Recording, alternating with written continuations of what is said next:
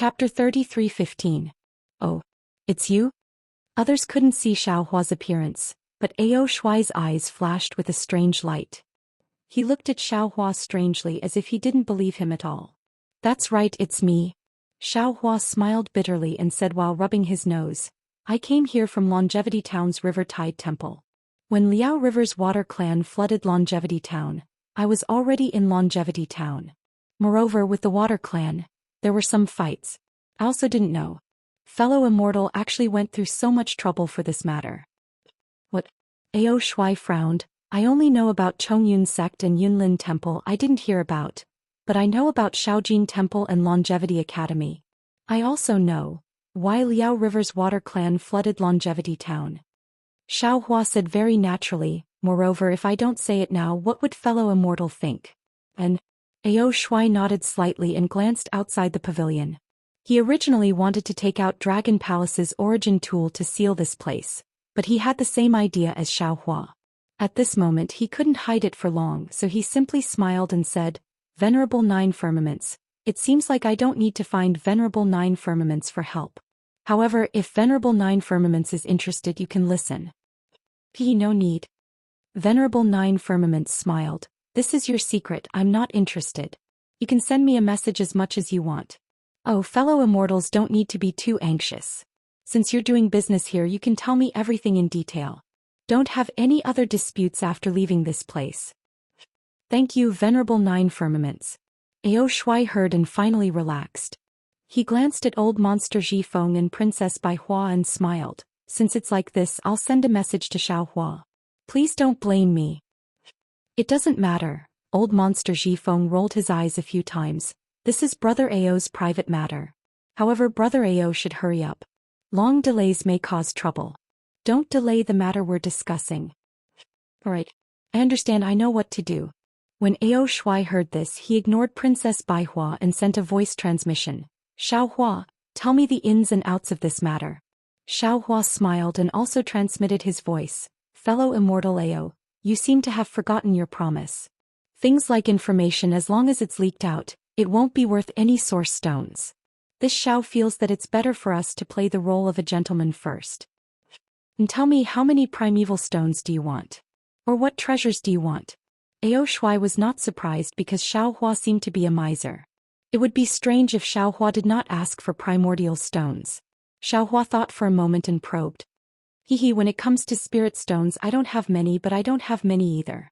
Even if fellow Taoist Ao gives me a little more it would be meaningless. Looks like you want the treasure? It doesn't matter. There are countless treasures in the treasury of the East Sea Dragon Palace. As long as you can tell me the whereabouts of the water tribe, you can choose any treasure you want. Ao Shuai said with a smile. Xiaohua's face revealed envy. Soon after he said regretfully, what a pity. It is precisely because I don't know where the Liao River's water tribe went that I didn't dare to ask fellow Immortal Ao for any treasures. And I also know that it is impossible for you to provide the whereabouts of the water tribe. Ao Shuai said indifferently. If you know, my East Sea Dragon Palace will naturally know. Tell me, what do you want? East Sea Dragon Palace's high-level water escape technique. Xiaohua said his purpose after a slight hesitation. That's right, the person in front of him is the East Sea Dragon Palace's inspector. If I don't kill him, who will I kill? Unfortunately, Ao Shuai naturally shook his head. Impossible. My East Sea Dragon Palace's water escape technique can only be practiced by the subordinates of the East Sea Dragon Palace. I can't give it to you. How about this? Xiaohua bit his lips and said.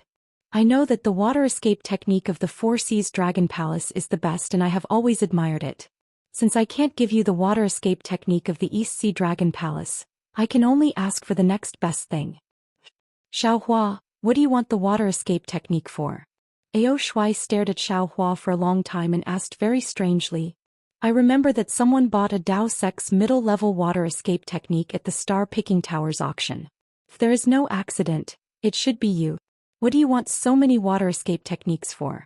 Don't tell me you want to switch to the water escape technique? Sorry. Immortal friend Ao, this is my own secret. There is no need for Immortal friend to worry about it. Tell me, can you give me another high-level water escape technique that is not from the East Sea Dragon Palace? Xiaohua laughed mischievously and did not answer.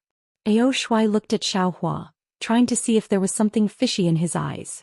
He really could not understand why Xiaohua insisted on a high-level water escape technique. Either the water escape technique of the star-picking tower cannot be practiced, or this guy has some other ulterior motive. Ao Shuai muttered very naturally. This high-level water escape technique definitely cannot be given to him. Otherwise my dragon palace will be in danger. Xiaohua. Ao Shuai thought for a while, then shook his head and said, if you can tell me the whereabouts of the Liao River's water tribe, I can naturally give you the other high-level water escape techniques of the water tribe. Unfortunately, you can't say it and can only tell me the specific situation. Therefore I cannot agree to your request. AI, then let's forget about it. Xiaohua also sighed. Immortal friend Ao, you should spend more primeval stones and treasures to find out some plausible truths. I don't want to make a deal with immortal friend. Don't worry Xiaohua, I cannot give you the high-level water escape technique. I can still give you other techniques. Why don't you tell me first? Seeing Xiaohua retreat in order to advance, Ao Shuai did not panic. He had done this kind of thing many times, how could he not know how to deal with it? I am not too interested in other techniques. Xiaohua saw that Ao Shuai had already fallen into his trap. It was the time for him to loosen the reins in order to grasp them better. As he said regretfully, you also know that I am a Dao sect cultivator. The techniques I use are different from other cultivators. I think we should just forget about it. Could it be that you only want the high-level water escape technique? Ao Shuai frowned. He obviously did not want to let go of this opportunity. He thought for a while and said, other escape techniques are not okay? Unless you have a fire escape technique.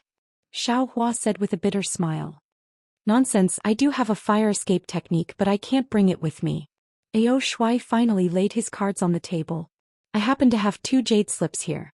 One is a golden core technique and the other is a very rare mid-level metal escape technique.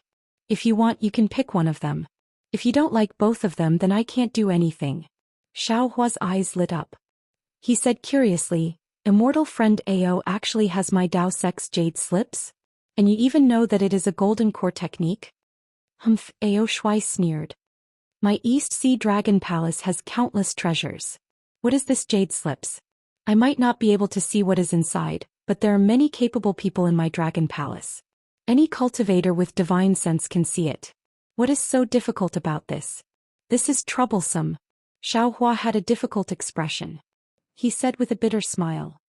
I have my own golden core technique. As for the metal escape technique, it is really not suitable for me. Can I? Forget it, I will use the metal escape technique. It is better than nothing. Seeing Xiaohua in a difficult position, Ao Shuai was very pleased. He knew that Xiaohua definitely had a golden core technique. Otherwise he would not have given it to Duan Muqing. The metal escape technique was very rare. Ordinary people would not be able to use it. Ao Shuai himself felt that this jade slip was trash. Now he could use this jade slip to brush off Xiaohua. When Ao Shuai heard that Xiaohua had indeed chosen the useless mid-level metal escape technique, he did not hesitate to wave his hand. An old jade slip was taken out from his bosom. He threw it in front of Xiaohua and said with a smile, as you wish. Ao Shuai felt that Xiaohua's mood was of little value, but how could he know that Xiaohua's heart was already blooming with flowers? Not to mention the metal escape technique, even the other 5-element escape techniques, as long as they were mid-grade cultivation methods, he would like them. However, Xiaohua still had a bitter expression. He held the jade slip and shook his head slightly. He even said, sigh, it is not worth it. It is not worth it. This thing, forget it. After all, it is still a technique of my Dao sect. It is better to leave it with me than in the Dragon Palace. Let me find a fated person for it. Xiaohua, quickly say it. Old monster Zhifeng saw the jade slip fly out. He knew that the two of them had just agreed on the price. He could not help but urge anxiously. He knew that if Xiaohua did not say it, the deal would not be over. He would not be able to bid for the thing that he was looking forward to. Haste makes waste. Old monster Zhifeng. Xiaohua stored the jade slip into his spatial ring and said to old monster Zhifeng. You. Old monster Zhifeng was somewhat embarrassed and angry. However, he glanced at Ao Shuai and turned his head to look outside the pavilion. Yan Xing was looking in his direction. He should also be waiting for Xiaohua's explanation. Soon after, Xiaohua told him everything that he had seen and heard in Longevity Town. He did not hide anything. He even told him about how Lu Yi picked up Xiao Yun by the river. Finally he said, "That is how it is. I saw that Lu Yi's background was pitiful, so I took him in as a servant. If fellow immortal wants to ask more, there is no harm in following me to Seven Suns Temple after the auction. However, to be honest, he is just an ordinary person. He does not know Xiao Yun's background at all. He has also never seen those water clan of Liao River." Ao Shuai's two dragon eyes opened wide. A strange expression flashed across his eyes. After thinking for a while he confirmed, "Xiaohua, are you sure? It is the two words paradise? And the one you fought with was a midget riding a seahorse?" Xiaohua smiled and shook his head. "Those two words were told to me by a disciple of Chongyun's sect. I'm not sure. As for the midget, I am sure. Moreover, didn't I already describe the appearance of the midget and Xiao Yun in detail to fellow immortal? As for the whereabouts of those water clan and even the so-called high monk of the Buddhist sect, I was unconscious at that time and did not know. However, when I woke up, I heard from the people of Chongyun's sect and Yunlin Temple that they did not know the whereabouts of the water clan. Moreover, that high monk of the Buddhist sect did not really attain the Namo Guanyin Bodhisattva's Buddha fruit." Chapter 33:16. Ao Shuai nods his head. "Fellow immortal Zhao's explanation is very detailed. Although you didn't say the whereabouts of those water tribe people, it has already far exceeded my expectations. Actually, those water tribe people in Liao River have countless methods to hide their whereabouts. How could you humans find them? Even if you weren't unconscious, you wouldn't know where they went. Moreover, even you couldn't tell Xiao Yun's real body, that Lu Yi wouldn't know either. It would be pointless for me to ask. Forget it, I didn't come to this auction in vain." After saying that, Ao Shuai raises his voice. "Venerable Nine Heavens, our transaction is finished. We can bid for the last treasure." "Good." Venerable Nine Heavens' voice is heard. "I'm also very happy to see fellow immortal Zhao's harvest. Yan Xing, prepare to bid." Wait, before Yan Xing can speak, Xiaohua hastily interrupts Venerable Nine Heavens. "Oh, fellow immortal Xiao, what else do you want?" Venerable Nine Heavens is somewhat astonished. Could it be that the bidding just now was a bit wrong? No, Xiaohua says with a smile. The bidding just now was for fellow immortal Xiao. I don't seem to have made a request for bidding. Is Venerable Nine Heavens right? Ah, that's right. I was careless. Venerable Nine Heavens laughs loudly. The bidding just now was a bit strange. It was carried out in your number 9 pavilion. It gave me an illusion that all the bidding was finished. No matter, fellow immortal Xiao can ask for anything. Or if there's anything precious that you want to bid for, you can also take it out. Many thanks, Venerable Nine Heavens. Xiaohua cups his hands and says, I presume Venerable Nine Heavens already knows that I'm a Dao sect cultivator. Now that the Dao sect on Hidden Immortal Continent is declining, my cultivation is also very difficult. Today I came to see Venerable Nine Heavens because I want to see if Venerable Nine Heavens has a basic Dao sect cultivation method. Dao sect's basic cultivation method? Venerable Nine Heavens is clearly stunned. He bitterly smiles and says, Fellow Immortal Xiao, you are making things difficult for me. I don't dare to say that the things I have here are all precious, but at least they are profitable. Dao sect's items are simply of little value.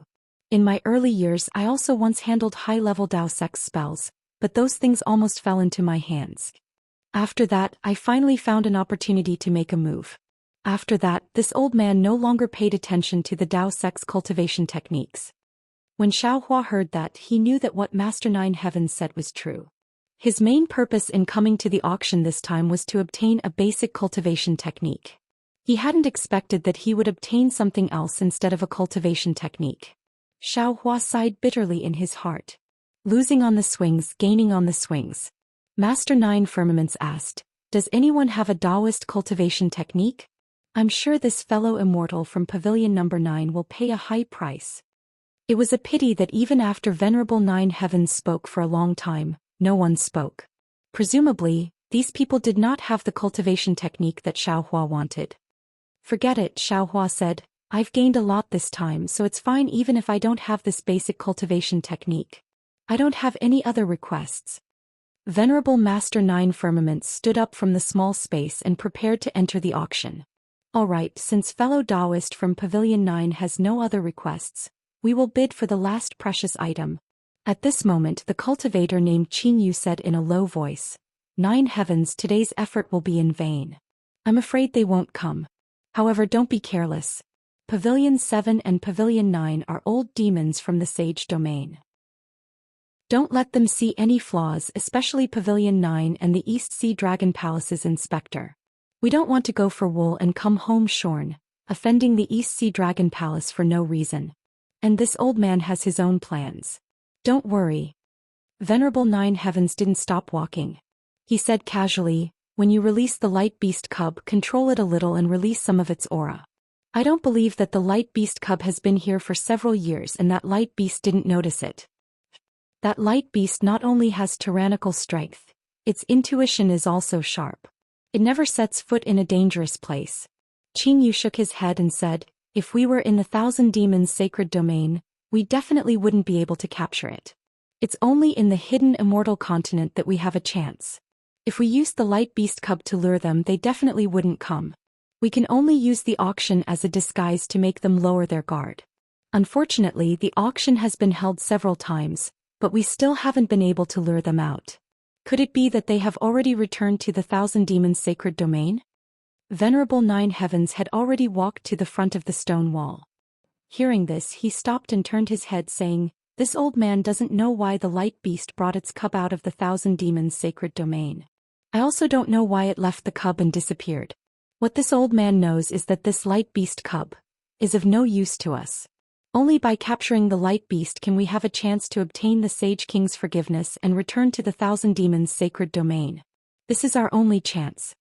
After saying this, Venerable 9 heavens raised his leg and disappeared into the stone wall. Alas, Qin Yu sighed. His previous boldness and pride had long disappeared. Dejection and homesickness seemed to have instantly filled his eyebrows. Then with a light ping sound, Qin Yu's clothes burst open. Qin Yu's entire body turned into a mass of black gas among the flowers. With a series of hissing sounds, the black gas rushed into the walls of the space and disappeared. At the same time, the entire space rapidly trembled a few times, then calmed down. Master 9 Firmament's back was still straight in the resplendent auction hall. His previous dejection and loneliness had been swept away. He slightly raised his hand and saluted to the surroundings, saying, fellow immortals, many thanks for your support. After several rounds of auction, the most exciting moment of the night has finally arrived. This old man will take out the last treasure of this auction.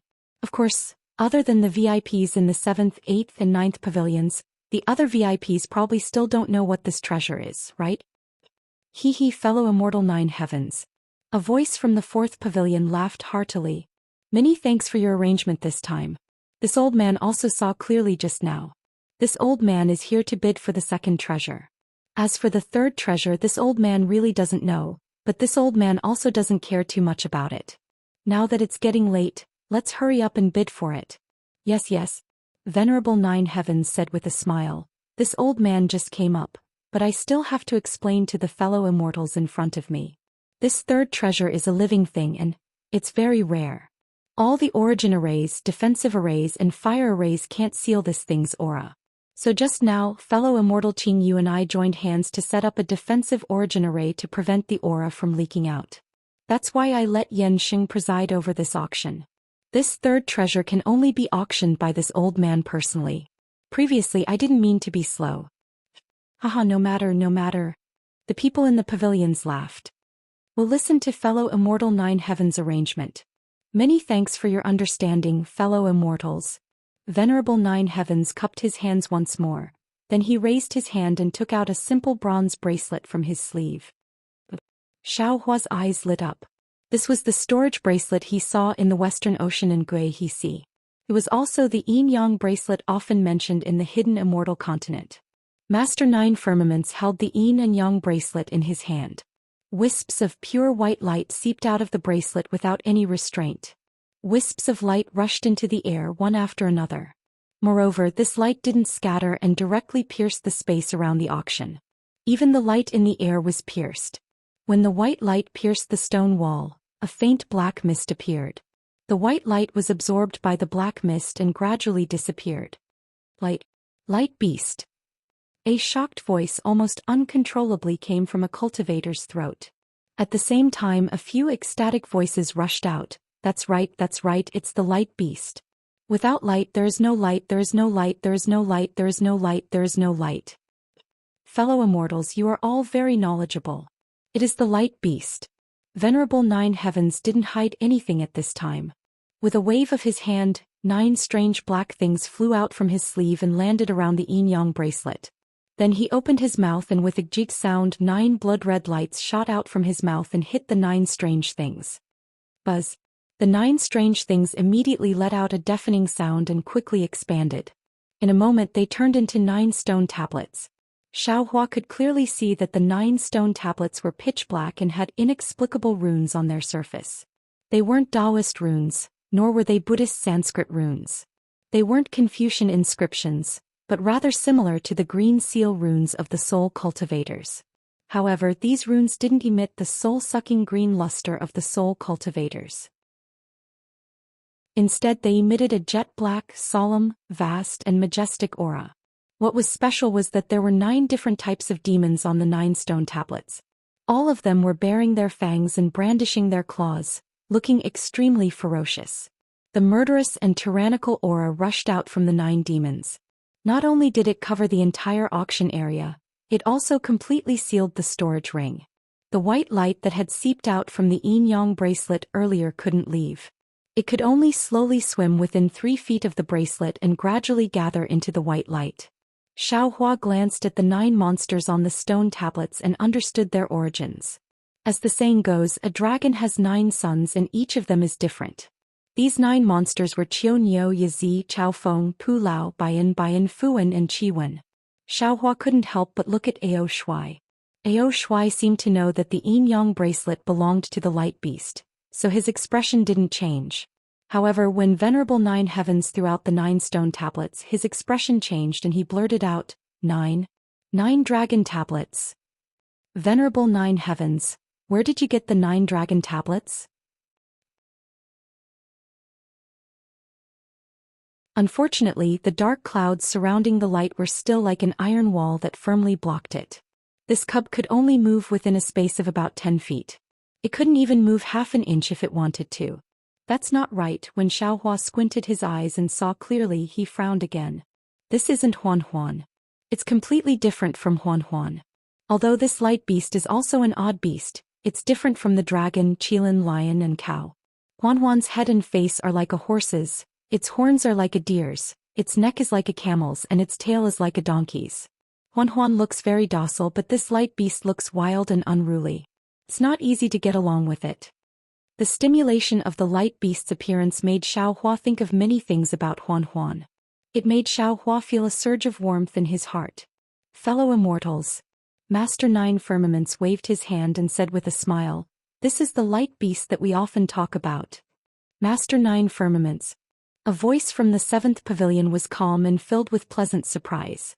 If this old man didn't see it with his own eyes, I really wouldn't dare to believe it. What method did you use to capture this light beast? This old man also doesn't dare to believe it. Master Nine Firmaments said with a smile. This light beast cub was picked up by this old man. How is that possible? That person said anxiously. Who doesn't know how powerful the light beast is? Even if it's a cub? Master Nine Firmaments, it's not that this old man underestimated you, but it shouldn't be that easy for you to subdue it, right?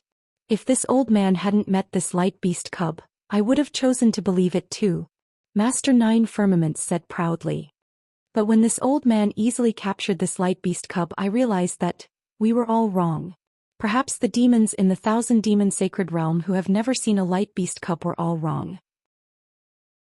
At this point, Master Nine Firmaments didn't hide his identity as a demon anymore. Master, quickly tell us what's going on. That person was very curious. Not to mention the others, even Xiaohua stood there curiously. He pricked up his ears and quietly listened to Master Nine Firmaments' explanation. Master Nine Firmaments pointed at the light beast cub and said with a smile, "This thing looks very arrogant. Even the 9 Suns dragon steel couldn't subdue it. But in reality it doesn't have any power. It's almost all instincts. In particular, this old man will tell you the secret of this light beast. This cub's body is completely filled with the crystallization of the world's origin energy. After this old man captured it, I've already examined it.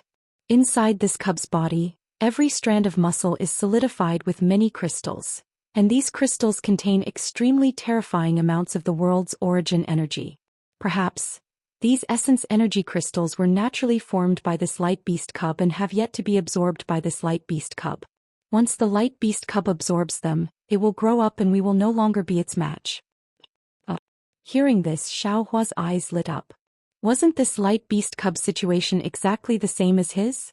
The earth crystal Yao milk inside his body had blocked his meridians and body, and limited his power. Didn't this mean that he was in the same situation as this baby light beast? So that's how it is. Hearing this, the person in the pavilion also came to a realization. He clapped his hands and shouted, "In that case, Master Nine Firmaments, why don't you hurry up and bid? After this old man bids for this light beast cub, I'll refine its soul and bloodline. This body, it'll be of great use." Hearing this, Xiaohua was shocked. He raised his eyes to look at old monster Ji Feng and Ao Shuai. The two of them also stood up and looked at the light beast cub. The greed in their eyes was naked. "Old monster Ji Feng," Xiaohua said, "you don't want this light beast cub to be your mount?" Old monster Ji Feng laughed loudly and said with great interest, "We're all monsters. We travel with the clouds and ride with the wind. Why would we need a mount? Do you think that we monsters are the same as you humans?" "Then you," Xiaohua said with a smile, "bid for the heavenly horse and the light beast cub, to refine their bloodline and soul?" "Of course." Old monster Ji Feng nodded. He glanced at Ao Shuai cautiously and said, "Don't you humans often have a saying, kings, nobles, generals and ministers all have guts?" This old man was born with a low-level monster body, different from immortal Ao. If I want to cultivate further, I must borrow the bloodline of high-level monsters. For all monsters, why does the light beast have such terrifying power when it's born? And this old man has to suffer a lot of humiliation? Now there's such a good opportunity. This light beast is still a cub and its bloodline is still very fresh. It hasn't obtained my inheritance yet and is suitable for refining. How can this old man give it up? As for its soul, if it's possible, this old man is naturally willing to refine it. Unfortunately, although the light beast's soul is only a cub, it's not something this old man's monster body can contain. This old man only hopes to obtain the light beast's bloodline. When he spoke up to hear, the old demon Ji Feng seemed to be lost in thought as he stared at Xiaohua and he probed. "Xiaohua, I won't conceal it from you. I invited you over because I wanted to rely on the strength of your demon pet to subdue the infant of the Radiance Beast bloodline and soul. I've already discussed it with fellow Taoist Ao, and the final shell of the Radiance Beast is exactly suitable for you. According to this old man's knowledge, your Tao sect seems to have a secret technique for possession. When your body is injured, you can possess the light beast's body. Similarly, you can also have your heavenly horse possess the light beast's body. No matter what, it will only be beneficial to you. Previously, this old man didn't tell you clearly because I really wasn't sure. Without seeing the light beast, this old man didn't dare to be sure. But now it seems that there are at least 3 families bidding for the light beast cub. If the 3 of us join hands, there's a possibility of winning. Of course, Xiaohua, you can rest assured. You don't have to pay any more origin stones. When the time comes, you only need to listen to this old man's command and summon your monster pet. What do you think?" Xiaohua listened to these people. No, these monsters' words and understood their goal long ago. In their eyes, this was something that couldn't be more normal. It was also something that Xiaohua deeply detested. If it was before because this light beast cub looked a bit like Huan Huan, perhaps Xiaohua would have some compassion. Perhaps after seeing the light beast cub's current state of being trapped, Xiaohua would have a similar feeling. But now, Xiaohua had already made a decision in his heart. He also wanted to participate in the bidding. No matter what price he had to pay, he had to obtain this light beast cub. Chapter 33:18. I don't think so. Xiaohua indifferently replies, I am a human. I have humanity in my heart and act in accordance with human ethics. I can't do things like taking someone's body and soul. You refuse a toast only to be forced to drink a forfeit. Don't think that you can show off in front of me just because you have a demon pet. Don't know what your surname is? What kind of humanity do you have with this old man? Old monster Ji Feng sneers and glances at Ao Shuai, who is also disdainful. He looks at the auction house and no longer pays attention to Xiaohua. It seems that Xiaohua's rejection is also within his expectations. In the auction house, Venerable Nine Firmament says with a smile, "Fellow immortals, don't be anxious. This old man took out this light beast cub because this old man has no use for it. Fellow immortal Qing Yu also has no use for it, and my disciples also don't have the fortune to enjoy it. That's why I invited fellow immortals here. As for which fellow immortal has this fortune, this old man still doesn't know. However, I am sure that among the fellow immortals here, one of you will definitely be able to take this light beast cub into your pocket and bring it out of the auction." Venerable Nine Firmaments. A slightly hoarse voice comes out from the first four pavilions and asks with confusion, "This old woman has a question that I don't understand. I don't know if I can ask?" "Fellow immortal, please speak." Venerable Nine Firmaments raises his hand and says with a smile, "This fellow immortal shouldn't have been invited by this old man to participate in the auction, right? What's the problem?" And this old woman naturally doesn't know that a light beast will appear in today's auction.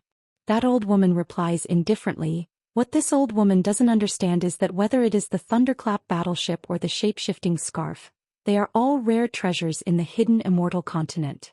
These treasures can still be valued with primeval stones. If Venerable Nine Firmaments lacks primeval stones, you can use these treasures to exchange for primeval stones. However, this light beast cub in front of me, Tisgei, this is the first time this old woman has seen it.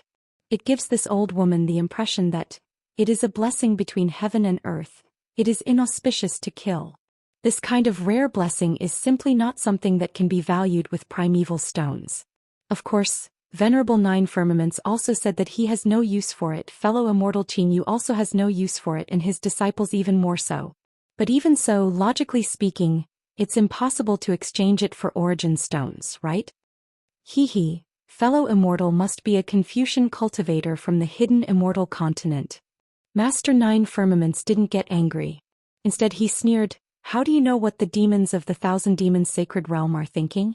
Whether it is the Thunderbolt worship, the shape-shifting scarf, or even the Radiant Beast, they are all primordial stones in our eyes. Without origin stones, it's impossible for this old man to obtain what he wants. What 10,000-year-old spiritual herb? What transformation golden core? Which one of them wasn't valued with primordial stones? Didn't a fellow immortal use human lives to appraise it? Since human lives can be exchanged with primeval stones, why can't the baby of a light beast?" "That's right. Master Nine Firmaments, hurry up. This old man can't wait any longer." The demon cultivator roared and stopped the old woman from asking again. Master Nine Firmaments nodded and said, "All right, let the final auction begin. According to the rules, fellow immortals can transmit their valuations to this old man. This old man will trade with whoever has the highest valuation." "Wait!" the hoarse old woman shouted again. "Damn it, do you want to die?" The demon cultivator was furious and shouted, "If you say another word, this old man will eat you." "Me?" the old woman sneered. "This old woman's bones are hard and her flesh is dry. I'm afraid you won't like it. This old woman only wants to let you eat the meat of this light beast." This time Master Nine Firmaments really frowned and asked with displeasure, "Fellow immortal, what else do you want to say?" The old woman smiled. The first and second auctions were all done through voice transmission. This old woman feels that this third auction should be more lively. Just like the auction of the Buddhist sect's secret technique. How about an open battle? "Good. This old man likes it." The demon cultivator clapped and said, "This old man doesn't know how much primordial stones are suitable just by voice transmission. Also, this old man doesn't know who bought it. This is so frustrating." Old monster Ji Feng looked at Ao Shuai and hurriedly shouted, "That's right, we also feel that it's better to bid." Master Nine Firmament's face turned cold and he said indifferently, "This is the rule this old man set. This old woman knows that this is the rule set by Master Nine Firmaments. This old woman also believes in Master Nine Firmaments and Master Clear Rain's reputation." The old woman laughed shrilly like an owl and suddenly rushed out of the pavilion.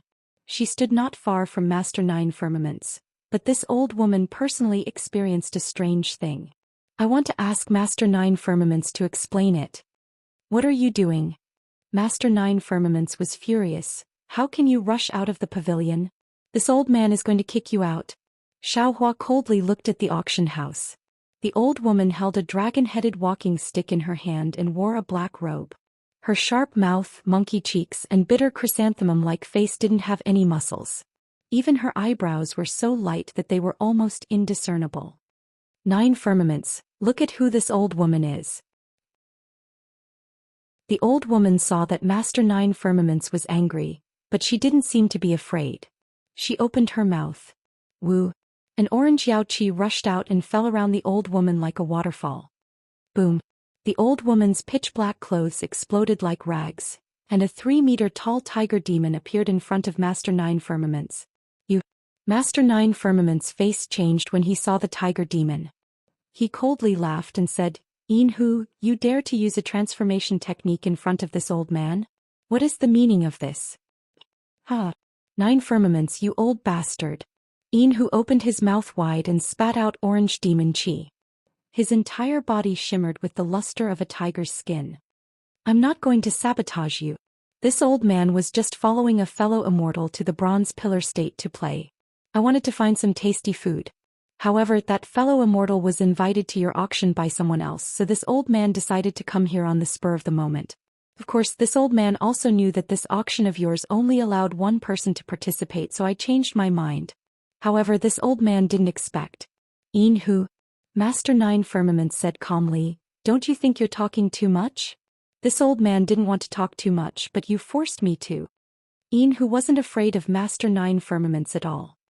He stared straight at him and said, if this old man hadn't decided to come here on a whim, I wouldn't have thought that the baby light beast that was bought by someone last year would appear in your auction again this year. A fellow immortal Yin-Hu. Master Nine Firmaments smiled bitterly. This old man knows that you misunderstood. That's why you wanted to use this to threaten me. Fine, this old man will explain it to you all. Master Nine Firmaments pointed at the baby light beast suppressed under the 9 dragon steel and said, this beast was indeed auctioned last year. Fellow immortal Yin-Hu also participated, but it was bought by another fellow immortal that day. As for that fellow immortal's name, forgive this old man for not being able to reveal it. However, although this light beast is just a baby, it was born with divine abilities. Ordinary methods and methods of refining it won't work, and it will even backfire. That fellow immortal took the baby light beast and the 9 dragon steel away, but 100 days later he came looking for this old man again. I won't hide it from you all. At that time this fellow immortal was on the verge of death. He had been backfired by the light beast's power of light. This fellow immortal begged fellow immortal Qing Yu and I to take back the baby light beast. He also said that he only wanted 70% of the primeval stones he had bought that day. Actually, fellow immortal Qing Yu and I didn't want to agree at all. We also felt that we couldn't refine the blood of the light beast, so we put it up for auction. Who would want this hot potato now? However, that fellow immortal was truly pitiful.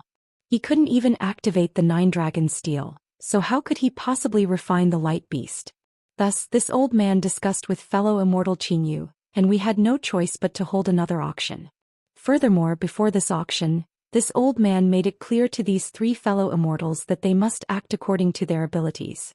If they aren't confident in refining the light beast, then don't bid.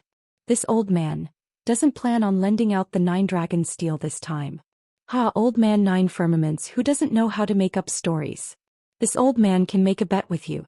This old man's story is even more moving than yours. Yin-Hu laughed unceremoniously. If you want this old man to believe you and want the other fellow immortals to believe you, then make this auction public. This old man has already revealed himself, so why don't the others who bid for the light beast reveal themselves? This is the only way to prove your magnanimity. That's right, that's exactly it. Old monster Zhifeng was so crafty that when he heard this he flew out of pavilion number 9. Ao Shui naturally followed without hesitation. Seeing that the 3 spirits had appeared, a shrill cry came from the 7th pavilion, and a deer spirit with a tree-like horn on its head flew out from there. Dear King Mu. When he saw the deer spirit and the glimmering light in his eyes, Enhu's eyes flashed. Why are you here too? Can't this king take a look at the light beast? The deer spirit's voice was sharp, and an indescribable aura emanated from him. Even the tiger spirit, who was his natural enemy, seemed to find it difficult to resist. Of course you can. Enhu opened his mouth wide, then looked at the 8th pavilion and sneered. This old man wants to know which fellow immortal from the 1,000-monster sacred realm is in the last pavilion. Heh. A rather weak voice sounded from the pavilion. 9 firmaments, since there are so many experts vying for the light beast, then this old man won't be participating. It doesn't make much of a difference whether I'm there or not. Well, Master 9 Firmaments looked a little troubled. Fellow immortal. Actually, it's best if you reveal your identity. Otherwise, it'll be very difficult for this old man. Chapter 33:19. Even Enhu is here. How do you expect me to reveal myself? The voice sounded a little anxious. Are you trying to force my hand? Enhu was taken aback when he heard that. He looked at pavilion number 8 with uncertainty. He couldn't figure out which of his enemies was inside. Fellow immortal Enhu, Ao Shuai said without waiting for Master Nina Firmaments to speak. Today's auction is over. Don't mention anything unrelated. At that moment, a faint hiss came from within the ball of light. Although the light beast cub had been trying to break through the ceiling dark clouds, it still looked serene, as if the dark clouds were nothing but a game to it. But now the light beast cub was a little anxious. It used all its strength to bang its head against the dark clouds. The dragon horns on its head emitted a brilliant white light that fell on the dark clouds. Master Nina Firmaments raised an eyebrow when he saw this. His ears, hidden in his hair, trembled slightly. Unfortunately, it stopped after a moment. Master Nina Firmaments looked at the light beast cub in bewilderment. He didn't know why it was so mad. Master Nina Firmaments, let's start the auction. Old Monster Ji Feng immediately called out, afraid that things would change if he delayed. Master Nina Firmaments nodded. In that case, let the auction begin. Wait. Ao Shuai suddenly thought of something, and he raised his head to look at the other pavilions before he said coldly, the bidding will begin now. If any fellow immortal wishes to bid, then there's no harm in showing yourself right now and revealing your true appearance. If you don't show yourself now, then we won't recognize anyone that comes out to bid after we've started bidding. Alright, I'll take a look. As soon as Ao Shuai's voice fell, a middle-aged man wearing a purple gold crown and a 3-clawed golden dragon king robe flew out from a pavilion. He was standing on an auspicious cloud, and his slender figure was as elegant as jade. Who are you? Tell me your name.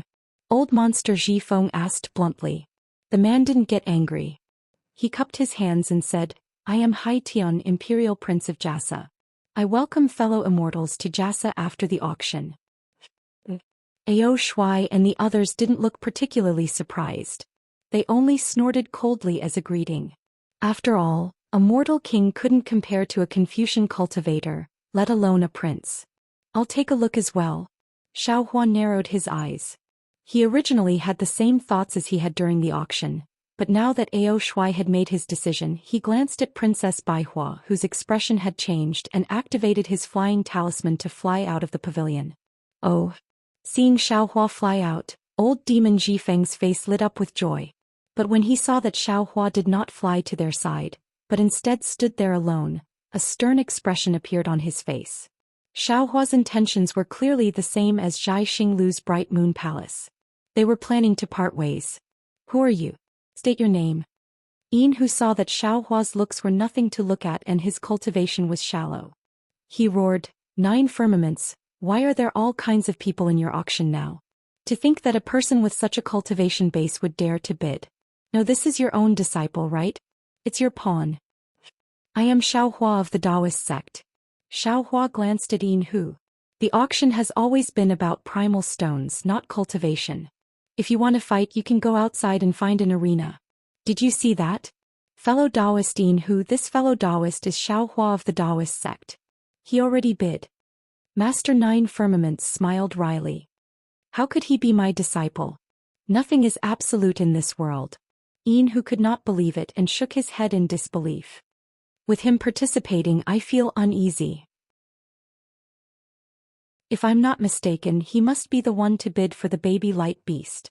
Master Nine Firmaments rolled his eyes and said coldly, "You can ask old demon Jifeng about this. Xiaohua has nothing to do with me. Inhu Xiaohua was brought here by me. He has nothing to do with Master Nine Firmaments." Old demon Jifeng hurriedly called out, "If you want to bid, hurry up. Otherwise hurry up and hide." "Damn it, of course I want to bid. But I'm not prepared." Inhu finally said the truth. "But I have a few rare treasures here. I can ask Master Nine Firmaments to appraise them." "Forget it," Hai Tian said. "Whether it's rare treasures, imperial artifacts, or pills, they can all be appraised, but let Master Nine Firmaments set the price."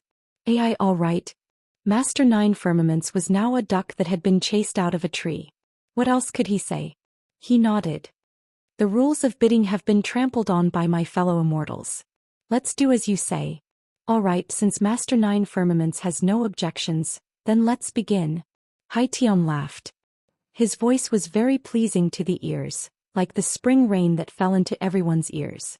Everyone's somewhat anxious hearts actually calmed down, and the entire auction hall had a warm atmosphere. Xiaohua raised his eyebrows.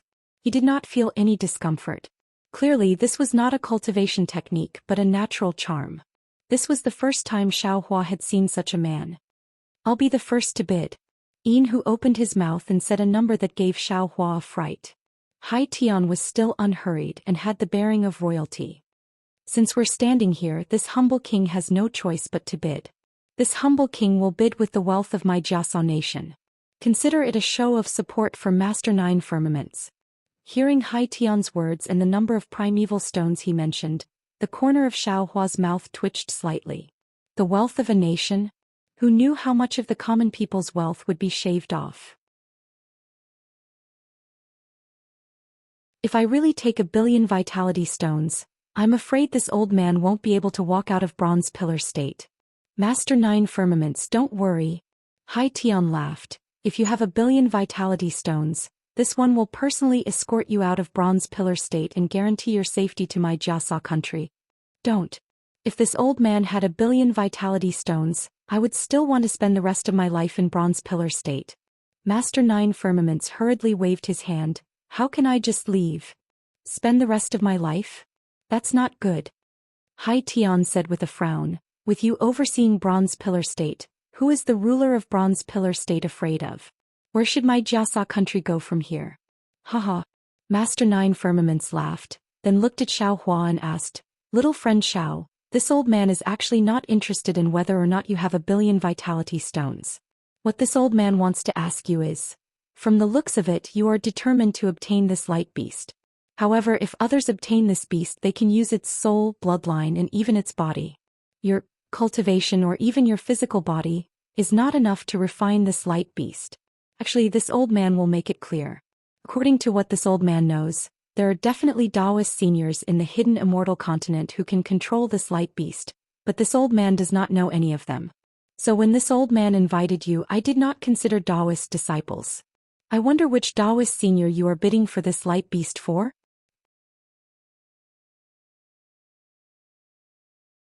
Chapter 33:20. Master Nine Firmaments looked at Xiaohua eagerly. He didn't expect to get a definite answer from Xiaohua. He only needed a single word to prove Xiaohua's true purpose. Unfortunately, Xiaohua didn't answer yes, nor did he say which Taoist senior he was. Instead, he glanced at the crowd of demons and said indifferently, "This Xiao didn't come for any Taoist senior, nor do I represent any Taoist power. This Xiao represents the two words Xiaohua." After hearing this, Master Nine Firmaments frowned. He looked at this little Taoist who didn't know the immensity of heaven and earth in confusion.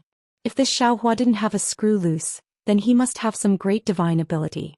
However, it was obvious that Venerable Master Nine Heavens could only see that Xiaohua had intentionally revealed a trace of his cultivation base as a Confucian cultivator, and his strength was only at the first grade of origin energy. He couldn't see anything else apart from Xiaohua's rash actions. Thus, Master Nine Firmaments looked at the beautiful Princess Baihua in the 9th pavilion and fell into deep thought. However, Xiaohua's following words were like a bolt of lightning that fell into Master Nine Firmaments' ears. "To tell you the truth, this Xiao didn't come for the baby of the radiant beast. This Xiao didn't even know what Master 9 firmaments could bid for in this auction. This Xiao only wanted to get a few Taoist foundational cultivation methods. Xiao Hua said calmly. However, when this Xiao heard your plans, this Xiao had no choice but to participate in this auction. Motherfucker, what do you mean? Yin Hu roared loudly, causing the entire space to tremble. Xiao Hua looked thin and weak, but his waist, which was straighter than bamboo, swayed slightly in the tiger's roar. However, no matter how much he swayed, he didn't bend in the slightest. His indifferent and calm voice continued to emerge from the tiger's roar. Nothing. No matter how noble the radiant beast's bloodline is, no matter how supreme the radiant beast's soul is, no matter how precious the radiant beast's body is, it is still a life. A living life. There are many living things in this world. Humans, demons, livestock, insects, birds, beasts, and so on. They are all living things. No matter how noble or lowly they are, there is no difference. They are all equal. The so-called distinction between the noble and the lowly was nothing more than an artificial division. Although humans had the ability to eat birds and beasts and control livestock, human lives were not more precious than the lives of birds and beasts. Although humans were the food of demons, the lives of demons were not more precious than human lives. Being a light beast while being a lowly ant is a gift from the heavenly Tao. Every life is precious, unique, and should be respected. He despised his own life, killed the light beast's life, and wanted to use the light beast's life to increase his own life. This was disrespectful to his own life. Humans are human because they have humanity, understand human relations, respect life, and love life. Humans might not have a strong physical body, but they had a strong heart. It was a love filled with riches. I am not talented. I am not a scholarly scholar, nor am I a benevolent senior monk. However, I am a human. I am willing to use my identity as a Taoist cultivator and the unique human heart to bid for this light beast. I want to use my human heart to fight against your demon heart. I do not believe that there is no such thing as a kind human heart in this world. As for whether I can control this beast or not, there is no need for you fellow immortals to consider. I did not intend to control it. I will not refine its bloodline, I will not refine its soul, and I will not take over its body. I am willing to treat it as my own child. I will watch it grow, watch it become mighty, watch it laugh proudly at the world. Perhaps I will turn around and let it go. That would be normal. Clap, clap, clap, clap. Just as the demons were stunned by Xiao Hua's words, Hai Tian clapped and praised. Little friend Xiao, you really have the heart of all living beings. Every word of yours is like a gem. I also have the same thoughts. I do not want to use this light beast for anything. I only want it to land in my Jiasa country and become my Jiasa country's guardian beast.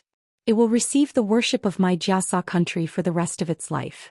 If little friend Xiao does not mind, you and I can join hands to bid for it. Pa, this is really funny. The Stag King laughed loudly. If I did not see it with my own eyes, I would have thought that it was those baldies from the Pure Land who came to bid. However, the ethics of your Confucian cultivator is no different from the scriptures of Buddhism. You are all hypocritical and righteous. You are all hypocritical and compassionate. This Hai Tian still has some sincerity and stated his purpose. He only wants to treat this light beast as the guardian beast of the country and make the light beast work for Jiasa country for the rest of its life. This is admittedly much better than having its soul refined by others, but how is it different from me and the others? And you little Taoist are even more ridiculous. You, a human, have the qualifications to be the light beast's father? You still treat it as a child? You are really shameless. Who knows what you want to do with it? Xiao Hua's expression was the same as usual. He pointed his finger to the sky and then to the ground. He said with a smile, "What I have done, I have not let down the heavens and I have not let down the earth. There is no need for others to point fingers at me. The heavens are the heavens and the earth are the heavens. No one has the qualifications to make an oath. And I, Xiao, under the heavens, have no need to make an oath to others. Even if you win the bid, can you walk out of Bronze Pillar country?" Although Master Nine Heavens was angry and amused, thinking that he had met a bookworm little Taoist, he still asked with a smile. "If you don't do what you can, you are afraid. If you don't do what you can, you are brave. In this world, there are too many things that people don't do because of their fear. There are too many people like this. It doesn't matter if I am there or not. You might as well let me be a fool and do more things that I can't do." Xiaohua did not directly answer Master Nine Heaven's words. Instead, his gaze swept across the faces of the demons and he said indifferently, "In the past I was quite timid when doing things. I always thought about the future. Even if I had some ideas in my heart, the results would be different and things would not go as I wished. Now that I have experienced many trials and hardships, I understand that there are too many things in this world that are helpless and difficult. However, they are all tests of the heavens. If one cannot withstand this test, it will be difficult for one's heart to improve. Now this matter, since I have seen it, it is a test given to me by the heavens. I am willing to go against the flow, and do it." Xiaohua's words were sonorous and powerful, and they came from the bottom of his heart. Rather than saying it to the demons, he might as well say it to himself. Unfortunately, the demons in the auction house were all strong-willed. The prince named Hai Tian was used to seeing all kinds of people. What kind of words had he not heard? They only treated these words as fodder for a joke. "Ha, how funny." King Stag laughed loudly. "Talking about human nature with demons like us in the thousand-demon sacred realm?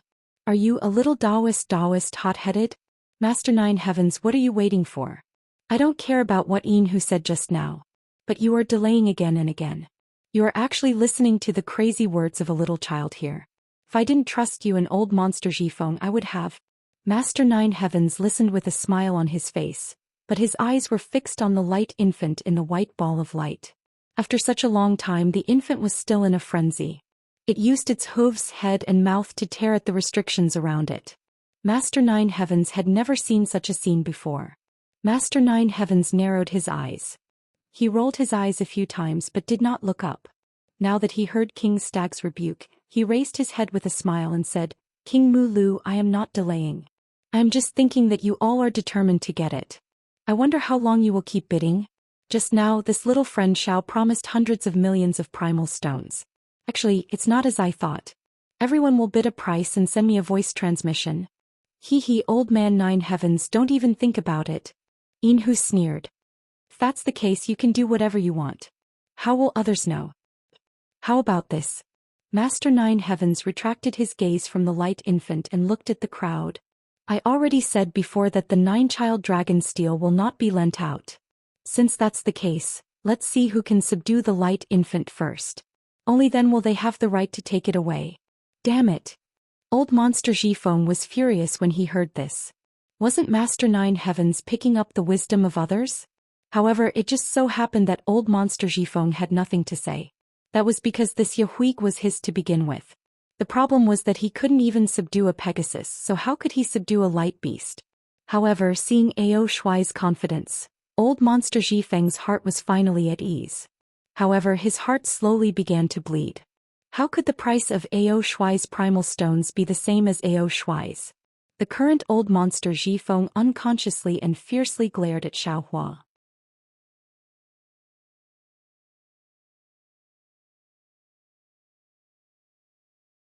Chapter 33:21. In fact, the current situation was already very clear. Ao Shuai didn't believe that Enhu, who had stirred up trouble, had the ability to subdue the baby light beast. He also didn't think that Hai Tian, the prince of Jiasa Kingdom, would have a higher cultivation level than Enhu. If Xiaohua didn't have Xiao Hei's help, Ao Shuai wouldn't have taken Xiaohua seriously either.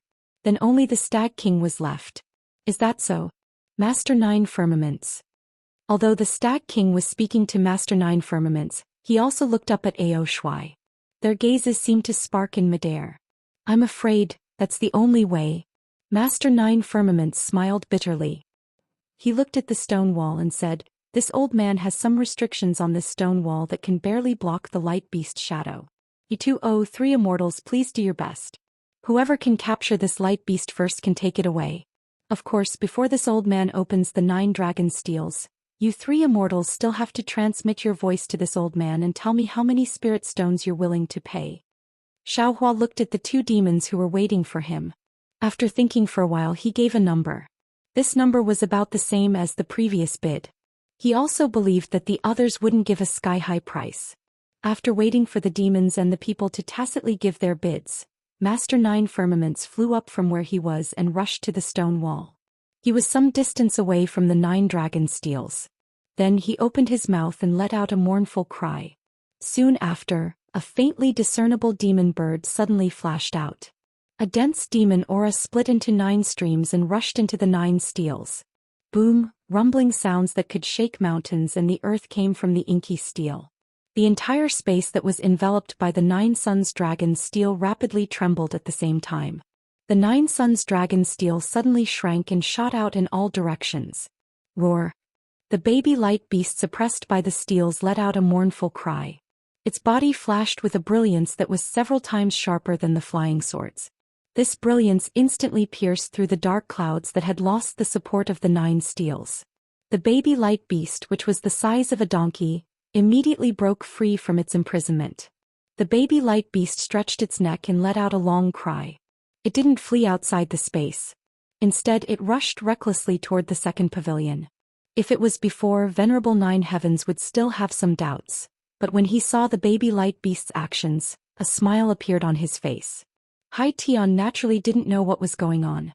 When he saw the baby light beast charging in his direction, he immediately revealed a smug expression. He reached out his hand to take out his imperial equipment, wanting to take advantage of this opportunity to capture the baby light beast. Unfortunately, before his hand could reach into his bosom, there was a long cry, and a ray of light shocked the prince of the Jiasa kingdom. The long cry sounded like a bugle horn between the heavens and the earth. Tens of thousands of awe-inspiring chi swept in from all directions, causing all living things to fall under the awe-inspiring aura. The brilliance was purer than the brilliance of the sun, purer than the brilliance of the moon. The sudden heat wave even caused the restriction that protected the pavilion to collapse in an instant. Following the sound of the bugle horn, an old woman dressed in black appeared from the pavilion where the brilliance came from. Of course, the old woman's figure only appeared for a moment. Her black clothes turned into flying butterflies and her body became even more messy. Accompanied by a pure white light, a body several times larger than the baby light beast appeared in front of everyone's eyes. As soon as the baby light beast appeared, it opened its mouth and roared, causing the entire space to tremble. Then the baby light beast shook its head, and waves of chi rushed out like a flood. This invisible chi was even more difficult to stop than a visible flood. Hai Tian was sent flying like an ant, Yin who was sent flying like a mouse that had seen a cat. King Stag and Ao Shui tried their best to take a few steps back, but they still tried their best to stabilize their bodies. Their eyes were dignified and it was obvious that they wanted to contend with the baby light beast. Looking at the light beast cub, it was like a little pony that was jumping around in the air. It was like a swallow returning to its nest as it ran towards the light beast. The longing in its eyes, the attachment in its actions, and the coquettish cries it let out were really similar to a little Jiao heir that had just seen its mother. Fellow immortals, if we want to capture the baby light beast, we must first capture the baby light beast. Venerable Master 9 Firmament's face was filled with joy, and he said loudly, "Don't worry, this old man has set up this auction to capture this light beast. If you can help this old man capture this light beast, this old man will give this light beast cub to you for free." As soon as Guru 9 Firmaments finished speaking, the 9 Firmaments dragon's steel emitted a thick black demonic fog and shot towards the auction like 9 tentacles. "Damn it, we've been tricked." Hearing Guru 9 Firmaments' words, both Yin Hu and King Stag were enlightened. How could they not know Guru 9 Firmaments' plan? However, with the baby light beast in front of them, who could resist the temptation in their hearts? "This old man will help you." The first to respond was naturally Ao Shui. With a wave of his hand, a golden brilliance flashed, and a medallion of vital energy flew out from his hand. As soon as it appeared in the air, it immediately produced strands of immortal music. Suddenly, a sharp, invisible wind sword quietly attacked Xiao Hua's back along with the chaotic aura of the entire arena. Xiao Hua was releasing his pressure and was extremely sensitive to it. With a cold snort, he waved his hand and the wishful staff came out at the critical moment. With a bang, it was the tail of the wind sword. The second half of the wind sword instantly turned into a mess and was torn apart by the aura, but the first half pierced Xiao Hua's back. Although Xiao Hua had already tried his best to twist his body to avoid it, the wind sword still left a half-foot long and an inch wide wound. The strange thing was that the wound did not seep out fresh blood in an ordinary manner. Wisps of black qi mixed with the glow of the fire flashed within the wound like threads. Following the lingering black qi, the wound swiftly healed, causing the wound to become increasingly small. Ouch! Xiaohua did not have time to look at the origin of the wind sword. Old Monster Zhifeng's surprised voice came from there. Obviously, he saw the strangeness of Xiaohua's body. Xiaohua was furious and shouted, "Old Monster Zhifeng, you're courting death." With that, Xiaohua urged the flying talisman and waved the wishful staff in the direction of Old Monster Zhifeng. Haha! Old Monster Zhifeng might have seen Xiaohua's strange behavior, and even sensed Xiaohua's increasing pressure, but he still let out a cold laugh. He shook his arms and an earthen yellow light flashed. A gigantic Dharma idol of a spirit rat appeared from his body. Before the Dharma idol could fully take shape, it opened its mouth and thousands of wind swords and wind blades appeared around Xiaohua. They rained down on Xiaohua.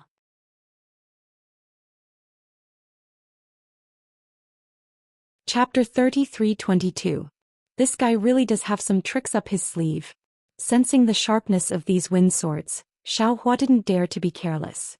He hurriedly waved his staff to protect himself, hoping not to make any mistakes. Seeing that the staff had broken the first wind swords, and that even more wind swords were coming from behind, Xiaohua really didn't have the power to fight back. It was also at this time that the Imperial Jade Seal and the inner core collided. The force was more powerful than the wind and swept through the entire space. Xiaohua's figure became unstable and was once again flipped over in the air. Old Monster Zhifeng was also unable to stand, his entire body tumbling in the air like a pellet. As for the wind swords attacking Xiaohua, they had already been shattered by the force. The force was so great that the 9 pavilions on the stone wall were completely exposed. The cultivators sitting inside all activated their origin tools and imperial tools, doing their best to resist the impact. They were completely helpless like fish in a moat caught in a fire at the city gate. The most pitiful were not the cultivators but the light baby beast. It originally pounced on the light beast, but in the blink of an eye, the light beast had already exchanged several moves with the Stag King and Ao Shuai. Even Hai Tian and Yin, who couldn't participate in this kind of fight, let alone the light baby beast. The light beast's aura may not cause any harm to it, but the force of the impact suddenly lifted the light baby beast straight from the air to the top of the space. The light baby beast cried out, the anxiety in its heart more than panic. Just as the light baby beast stabilized its body, it didn't have time to rush at the light beast again. But then there was a rumbling sound. The 9 dragon steels that Master 9 Heavens had previously withdrawn to the surrounding space made a sound at the same time. From the dragon steels, thick black gas gushed out. The black gas each took the appearance of the 9 dragon sons, and they bared their fangs and brandished their claws at the light baby beast. Ao, the light baby beast let out a sorrowful cry. Its body emitted a strong brilliance, wanting to disperse the black gas. Unfortunately, the white brilliance only pierced the black gas and disappeared immediately. It didn't cause any threat. The light baby beast was angry. Its 4 hooves kicked wildly, producing a lot of clouds. Then it lowered its head and rushed at one of the dragon steels with its dragon horns. An extremely brilliant brilliance was rapidly brewing between the dragon horns. Clearly this was the light infant beast going all out. Caw.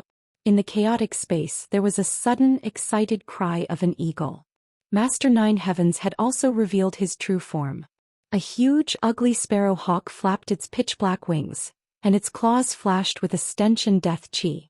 It pounced towards the baby light beast, trying to stop it from attacking the dragon's steel. The sparrow hawk flapped its wings and flew to the top of the baby light beast's head in the blink of an eye. Although the baby light beast's body was white like snow, the sparrow hawk's claws were as black as ink. Not only did it block the white light, it also pierced through the white light and grabbed the baby light beast's back. Oh! The light infant beast let out a sorrowful cry. The brilliance around its body was greatly reduced, and the white light that was brewing between its dragon horns also disappeared. The light beast was enraged by the fact that the baby light beast was injured. With a thunderous sound, its entire body swelled up. Quick, let's attack at the same time. Ao Shuai saw that the light beast had swelled up and knew that it was not good, so he hurriedly shouted. Then the immortal law chapter in midair flashed with endless rays of light, and thousands of inscriptions rushed out from it, forming words and sentences.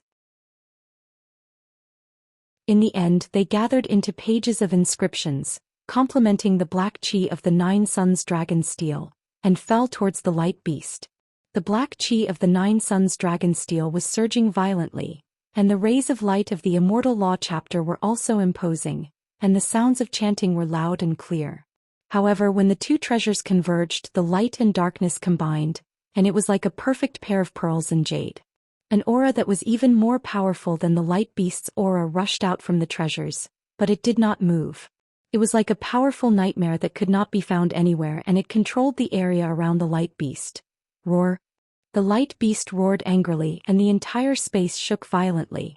However, the dazzling rays of light around the light beast suddenly disappeared, as if the scorching sun at noon had suddenly disappeared.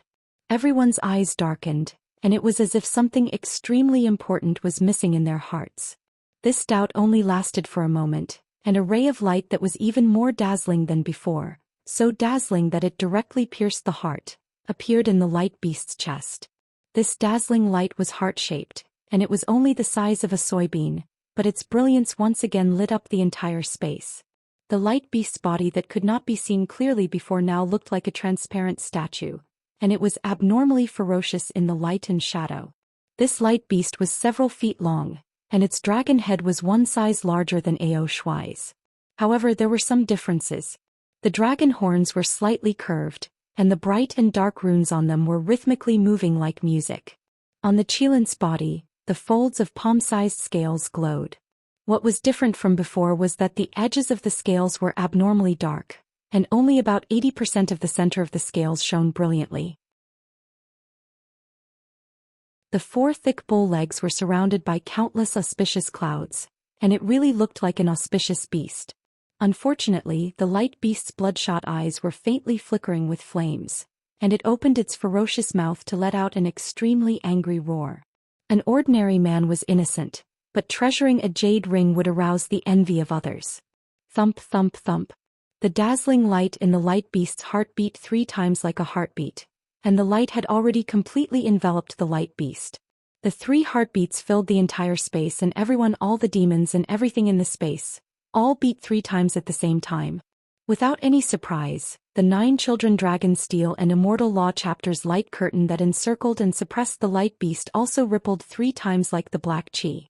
Although these 3 ripples could be compared to a white horse passing by, the light curtain and black chi had already covered the light beast's body like a clap of thunder.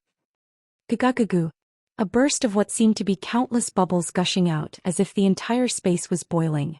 Xiaohua, who had just stabilized his body, couldn't help but float up and down. Not only did his meager magic power want to leave his meridians, even the blood vessels in his body felt like they were being sucked out. Damn, this light beast is so terrifying. Xiaohua turned pale with fright. Taking advantage of the flying talisman's effect, he hastily slid down, and floated down to the nearest pavilion.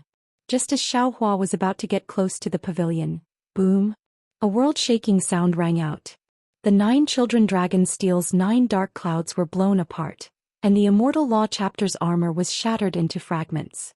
The bodies of the 2 strange treasures even rushed towards the 4 walls of the space in an extremely sorry state. In the midst of this explosion, the light beast proudly flew out, rushing towards the light beast cub caught by the hawk owl's sharp claws. Whoop! Just as the light beast's figure appeared, the Stag King's Imperial Jade Seal had already arrived. This Imperial Jade Seal had been accumulating power for a long time, and now it had already transformed into several zhong in size, completely covering the light beast. The light beast wasn't afraid in the slightest. Just as it was about to open its mouth and spit out its inner core, oh! The light beast cub's mournful cry resounded through the entire space. Xiaohua raised his head and looked over. It was also at this moment that the light beast cub had already been caught by the hawk owl that venerable Master 9 Heavens had transformed into. Those sharp claws, which were several chi in size, had already grabbed the cub's back. Those pitch-black claws seemed to have captured the light.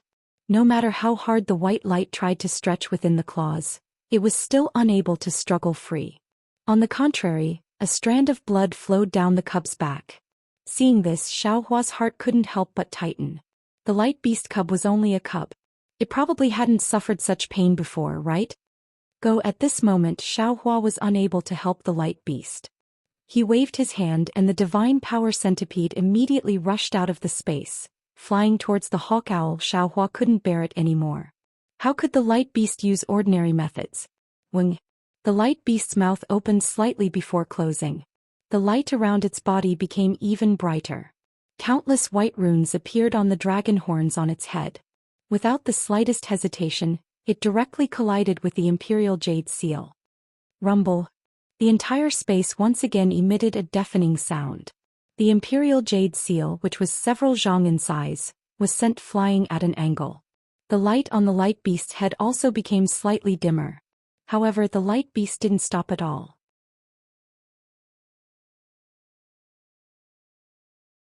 Seeing that its enemy was right in front of it, the light beast didn't use any other methods. It curled up its body and rammed into the hawk owl. This collision was like a landslide. A whistling sound was heard, and the spiritual energy of heaven and earth, the righteous chi and all other kinds of spiritual energy condensed into a pillar and rushed towards the hawk owl. The hawk owl had already prepared for the light beast's attack. However, the divine power centipede's interference just now had messed up his plan, and the light beast took this opportunity to ram into it. The hawk owl's wings sped up and the sound of wind and thunder was heard. Countless black flames mixed with lightning flew out from its pitch-black wings.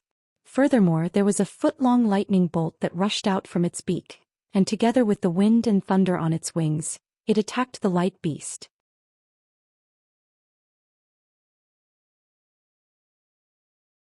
Chapter 33:23. Crackle, crackle, rumble. Thousands of rumbling sounds reverberated through the space like a tsunami.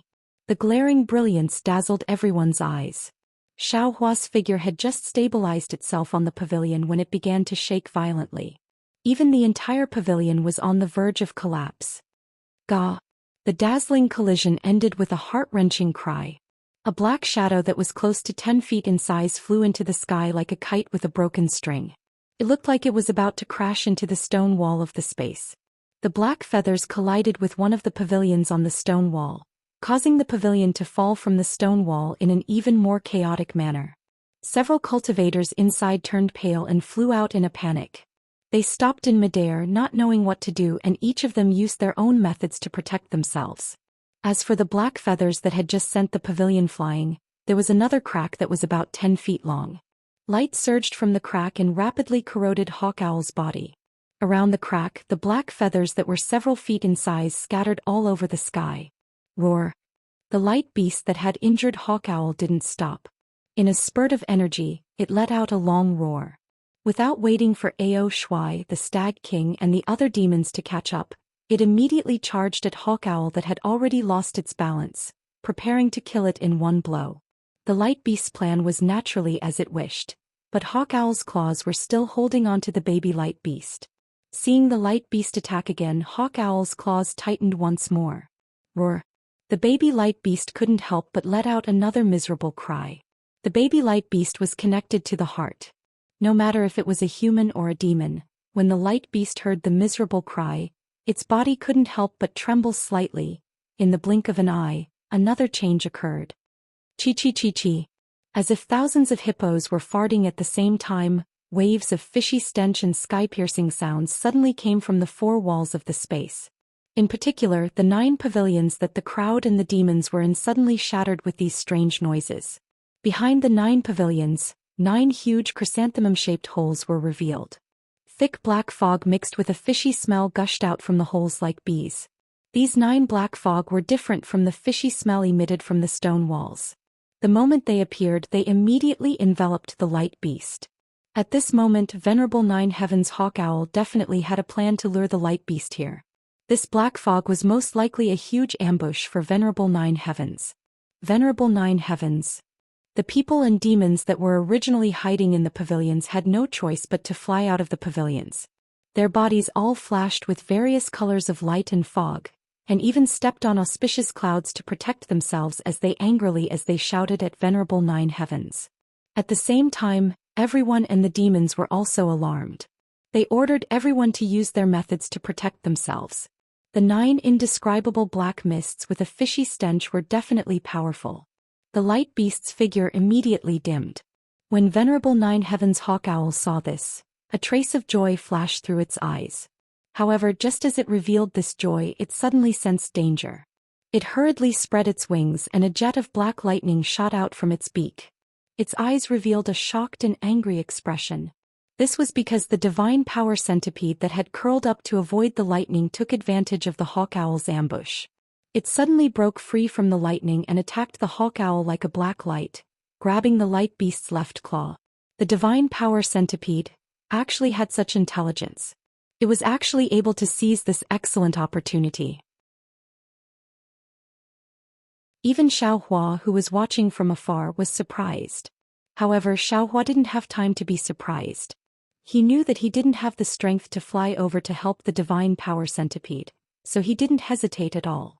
With a wave of his hand, he took out the Pegasus from his storage bag and Little Black from the space.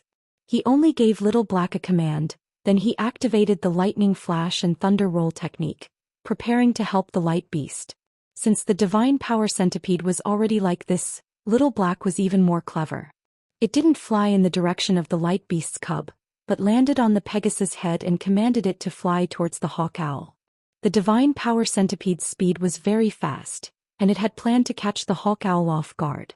It had already hit the hawk owl's left claw when the lightning struck. There was almost no sound, but the tough hawk owl's left claw was actually smashed into pieces by the divine power centipede. The hawk owl was in great pain and it couldn't help but let out a long cry. Its left claw loosened and the light beast escaped from the hawk owl's left claw. After the divine power centipede succeeded, it didn't move an inch and immediately curled up into a ball again. At this time, the hawk owl's wind and thunder had already arrived, and it hit the divine power centipede's body. With a crackling sound, thousands of lightning flashed on the divine power centipede's pitch-black body. Of course, looking at the divine power centipede's slightly trembling appearance, the lightning might not be able to hurt it at all. Unfortunately, although the divine power centipede's attack was effective, the hawk owl's right claw was still holding the light beast's cub. Furthermore, after the hawk owl's left claw was injured, it was going to attack the light beast's cub again. The light beast was still in danger. On the other hand, Little Black was commanding the Pegasus. When the Pegasus saw the hawk owl and the light beast's cub, it seemed to be hesitating. It wasn't clear if it was afraid or not. But Little Black was more resourceful than any other human or Yao. The Pegasus spread its wings, and its body emitted a light that was not inferior to the light beast's cub, and it rushed towards the hawk owl. However, even though they were fast, they were still slower than the hawk owl's left claw. The divine power centipede's attack was going to be wasted. Boom! Another loud sound rang out, and a solid pillar of light shot out from the pitch-black stench, shattering it. From the pillar of light, the light beast could be seen madly rushing out. It opened its mouth, and its naiden expanded to the size of a bucket. Like a meteorite, it flashed and disappeared in a flash. In the blink of an eye, it appeared above hawk owl's right claw. Crack! A crisp sound was heard, followed by a mournful cry. The poor hawk owl was injured again. The hawk owl's right claw was shattered, so it was naturally unable to grab the light beast's cub. The light beast escaped from the hawk owl's claws, and immediately rushed towards the light beast. However, the light beast that had just escaped from the black mist glanced at the Pegasus, and even at Xiaohua in the distance. Its gaze fell on Little Black, who was on top of the Pegasus' head, and its eyes were filled with fear and shock. However, the light beast didn't have time to think. The Immortal Law Chapter, the 9 Dragon Steel, and the Imperial Jade Seal that had been sent flying earlier had already regrouped when it was trapped by the black mist. When the light beast broke through the black mist, these treasures had already surrounded the light beast once again. The light beast didn't dare to look at Little Black for too long. It suddenly turned its head and actually looked at Xiaohua again. As if it had made a decision, a very dignified voice sounded in Xiaohua's ears. "Little guy, if thou can help me today, I will definitely repay thee in the future." Xiaohua's body shook. The light beast's aura was really too powerful. This simple sentence was like a bolt from the blue, shaking his ears and even his heart to rumble. Xiaohua was just about to reply, but the light beast's gaze had already fallen on the light beast's cub, and its eyes were filled with affection. Although the light beast didn't say anything, the light beast immediately stopped in midair, and its 4 hooves moved in a very spoiled manner. Then, as if it was playing, it flew towards the Pegasus that was flying towards it. Crack, crack, crack.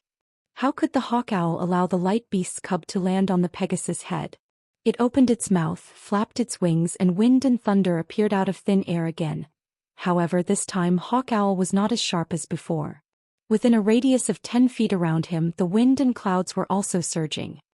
Katacha! Bursts of green light flashed past and streaks of lightning were like a large net, completely covering hawk owl. This time it was even more strange than hawk owl's wind and thunder, and it was even more concentrated. Caw! The hawk owl let out a startled cry, but this cry seemed to be powerless within the millions of lightning bolts. The hawk owl was so shocked that it couldn't care less about chasing after the light beast's cub. It hurriedly reversed its wings and its bird head was even more chaotic. One after another, lightning bolts went against the current to meet the green heavenly lightning. The 2 layers of lightning bolts each displayed their magical powers, and like 2 waves of thunderbolts, they began to make a heaven-shocking attack. Everyone, including all the demons, was shocked. They knew each other and wanted to find out who had such a powerful ability. After all, if this lightning attracting technique wasn't an innate magical ability, it couldn't be easily used. Now that everyone had been forced out of the pavilion, who could still keep their secrets? The concealment had been removed, and among them, there were quite a few humans and demons who had some impressions.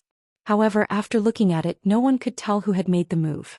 So much so that everyone's gaze was fixed on Xiaohua, who was slowly flying towards the hawk owl. Aside from the dark green color on Xiaohua's forehead, they couldn't see anything strange about him.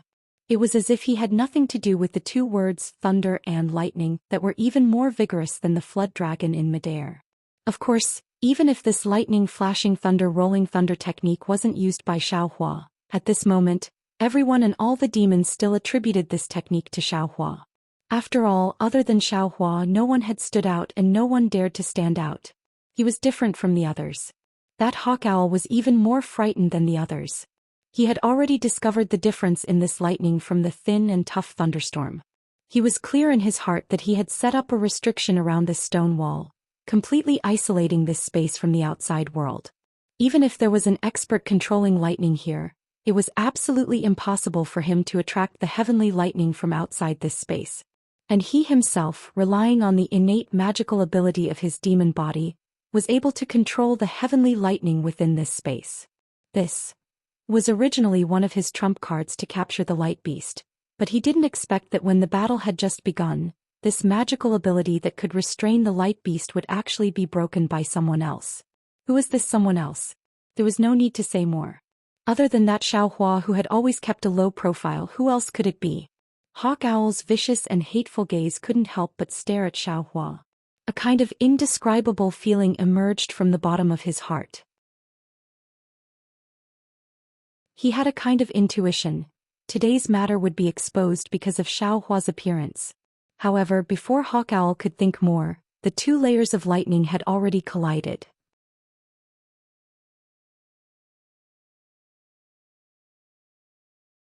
Chapter 33-24. Hawk Owl was caught in an impending predicament, but the light beast was already in trouble. Just as he finished instructing the light infant beast, the 9 dragon steels that were flying around him started to spin rapidly. The black fog that had been released earlier was sucked into the steels as it spun. Furthermore, the pungent black gas in the surroundings also seeped into the steels along with the black fog. Roar, roar. 9 dragon roars sounded out in a row, causing the entire space to shake once again. The black fog that was as thick as liquid earlier was like a giant whale sucking in water as it rushed into the bodies of the 9 dragon steels that were gradually revealing their true appearances. The 9 dragon steels, whose faces were ferocious and their bodies varied in size, grew larger and larger under the influence of the black fog. They blocked out most of the light beast's light. Not only that, but in the gaps where the 9 dragon steels could not cover, the Immortal's Law chapter, under Ao Shuai's control, turned into dozens of fluttering pages. They were like butterflies but also like words. They triggered a majestic noble chi and together with the 9 dragon steels, they covered the light beast. The 9 dragon steels and the Immortal's Law chapter had revealed their final trump card. How could the Stag King's Imperial Jade Seal be slow? Shadows of the stag flew out from the imperial jade seal and formed an origin formation beside the 9 dragon steels. They attacked the light beast with the 2 treasures. And in this herd of stag whose huge tiger-shaped inner core was also at the forefront. Everyone knew that if they could not defeat the light beast this time, they would not have another chance. With so many demons trying their best, how could the light beast not be in trouble? Unfortunately, the light beast was not as nervous as they thought. It even glanced at the lightning that was about to collide with each other, then shook its head as if shaking off dirty water on its head. With this shake, the dragon horn on the top of the light beast's head shone again, but this time the light was blood red. This blood-red light turned into strange runes that flowed from the dragon horn to the rest of its body like water. This flow was extremely fast. When the 9 dragon tablets, the celestial law chapter, the imperial jade seal, and the tiger-shaped Niden completely surrounded the light beast, an indescribable force and a mysterious vortex gradually appeared around the light beast. Just as it was about to swallow the light beast, the runes had already flowed all over the light beast's body. The light beast proudly took a step forward. It was a simple step, but a blood-red shadow suddenly rushed out of the light beast's body. It was faster than the flashing light, and in the blink of an eye, it rushed past the 4 heavenly treasures. Ping ping. The 9 suns dragon steel shook rapidly. The image of the 9 suns dragon steel cracked inch by inch, revealing many flaws. The immortal's law was also like a banana in the wind. After shaking a few times, it was also gradually torn apart. The image of the stag controlled by the imperial jade seal was even more unbearable. Each and every one of them was howling in grief in the air. The most pitiful one was the tiger-shaped inner core.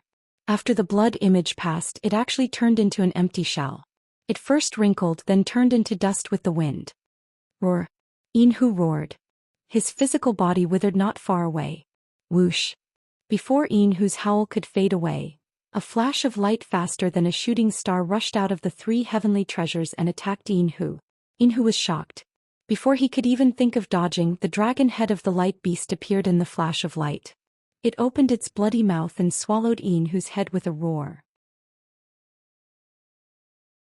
At the same time, the hooves that were stepping on the jade rui auspicious cloud stretched out. It was as if it was digging into mud, and it kicked Enhu's chest. After a flash of blood, the beating heart of the tiger was brought out. The light beast's movements were so fast that all the demons were caught off guard. In particular, the light beast took advantage of the time when Enhu's inner core was destroyed to kill him. Then it turned around and attacked the deer king again. The stag king was so frightened that he hurriedly retreated. The imperial jade seal did not wait for the 9 suns dragon steel and the immortal's law to kill the light beast. It immediately flew in front of it to protect it. Little did it know that the light beast was just making a feint. Its body turned in midair and its entire dragon head twisted. Its eyes emitted a ferocious glare as it charged at Ao Shuai. Just as the light beast broke through the encirclement of several demons and even succeeded in killing Enhu, the battle between Xiaohua and Hawkowl was once again in a stalemate. 2 waves of lightning crashed together like a tidal wave. Xiaohua's lightning was obviously no match for Hawkowl's dark wind and thunder. Under the heavy flashes of lightning and thunder, his lightning was annihilated. Seeing that, Xiaohua was not discouraged. He knew very well that his lightning and thunder technique was created with the help of the Green Seal script. The Green Seal script was the most mysterious script between heaven and earth. It had the power to move mountains and drain seas. It was not something he could control with his current soul cultivation. Furthermore, the lightning and thunder technique was created out of thin air. When it came to power, it was much inferior to the Taoist's lightning manipulation technique, which relied on external objects. Of course, Xiaohua was also somewhat looking forward to it. He did not know how much stronger the lightning and thunder technique would be once he mastered all the Green Seal scripts.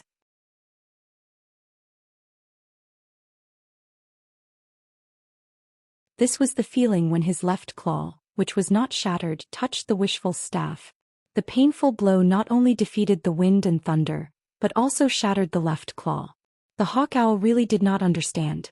A little human, under the wishful staff, was several times more powerful than the divine power centipede. The Hawkowl's claws were completely shattered, and his huge body could not maintain balance. Flapping his wings, he fell towards the stone wall. Xiaohua temporarily repelled the Hawkowl, but he believed that the Hawkowl was far from this strength. He only relied on the lightning flash and thunder roll and the wishful staff to attack him. If the hawk owl attacked again, he was afraid that he would not be able to deal with it. So he swung the wishful staff, lowered his body slightly, and let the divine power centipede stand in front of him, waiting for the hawk owl's attack. His mind was racing, thinking of a way to deal with it. As for the light beast, it rushed madly towards Ao Shuai. Ao Shuai's eyes met the eyes of the light beast that looked very similar to him, and there was a trace of fear in his eyes. He hurriedly opened his mouth, and a dragon breath came out of his abdomen, rushing towards the light beast. Although the light beast had the head of a dragon, its body was that of a qilin. Seeing the dragon breath coming down, it hurriedly opened its mouth, and a pillar of white light rushed out, blocking the dragon breath. Then the light beast's whole body turned again and it rushed towards the Stag King again. The Stag King had just stabilized his body, so how could he dare to fight the light beast again? The Imperial Jade Seal shook again and turned into three, protecting his body tightly. Who knew that the light beast swayed in front of the Stag King again, without any intention to attack the Stag King. Its whole body turned into a stream of light and rushed towards the hole where Xiaohua and the others had just fallen into. The light beast wanted to escape. The light beast's actions were truly out of everyone's expectations. Even Xiaohua was greatly shocked.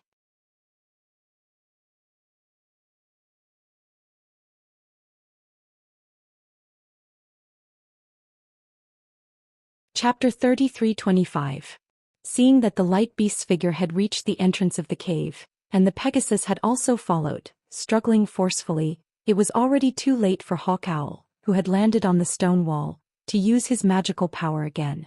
Ao Shuai and the Stag King were also unable to catch up for a while. Prince Hai Tian, who had just revealed his nose, saw that the situation was not right, and at this time no one knew where he was hiding. It seemed that there was no demon or human that could stop the light beast and Xiaohua from escaping. However, Xiaohua's heart suddenly became alert. He looked at the hawk owl in confusion. Although it was flapping its wings, it was not anxious in the slightest. When he saw that there was not a single drop of water coming out of the cave, he hastily shouted, "Senior, be careful of the cave entrance. Yes, Master Nine Firmaments has been entangled with the light beast." Then what about Master Qingyu, who was with Master Nine Firmaments? Needless to say, she must be lying in ambush at the cave entrance, waiting to attack the light beast. Sure enough, just as Xiaohua's voice fell, there was a burst of walala sound of water.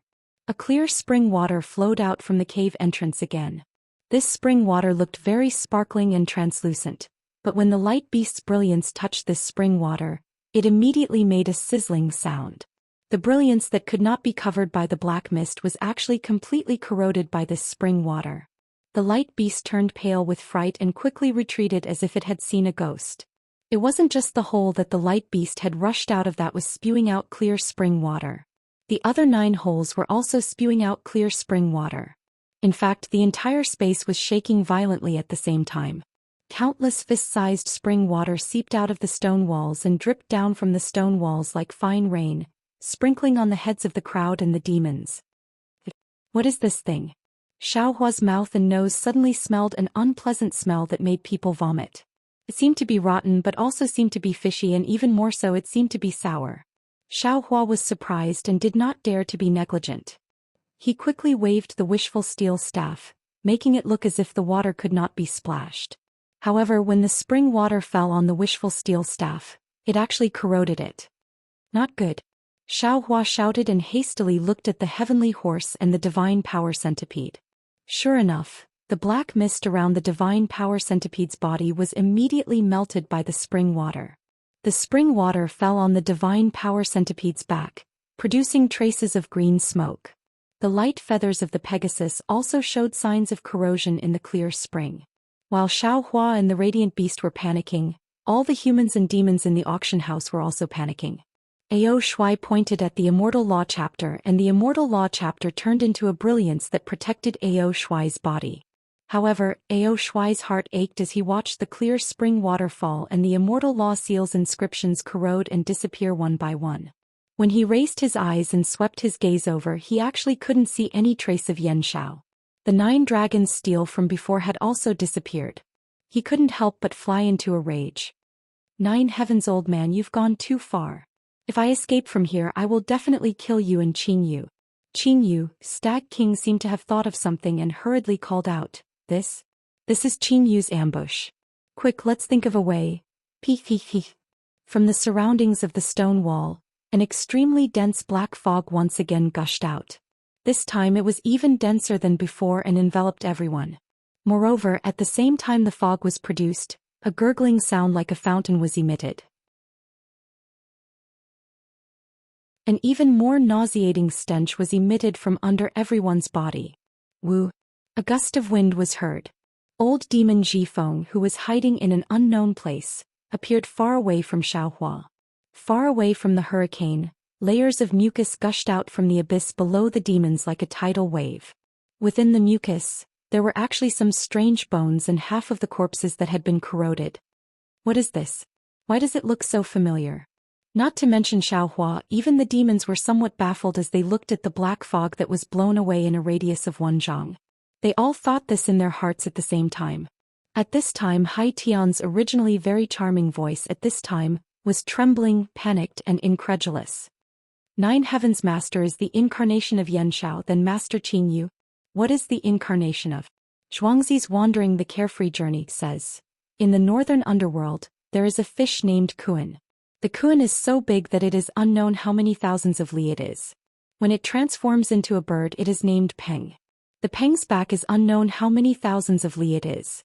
When it flies in anger, its wings are like the clouds in the sky. If it is a bird it will migrate to the southern underworld. Yan Shao cannot compare to the Peng and catfish cannot compare to the Kuan. This is inside catfish's body.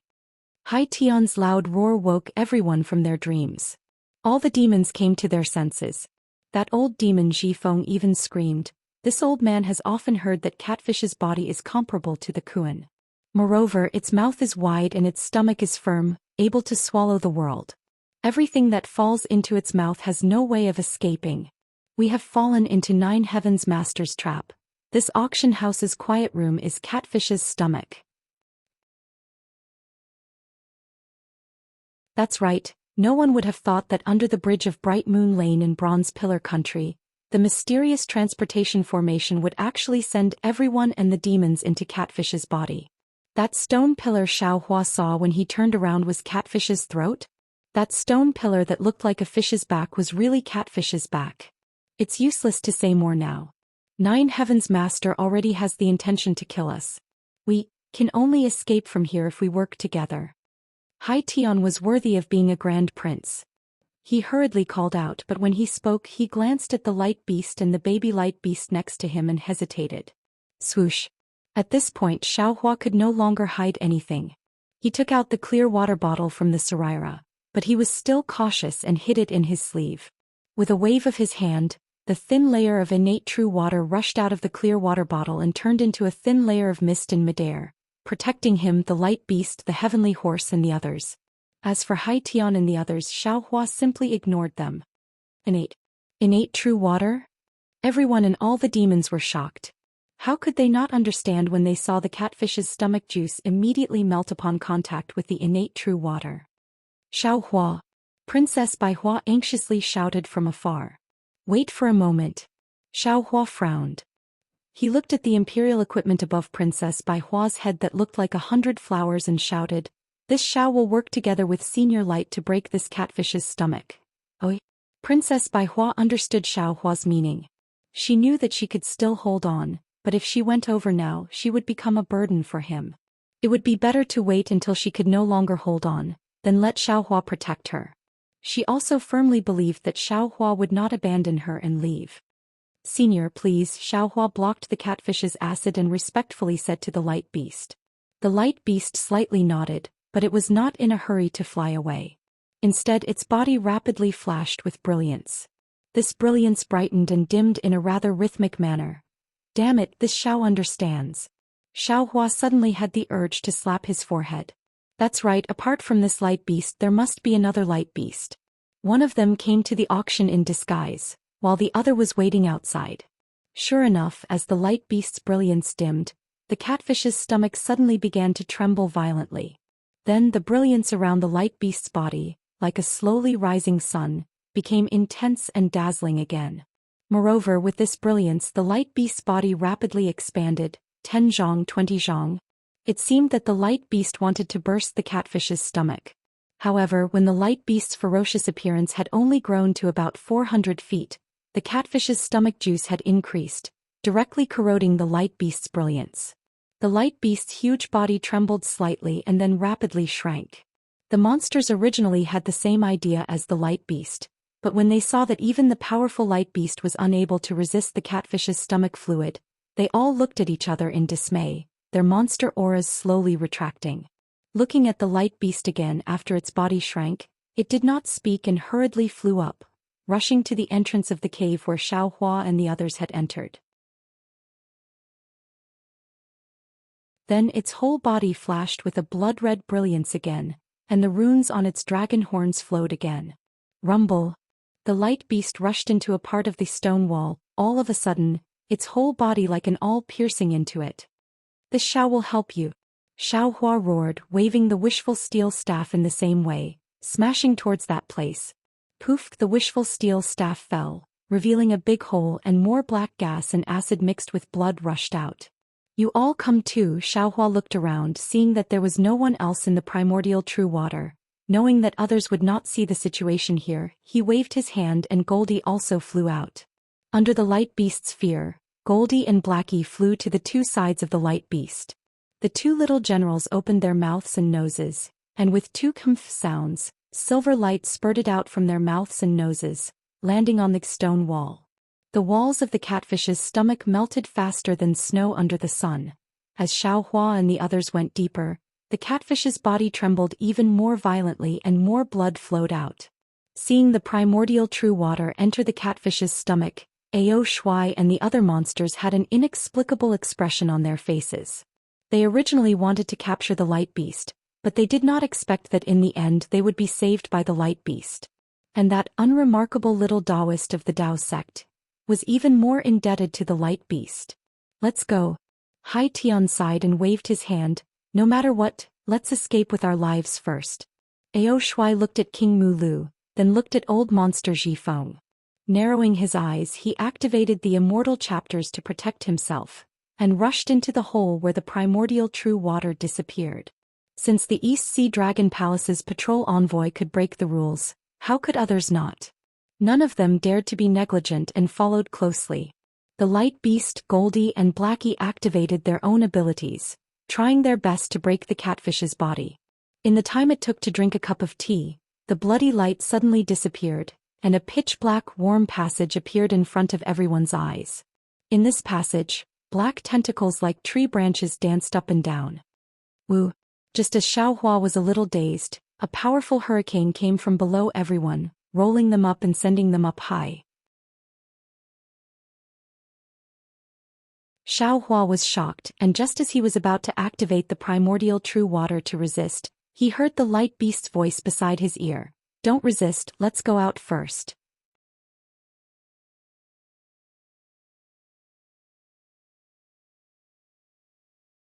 Chapter 33-26. Yes, Senior. Xiaohua saw that although the radiance of the radiance beast was flickering as if it was breathing, it was much dimmer. He knew that the radiance beast was greatly exhausted and didn't dare to be negligent. He hurriedly withdrew the innate pure water and adjusted his body in the wind. He landed on the Pegasus and followed the radiance beast and its cub into the sky. Achoo! This was the loudest sneeze Xiaohua had ever heard in his life after he saw the dawn of the sky. He sat on the Pegasus and was swept into the sky by the powerful airwaves. When he scanned with his divine sense, he couldn't help but be startled. In the middle of the mountain range, there was a huge pitch-black fish about 100 miles long surrounded by black fog. Outside the fish, there was a sparrow hawk owl with a wingspan of more than 10 miles. It was controlling the huge Nine Suns dragon steel and facing a radiance beast that was also flickering with a faint white light. This radiance beast was also huge, about a few miles long. It was standing on several acres of auspicious clouds and was confronting the sparrow hawk owl majestically. Oh! Seeing the other radiance beast, the radiance beast cub let out a long hiss and flew from the side of the radiance beast, rushing towards it. Oh! The other radiance beast let out a hiss and the radiance around its body also weakened. Its body quickly shrank and seemed to have given up on attacking the catfish. Rumble. Taking advantage of this free time, the 9 Suns dragon steel landed on the catfish's body. The catfish's body shrank while the sparrow hawk owl grabbed the 9 Suns dragon steel with its sharp claws. It spread its wings and with the sound of wind and thunder, it threw the catfish into the distance like a bullet. Just when they were about to change direction, achoo, the catfish trembled again and the other monsters and humans following behind Xiaohua were also thrown out by the catfish. However, their direction was different from Xiaohua's. Where do you think you're going? Xiaohua naturally didn't want to let these 2 monsters go. Just when he was about to control the Pegasus, one of the Radiance beasts said in a low voice, "Let's go quickly. We're injured and can't fight these rascals. Since we know who did this to us, we can take their lives at any time." As the Radiance beast's voice fell, the 3 Radiance beasts let out a hiss and rushed towards the opposite direction from Ao Shuai. "Yes, Senior." When Xiaohua heard this, he hurriedly recalled the divine power centipede and the others. He patted the heavenly horse, and the heavenly horse waved its wings and chased after the Radiance beast. 9 Firmament Old Man, give me your life. Ao Shuai was thrown out of the dimension by catfish. Seeing Hawk Owl escaping with catfish, Ao Shuai let out a loud roar.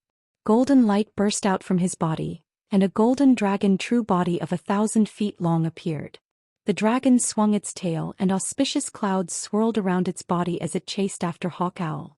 Ao Shuai had been deceived by Master 9 Heavens this time. On the night of the Hungry Ghost Festival he had come empty-handed. If it weren't for Xiaohua's information he would have lost all face. Brother Ao. Without waiting for Marshal Ao to fly up, old monster Zhifeng had already shouted, "This matter needs to be considered at length. There is no need to be in such a hurry to take revenge." Ao Shuai snorted coldly like thunder in the morning. "My East Sea Dragon Palace has never suffered such a huge loss. I might not care, but the East Sea Dragon Palace cannot lose face. If I don't take 9 Firmament Old Man's head, how can I return to the East Sea Dragon Palace?" "Humph," another cold voice shouted, "the East Sea Dragon Palace does have face. But if fellow immortal Ao goes now, he can only become a skeleton that supports the East Sea Dragon Palace's face. Even the 2 light beasts don't dare to tangle with Hawk Owl and Catfish. But you, a 3-clawed little dragon, dare to provoke them. I can only say that you are tired of living." "Whether I'm tired of living or not, that's my own business." Ao Shuai's dragon body flashed in the air. The Confucian cultivators and other demons that flew out with them had already dispersed. The Confucian cultivators flew to one place and the demons flew to another. Only old monster Zhifeng and King Stag remained in the air. Ao Shuai's gaze swept across the surroundings like lightning, and he said coldly, "What I know is that if you look down on the East Sea Dragon Palace, then I'm afraid you are tired of living. You don't know what's good for you." King Stag's face turned cold and he was about to fly into a rage. Old monster Zhifeng, who was beside him, saw that the situation was bad and he hurriedly shouted, "Fellow immortals, please calm down. Have you ever thought about why Master 9 Heavens suddenly wanted to bid for the light beast cubs? Aren't they afraid of the light beasts? Moreover, it seems that they have already bid more than once or twice. Why haven't they been discovered by the light beasts? Also, I feel that although Master 9 Heavens and Master Qing Yu are powerful, they are no match for the 2 light beasts. Why didn't the 2 light beasts chase after them?" Also, King Stag heard this, and although his face was still angry, he still made up an excuse. "Master 9 Heavens and Master Qing Yu actually dared to go against the world and secretly attack us. This is too inconceivable." Ao Shuai looked into the distance and Hawk Owl and Catfish had already disappeared. The legend of Hawk Owl spreading its wings for 9,000 miles was not groundless. Since he saw that he could not chase after them, Ao Shuai's dragon body swayed, and the golden light receded, revealing his dragon head and human body. That dragon head was also puzzled. "That's right. No matter how daring those 2 old demons are, they can't do anything to the East Sea Dragon Palace. This is why I believe in Master 9 Heavens. There must be something fishy going on. Alas, there are too many strange things in this world. This unforeseen event is too right." Seeing that his goal was achieved, old demon Zhifeng did not want to say anything more. Today I had 2 chances, and they were both destroyed by that little Taoist from the Tao sect. Speaking up to here, old demon Jifeng's rat teeth made creaking sounds as if he was biting Xiaohua's flesh. Old demon Jifeng, Ao Shui sneered, of course when you invited Xiaohua didn't I tell you? Don't be too greedy. This Xiaohua looks very ordinary but I don't fear you at all. If he didn't have anything to rely on, why would he follow you to the auction? Your plan to kill 2 birds with 1 stone can be considered to have turned into a bamboo basket drawing water for nothing. Who can you blame? Damn it. Old demon Jifeng stomped his feet in midair. I just want to borrow Xiaohua's demon pet. I don't have any other thoughts, right? Whether or not you have any other thoughts, you know. Ao Shui said indifferently, and raised his eyes to look in the direction the light beasts flew. He did not dare to release his Yuan Shen. He could afford to provoke Master Nine Heavens, but he did not dare to provoke the light beasts. Stag King frowned. He also looked into the distance and said curiously, this little Taoist from the Taoist sect is strange. How can he have so many demon pets all of a sudden? Moreover, he is now related to the light beast. I'm afraid he will benefit a lot from this in the future. Old demon Jifeng, you have to be careful in the future. Why should I be careful? Old demon Jifeng puffed out his chest. He is not a demon from the 1000-demon sacred realm. What benefits can the light beasts give him? Even if he gives it to me, how can I, a demon, be afraid of a cultivator? Hee hee. Stag King rolled his eyes and said with a smile, Old demon Jifeng, you didn't manage to get the light beast's bloodline this time. Do you have any other plans? What do you mean? Old demon Jifeng rolled his eyes. I don't think there is a need to tell you what plans I have, right? Hee hee. Stag King glanced at Ao Shui. He was not angry and said with a smile, actually, I didn't come to Hidden Immortal Continent just for this light beast's young. If you two are interested, we might as well find a place to talk. This matter is beneficial to us 3 demons. Out of Stag King's expectation, Ao Shui and old demon Jifeng waved their hands at the same time. I have other things to do. I'm not interested for the time being. After saying that, Ao Shui glanced at old demon Jifeng and said to Stag King, I have followed the Dragon Palace's orders. Some things have already taken shape. Now I have to rush back to the East Sea to meet my Dragon King. Forgive me for not complicating things. I hope Brother Stag King can understand. He's fine. Stag King said with a smile, this matter is still early. You won't delay your return from the East Sea. Ao Shui raised his eyebrows and said with a smile that was not a smile. Brother Stag King came out of the 1000-demon sacred realm and went to Hidden Immortal Continent. Could it be that there is a place in Hidden Immortal Continent that we can plot against? Hee, it's useless to say more now. Stag King shook his head slightly. If Brother Ao is interested, we can talk about it in detail after you return from the Dragon Palace. Yes, I understand. Ao Shui did not ask more. He glanced at old demon Jifeng and said with a smile, Old demon Jifeng, what about you? Don't you want to join in the fun? Old demon Jifeng frowned and said, yes, if I'm just going to join in the fun, why would I go? Old demon Jifeng should go too. Stag King said with a smile, your wind escape technique might be useful. All right, old demon Jifeng's eyes lit up and nodded. Now I also have a place to go. When I return from there, how about I meet the 2 of you? Great, great. Stag King's body flashed with colorful light, and a huge deer body gradually appeared. I'll wait for the news from the 2 of you. I hope the 2 of you can return safely.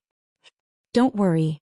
Hearing Stag King's voice transmission, old demon Jifeng said with a smile, when I return from there, I won't let you down. Let's go, let's go. Seeing Stag King leave, Ao Shui also cupped his hands and said to old demon Jifeng, after a night of bidding, it was like a hangover from a spring night. Only a faint headache was left and the flowers from last night were nowhere to be seen. Old demon Jifeng, will meet again someday. See you again, patrol envoy. Old demon Jifeng did not dare to be negligent. He cupped his hands and sent them off. When the 2 demons were far away, old demon Jifeng stared hatefully at the direction Xiaohua left in. Ao Shui was right. All of old demon Jifeng's preparations from last night's bidding were all for Xiaohua. How could he not feel hatred? Luckily I have another place to go. Perhaps I'll be able to gain something. Old demon Zhifeng snorted coldly. His body turned into the wind and flew away. His ruthless words were still left in the wind. When I return, I'll definitely find that little Taoist and make him suffer. Old demon Zhifeng was still wrong. He was only a demon and had read too few books. He did not know how to write the words 30 years of river, 30 years of river.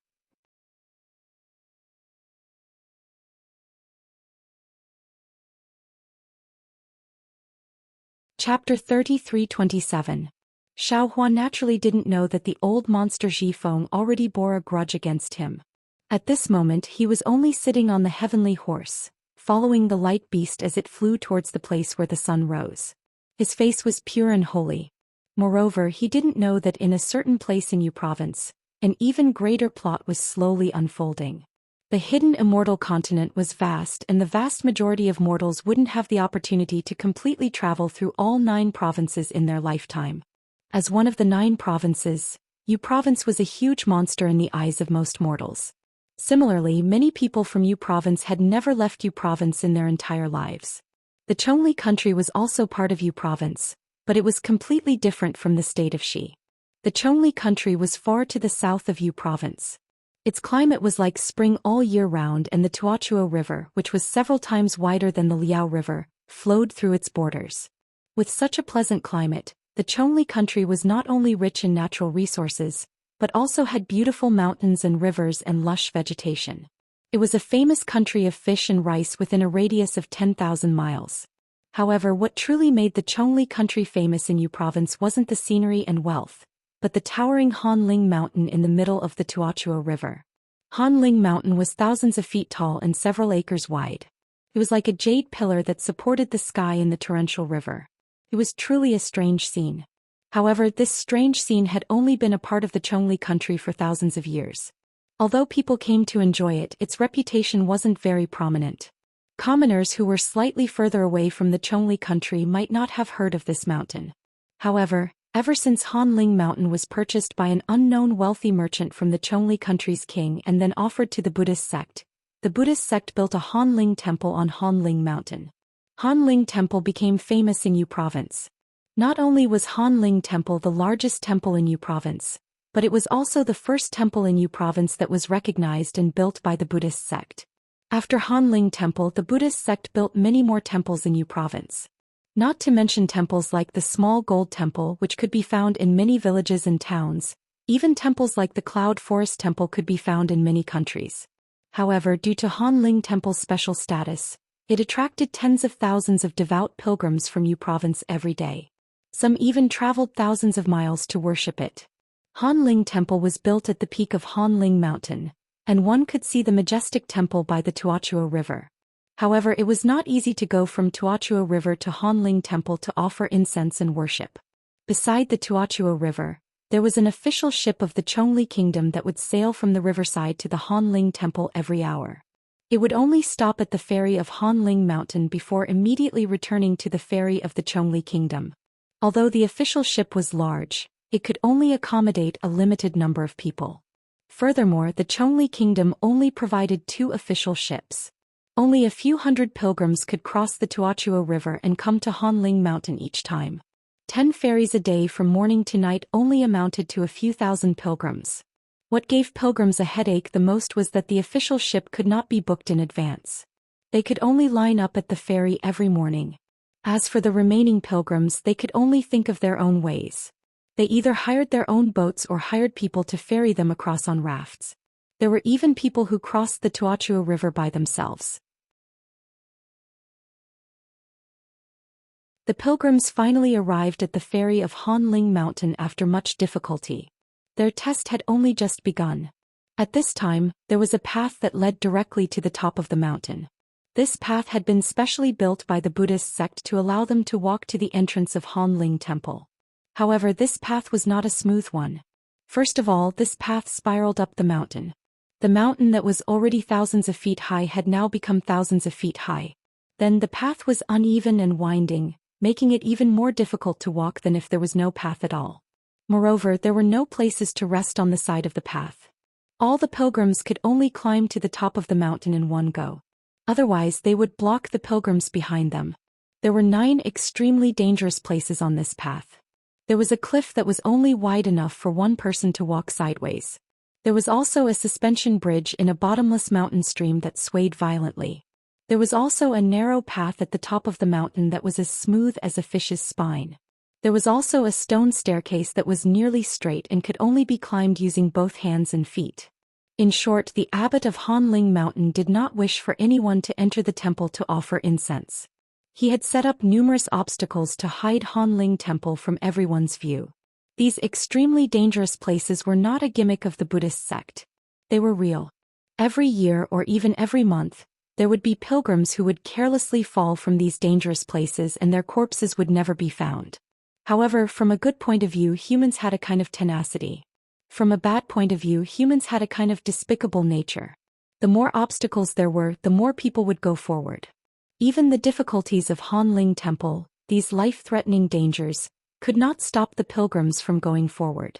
Most of them still passed through the mountain path and reached the top of Hanling Mountain.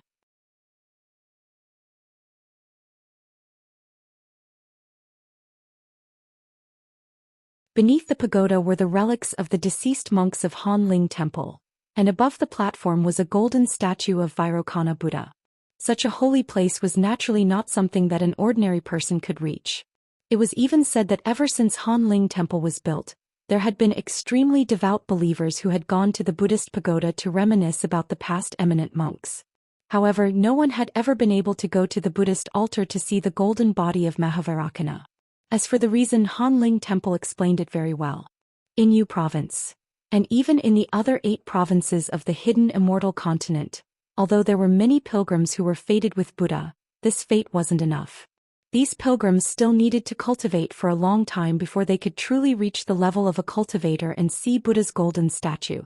The answer given by the Confucian cultivators of the hidden immortal continent was different. They directly pointed out that the platform was empty and didn't have any golden statue of Buddha. Of course, the source of this answer was vague and no one directly came forward to verify it. The devout pilgrims of Yu Province would never believe this groundless news. Every one of them would choose the mountain path that led to the platform. Unfortunately, just like the thousands of pilgrims, they would all fail in the end. They would either appear in front of Hanling Temple's entrance or return to the foot of Hanling Mountain. The pilgrims who failed wouldn't be dispirited and would carefully step into Hanling Temple's entrance again. Hanling Temple's mountain gate was extremely large, and the threshold was as high as an ordinary person's knee. Once one stepped over the mountain gate, they would be greeted by 2 extremely ferocious-looking Vajras. One was fiery red and the other was jade green. At this moment, a monk would immediately walk out from behind the mountain gate to receive them.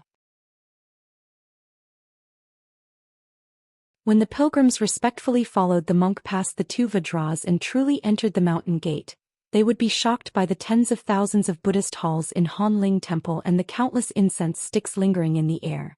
They would be invigorated and prepare their own piety, offering their piety and incense sticks in front of every Buddha statue.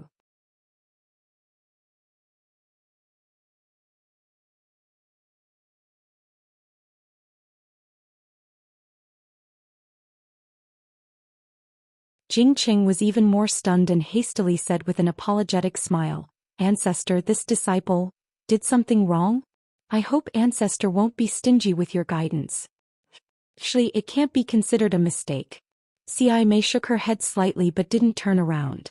She said, "Everyone has their own fate. Nothing in this world can be forced."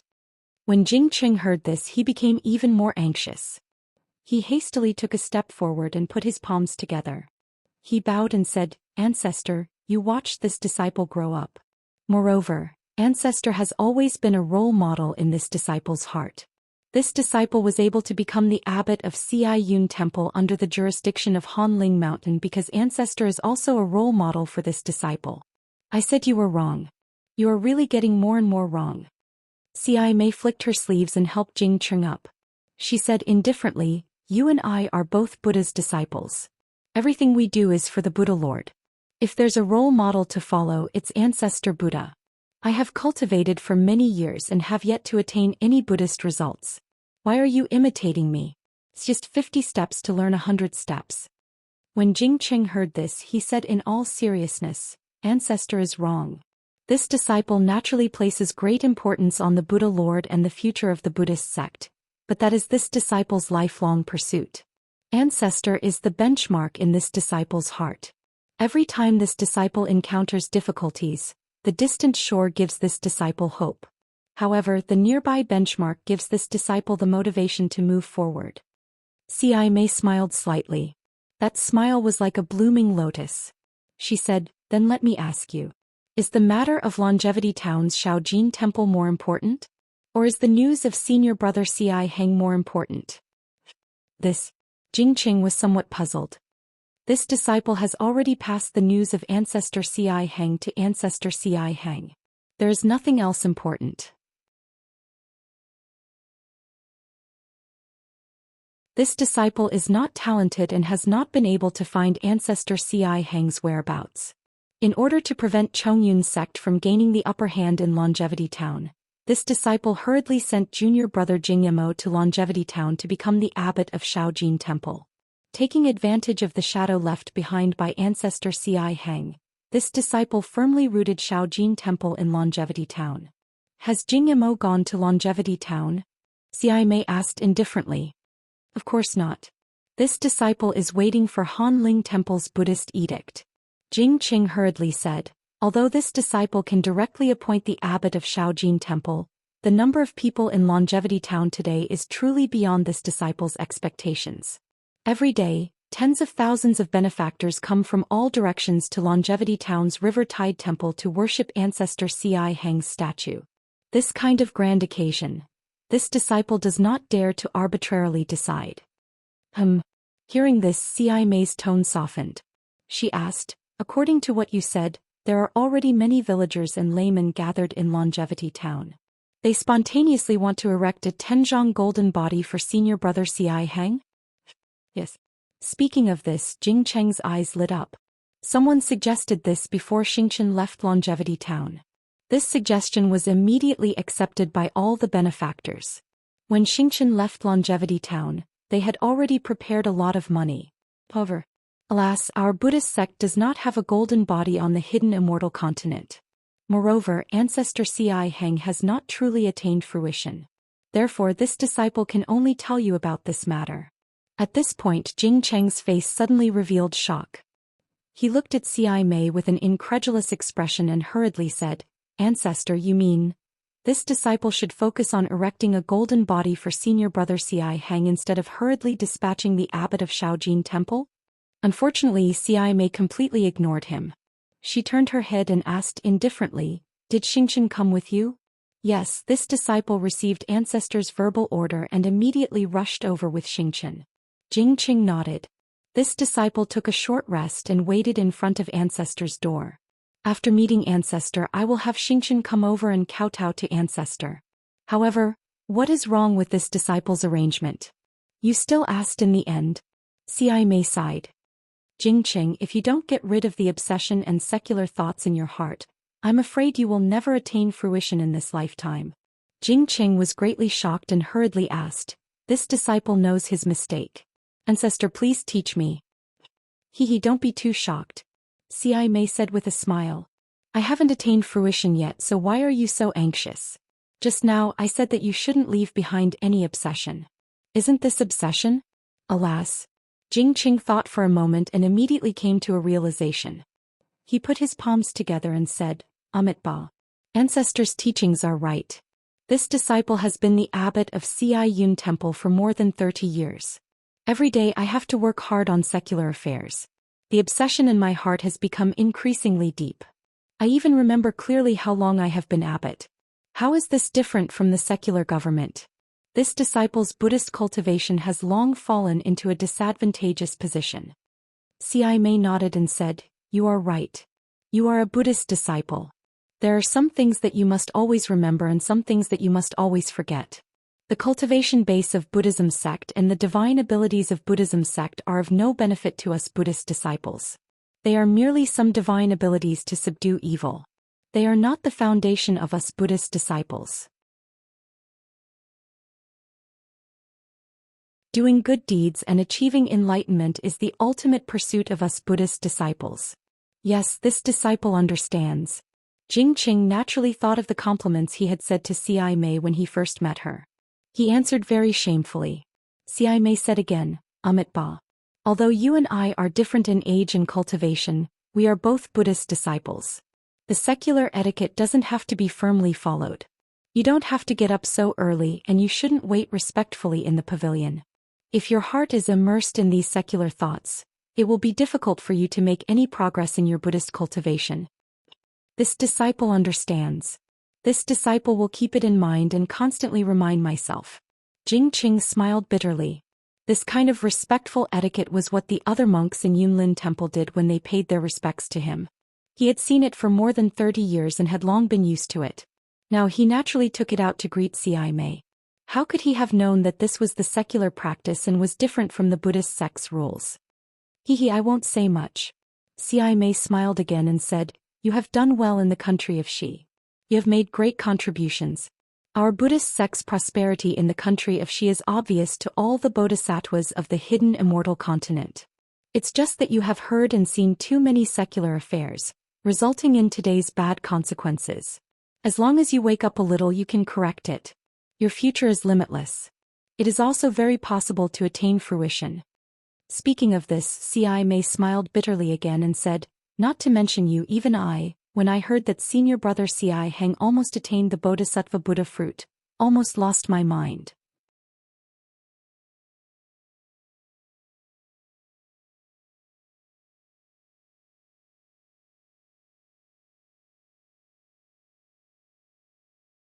Even if there are so many good deeds, it might not be enough to attain fruition. Ci Mei says, it's also related to the cultivation of the arhat, karma, Buddhist fate, believer's wish energy and so on. Grandmaster, let's not talk about other things but just the good deeds. Jing Qing says after some calculation, if you want to attain the Bodhisattva Buddha fruit, you need 90 million good deeds. Even the wish energy and belief of hundreds of thousands of villagers in Immortality Town isn't enough for Grandmaster Tsi Hong to attain the Bodhisattva Buddha fruit, right? Indeed, Ci Mei nodded. This is the reason why I asked you to bring Xingchen here. I've been thinking about it for a long time, but I really don't understand how senior brother Tsi Hong can attain such a great Buddha fruit. I've already asked all the disciples to check the records of the Buddhist sect and Confucian cultivators, and even the history of Immortality Town, but I couldn't find the origin of Grandmaster Tsi Hong, Jing Qing says. Even according to the villagers of Immortality Town, it's hard to determine when Grandmaster Tsi Hong appeared in Immortality Town. Some say it was 100 years, some say it was 1,000 years, and some say it was 10,000 years. No matter what, senior brother Tsi Hong has been to Immortality Town in the past. Otherwise, he wouldn't have left a statue in Jiangchao Temple for people to worship. Ci Mei says with a nod. Senior brother Tsi Hong also cultivates with hair. Could he be a lay disciple of the Buddhist sect? Jing Qing probed. Ci Mei looks at Jing Qing and shakes her head. If he were a lay disciple, he definitely wouldn't have the Dharma name of Tsi Hong.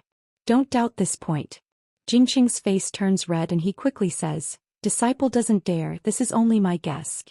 This involves some secrets of the Buddhist sect. You haven't cultivated in the Buddhist temple in the Pure Land world, so you probably don't know. Ci Mei doesn't blame him and says, Even I only found these records in the scripture pavilion after I took over Hanliang Temple. Jing Qing puts his hands together and says seriously, if it involves the secrets of the Buddhist sect, Grandmaster doesn't need to tell disciple. Ci Mei smiles at Jing Qing and says, That's right, it's true. Even if you don't want to know, I'll tell you. Even if you beg me, I won't tell you what you shouldn't know. You only need to understand this today to have a chance of attaining enlightenment. Yes, disciple understands. Jing Qing calmly nodded. There was a look of understanding on his white-haired face.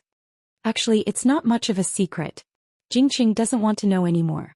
Ci Mei says seriously, our Buddhist sect has many branches. Some are Mahayana Buddhism, some are Hinayana Buddhism, and some are the 10 Buddhist sects. Yes, disciple knows. Our Hanliang Temple belongs to the Tiantai sect. Jing Qing says with a smile, it seems that in addition to the Tantric sect, there are other sects like Complete Sect, Xing Sect, Xiang Sect, Virtuous Head Sect, Zen Sect, Pure Land Sect and Vinaya Sect. Yes, that's true.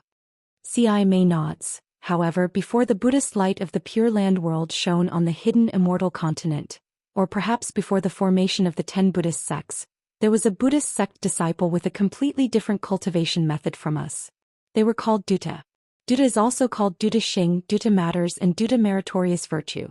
It means to get rid of dirt and worries. It means to get rid of greed for clothes, food, and shelter in order to cultivate the mind and body. All monks who practice the ascetic practice of Dutta must strictly observe the following 12 rules of practice in their daily life. They must choose a free place. They must live a life of abstinence. They must eat sparingly. They must eat only once a day. They must beg for food regardless of whether they are rich or poor. They must not drink milk after lunch. They must guard the 3 clothings. They must wear dong and sweep clothes. They must always sit under a tree to think. They must always meditate in the open. They must always live in the grave. They must always sit and not lie down. You can't even trim your hair or nails. There's such an ascetic cultivation method? Obviously, Jingqing has never heard of Ku Dutta and can't help but be surprised. Yes, Ku Dutta believes that a person's life is originally miserable, and only through ascetic cultivation can one pass through the sea of bitterness. However, even a trace of enjoyment will taint oneself with the fire of the sea of bitterness, and when one is reincarnated, he will fall into the animal path. C.I. May says, the minds of these monks are always tenacious, and their Buddhist doctrines are profound. Even their methods of subduing demons are better than those of us ordinary monks. I suspect that C.I. Hang is Ku Dutta. Alas, I understand now. Jingqing smiles bitterly. If we Buddhists publicize Ku Dutta's cultivation method, how can there be secular people who shave their heads and become monks? People are afraid of hardships, and they find it inconceivable that they don't eat meat and get married. If they continue to live like this, they will treat us Buddhists as snakes and scorpions. That's true, C.I. May nods. Although Ku Dutta's cultivation method is very effective, there are very few monks who practice it, and they have already faded out of Buddhist cultivation. Of course, I admire these Ku Dutta a lot, and only their cultivation is true cultivation. However, this kind of cultivation is not beneficial to the illumination of our Buddhist light. If Grandmaster C.I. Hang is Ku Dutta, it's normal that we don't know his name. Jingqing smiles obsequiously and says, moreover, he has cultivated for many years and accumulated a lot of good karma. The pure willpower of the hundreds of thousands of people in Longevity Town might be the last good karma. So, C.I. May squints and says word by word, we want to help the villagers of Longevity Town build the golden body of Nanwu Guanyin Bodhisattva in Jiangchao Temple and help senior brother C.I. Hang attain karma.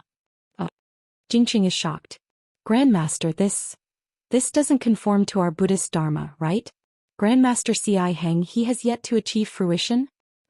What is Buddhist Dharma? C.I. May says with a smile, I know and thousands of Buddhists know. However, do the villagers of Longevity Town and the kind men and women who go to Jiangchao Temple to worship Guanyin Bodhisattva know? They want to build the supreme golden body of Nanwu Guanyin Bodhisattva in Longevity Town. Do we need to stop them? Jingqing takes a deep breath, his eyes widening as he blurts out, Supreme golden body? Grandmaster, the supreme golden body can only be built by Buddhists who have attained karma. Even if Grandmaster C.I. Hang has attained karma, Guanyin Bodhisattva's karma isn't enough to build 100 feet supreme golden body. C.I. May doesn't care about Jingqing's surprise and says slowly, senior brother C.I. Hang hasn't attained karma, so he naturally can't build a golden body. Even if he did, he can only build an 80 feet bodhisattva golden body. This is our Buddhist Dharma. However, this is the hidden immortal continent. There isn't a single golden body of Buddhism in the entire hidden immortal continent. Now that Buddha has given us the opportunity, how can we let it go? I've already sent a Buddhist certificate to Laiyin Temple to build a 99 feet Nanwu Guanyin Bodhisattva golden body for senior brother C.I. Hang in Longevity Town's Jiangchao Temple. If nothing goes wrong, Buddha Lord will agree.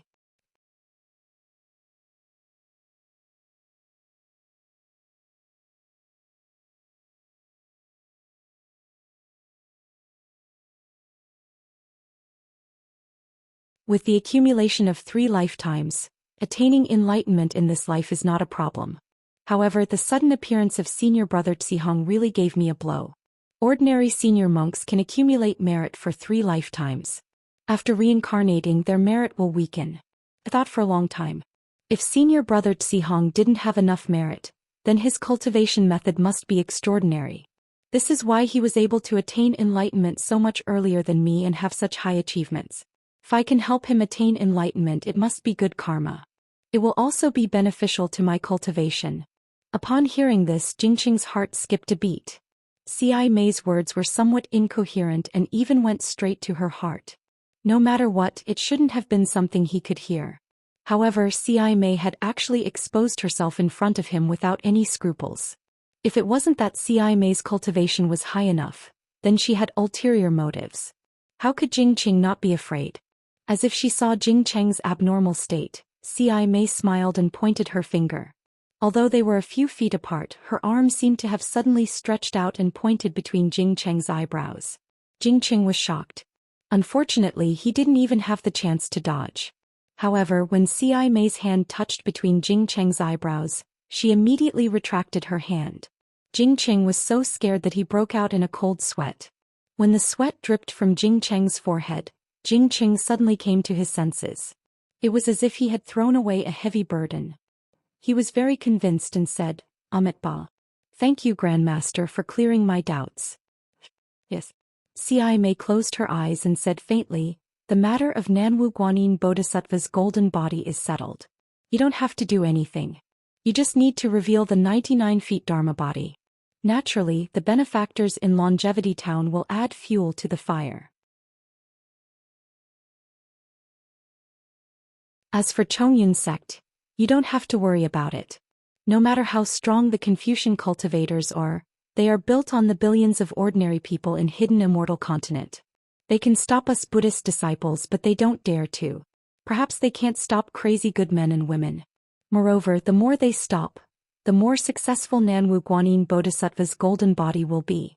Disciple understands. Jingqing's face regained its calm. Disciple will make Nanwu Guanyin Bodhisattva's golden body technique my #1 priority. As for the abbot of Shaojin Temple, you don't have to send Jingqing over. C.I. Hang instructed again, I've already sent out a Buddhist edict. Lisan Ren is the abbot of Shaojin Temple. When you leave, he will go with you to Longevity Town. Lisan? Jingqing was stunned at first, then said in shock, Grandmaster Martial Uncle Lisan. Is Elder Lisan of Hanling Temple's Sutra Pavilion? That's right. It's him. C.I. Mei answered without opening her eyes. Grandmaster Longevity Town is now the focus of hidden immortal continent. It's where we Buddhists and Confucian cultivators compete. Martial Uncle Lisan only reads Buddhist scriptures and doesn't practice magic. He's no different from ordinary people. Jingqing said anxiously, if he goes to Shaojin Temple, I'm afraid he won't be able to convince the masses. Won't be able to convince the masses? When C.I. Mei heard this, she opened her eyes. 2 more lotus flowers flashed out from light and dust, giving Jingqing a fright. He looked a little panicked and said in a low voice, This disciple has a feeling. If we don't have a thunderous method, we won't be able to deal with the aggressiveness of Confucian cultivators. The aggressiveness of Confucian cultivators? C.I. Mei sneered. Even Xingchen didn't have a way to deal with that Taoist cultivator, right? If it weren't for that little Taoist cultivator, how could there be senior brother C.I. Hang? Jingqing, you have to remember that our Buddhist sect emphasizes the cultivation of Buddhist Dharma the most. Buddhist fruit is more important than cultivation realm. The biggest reason why I suggested for senior brother C.I. Hang to attain fruit is that Ku Tuchuo has always placed Buddhist Dharma first. Senior brother C.I. Hang's psychokinesis is profound, and he's proficient in Buddhist Dharma. Although Lisan doesn't have many methods to subdue demons, he has countless Buddhist scriptures in his heart. He's #1 in Fierce Debate Temple. Letting him be the abbot of Shaojin Temple is a powerful method for our Buddhist sect to advance in order to retreat. Jingqing was also an abbot. When he heard this, he immediately understood that C.I. Mei's image in his heart was once again raised. He really couldn't understand why this handsome young monk in front of him was so intelligent and thought of everything ahead of him. This disciple understands. Jingqing replied with heartfelt admiration. Then he thought for a moment and said with a smile, speaking of the little Taoist cultivator of Taoism, Xiao Yi's appearance is strange. Disciple feels that this Xiao Hua's appearance is very strange. Moreover, this Taoist priest has some means. Even Xingqian is not his opponent. And that's right. Speaking of Taoism, Ci Mei frowned slightly. Lane Temple has a Buddhist edict. However, although Xiao Hua has some methods, if our Buddhist sect attaches importance to him, his cultivation is really too shallow. The Buddhist edict should have nothing to do with him. What? Jingqing, what do you think? It's nothing. This disciple just feels that he's a bit strange. If his origin is correct, we can make use of him. It wouldn't be bad for him to be our Buddhist sect's protector. Jingqing muttered to himself and spoke his bold idea. Ci Mei seemed to agree with Jingqing's words. She glanced at him and said indifferently, "You're right." Although Xiao Hua isn't worthy of our Buddhist sect's roping in, he has some cultivation after all. Moreover, he's definitely older than Xingqian. You should search for his traces. This person has great strength and is suitable to be our Buddhist sect's protector. If he can convert to our Buddhist sect and then go to Jiangchao Temple to guard the golden body of Guanyin Bodhisattva, Amitabha, that would be the most perfect ending. When Jingqing heard this, his snow-white eyebrows raised. He said with a smile, "This disciple will follow martial ancestors' Buddhist edict and immediately send people to investigate." And after hearing this, Ci Mei closed her eyes and said indifferently, "Go. You only need to remember that you understand Buddhist principles, Buddhist doctrine, Buddhist scriptures and Buddhist nature. You only need to let our Buddhist sect's Buddhist light of salvation shine on Longevity Town. You can't use any other methods to subdue demons." Amitabha, this disciple will remember. Jingqing hurriedly put his palms together and replied in a low voice, "Martial ancestor has taught this disciple for a long time. This disciple already understands. This disciple will take his leave now and ask martial uncle Shan to condescend to become the Shaojin Temple's abbot." Ci Mei closed her eyes and ignored Jingqing. The light from the east shone on him, and the Buddhist light faintly reflected and reflected. It was a lifelike spirit lotus shape. Jingqing's eyes were filled with envy as he looked at it. He lowered his head and slowly retreated. At this time, Xiao Hua naturally didn't know that he had been regarded as the best protector of Shaojin Temple by Jingqing. He also didn't know that once he appeared in Longevity Town, this small town on the border immediately became the focus of a tit-for-tat confrontation between Confucian cultivators and Buddhist sect. He also didn't know that the news of the first Bodhisattva golden body on hidden immortal continent was true. Moreover, he didn't know that this golden body was second only to Buddha's 10 zhang golden body. A 99 zhang golden body of Bodhisattva was unique in the Buddhist sect. Moreover, it was created at this special time and in this special place. It was truly unprecedented and would never be replicated again.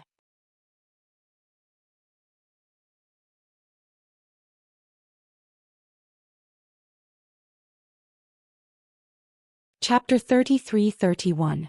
Right now, Xiao Hua was sitting cross-legged on the back of the Pegasus, following the light beasts as they soared into the sky. High up in the sky, the wind was biting cold and there were layers of cold shadows. Wisps of cloud were sharper than swords, piercing into the light feathers of the Pegasus, and even into Xiao Hua's flashing body. Although Xiao Hua looked as if nothing had happened, he was the only one who knew the pain inside. This wind was very powerful, it was able to freeze the true essence in his meridians. Right now, Xiao Hua was only relying on his protective magic weapon to resist the wind. If he flew high up for a moment, he really couldn't guarantee his own safety. Xiao Hua looked at the distance under his feet. The flaming sun was like a pellet.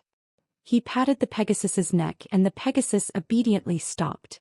Only then did he say, "Senior, this little one's cultivation is limited. I'm afraid I can't follow Senior on a long journey. Even if I see you off for 1,000 miles, I still have to part. This little one will take his leave now." And seeing Xiao Hua stop, the 3 light beasts also stopped. Especially the light baby, it actually flew in front of the Pegasus and coquettishly circled around it a few times. Then, under the lead of another light beast, it continued to fly forward. "Thy name is Xiao Hua, I will remember it." The light beast's voice sounded in Xiao Hua's ears. "Thou saved my child, I will repay thee. Thou can tell me what is on thy mind. As long as I can help thee, I will definitely do it." He. Xiao Hua cupped his hands and said, Senior's words are too serious. In fact, if not for Senior's appearance, Junior and the others would have fallen into the mouth of the catfish. What thou said before, I have heard it in my heart. Thou is not a monster, but you can actually stand up for my son. A group of monsters actually dared to frame me, thou is much more magnanimous than them. The light beast said, I can help thee, it is also my wish. Hearing the light beast's words, Xiaohua no longer pretended and said, Junior saw that the light baby's body is surrounded by condensed world essence qi. It is impossible to use it. Even if there is a monster cultivation method, I am afraid that the world essence qi around its body must be refined first. If I may be so bold, I would like to ask. What is this technique? Why are you asking about this? The light beast asked coldly. This matter seems to have nothing to do with you. Xiaohua was helpless. He had no choice but to tell the beast that his meridians and body were filled with the earth crystal Yao milk. The radiant beast looked at Xiaohua up and down as if it was pondering or probing. After a while it said, this place is not safe. I can't talk to you too much. If you want to refine the strange things in your body, you can come here in 10 days. While speaking, a ray of light that was even thinner than a thin thread was emitted from the radiant beast's mouth and landed in between Xiaohua's eyes. While the radiant beast was startled, the heavenly eye in between its eyes flashed with a strange green light and actually blocked the penetration of this ray of light. This is where that place is. The light beast had no choice but to explain. Good Xiaohua was overjoyed. He quickly put away his heaven's eye. When the light appeared in his mind, it was the location of a certain place. Thank you, Senior. Xiaohua cupped his hands. The radiant beast didn't stay any longer. It turned into a ray of light and chased after him. Hee. Xiaohua was very happy. He really didn't expect that the earth crystal Yao milk, which he originally planned to use more than 10 years to refine, would be solved in one night. He then patted the heavenly horse. The heavenly horse neighed and flew towards the ground. Xiaohua took advantage of this moment to wave his hand and took the Buddhist archive that he bought with a copper coin in the auction. That Buddhist archive was very old. There were some mottled black spots on it, just like moldy spots on an ordinary jade. Xiaohua's gaze fell on this Buddhist archive. He sighed in his heart. Alas, something bought with a copper coin, you really get what you pay for. I'm afraid it won't be especially precious. Although this story can't be fake, but secret techniques. Do I lack secret techniques? Thinking, Xiaohua very inadvertently sent this Buddhist archive into his Naiwan palace. However, when the Buddha relic opened the Buddhist archive and saw what was inside, Xiaohua's face lit up. Oh, Buddhist seal catalog? This is the secret technique of Buddhist sects, Buddhist seal catalog. This Xiaohua really made a big profit. Xiaohua used Buddhist seal before. He relied on the Buddha relic's Buddhist seal to control the clear water bottle. He knew that this Buddhist seal was similar to the Tao sect's technique. However, he didn't obtain the complete Buddhist seal catalog. Naturally, he didn't really practice it. Now that he unexpectedly obtained this item by chance, how could he not be happy? Taking advantage of the fact that he was still far from the ground, Xiaohua simply let the Buddha relic read this Buddhist archive. His mind was watching from the side. Xiaohua was happy at first, but the more he read, the more he frowned. This Buddhist seal catalog wasn't bad. There were 3 types of Buddhist seals inside. They were Mountainous Buddhist Seal, Stellar Buddhist Seal and Karmic Buddhist Seal. Mountainous Buddhist Seal, as the name implies, can produce the power of mountains when used. Stellar Buddhist Seal can produce the power of stars, and Karmic Buddhist Seal can produce the power of karmic hindrances. These 3 types of Buddhist seals have 9 layers. The power of each layer is superimposed on the previous layer. When the 9 layers of Mountainous Buddhist Seal are cultivated, the power of 9 mountains will be displayed. The same is true for the power of stars and karmic hindrances. However, such a useful Buddhist seal fell into Xiaohua's eyes, causing him to be somewhat puzzled. That's right, Xiaohua's physical body has the power of mountains. That heavenly laws embodiment technique also has the power of mountains. What's the difference?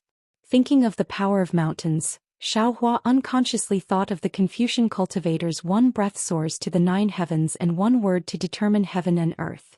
Just like what Xiaohua said to Yu family's 7th uncle that day, 1 breath soars to the 9 heavens. Xiaohua understood very well that the Confucian cultivator was tempering the true qi in the chest. This true qi has myriad mysteries and can soar to the 9 heavens.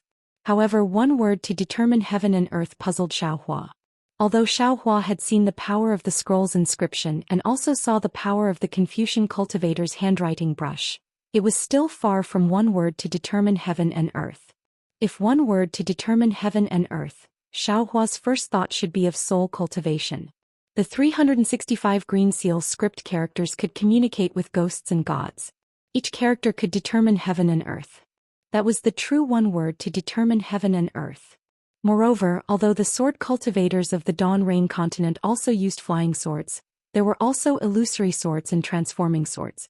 However, when it came to the hidden immortal continent, it was very obvious that the pure flying swords should belong to the Confucian cultivators' Mahist sect. Using qi to control the sword and storing divine sense in the sword seemed to be a level higher than the sword transformation swords of the sword cultivator. Speaking of sword cultivators, Xiaohua naturally thought of Yao cultivators. Yao cultivators were originally humans, but they fused with immortal birds and borrowed the power of immortal birds. This was clearly a human approaching Yao. There was also divine sense, Buddhist awareness and elemental awareness. Although each of these was different, if one really wanted to talk about it, there was no special difference. It's really strange. It seems different from what others said. Yao, Confucian, Buddhist, and Taoist, these 4 sects all seem to look down on other sections. Even in the hidden immortal continent and Western paradise, the Taoist sect was destroyed by the Confucian and Buddhist sections. In the Dawn Rain continent, the Confucian and Buddhist sects were destroyed by the Taoist sect. They all said that they were the orthodox sect between heaven and earth. However, thinking about it this way, each sect always had some methods and magical abilities that were similar. How could anyone know who was the orthodox sect? Who was the plagiarist? Or it could be said that for millions of years, no one knew who was the orthodox sect. The taboo of my Taoist lineage, Confucian cultivators and Buddhist sects, was to borrow the power of heaven and earth. Whether it was magic arts or magic arts, they were all more powerful than the methods of Confucian cultivators and Buddhist sections. Therefore, if I only look at the methods of fighting, I only need to practice Taoist magic arts and don't need to practice anything else. But the problem is, Confucian cultivators Qi, Buddhist sects Saraira, and soul cultivators green seal script characters, what is their true essence? Oh, and there are also demons. Demons have always looked down on humans, but unfortunately, they frequently appear in places like the hidden immortal continent. What is the true essence of their cultivation? Thinking of this, Xiaohua's brows furrowed.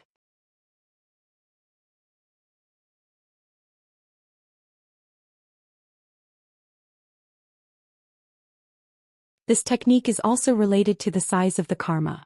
That's right, if I can completely understand this Buddhist mountainous seal and use it on my physical body or Dharma body, wouldn't it be? The more Xiaohua comprehended, the happier he became. He had already thrown his previous doubts to the back of his mind. It seemed that this comprehension and cultivation could enrich him. Not to mention Xiaohua riding the Pegasus towards the Bronze Pillar country, 300 li away from the capital of the country of Xi, there was a mountain peak that was not very tall. This mountain peak was shrouded in a faint white fog. The white clouds in the sky also flew to the edge of the mountain peak as if attracted by the beautiful scenery of the mountain peak.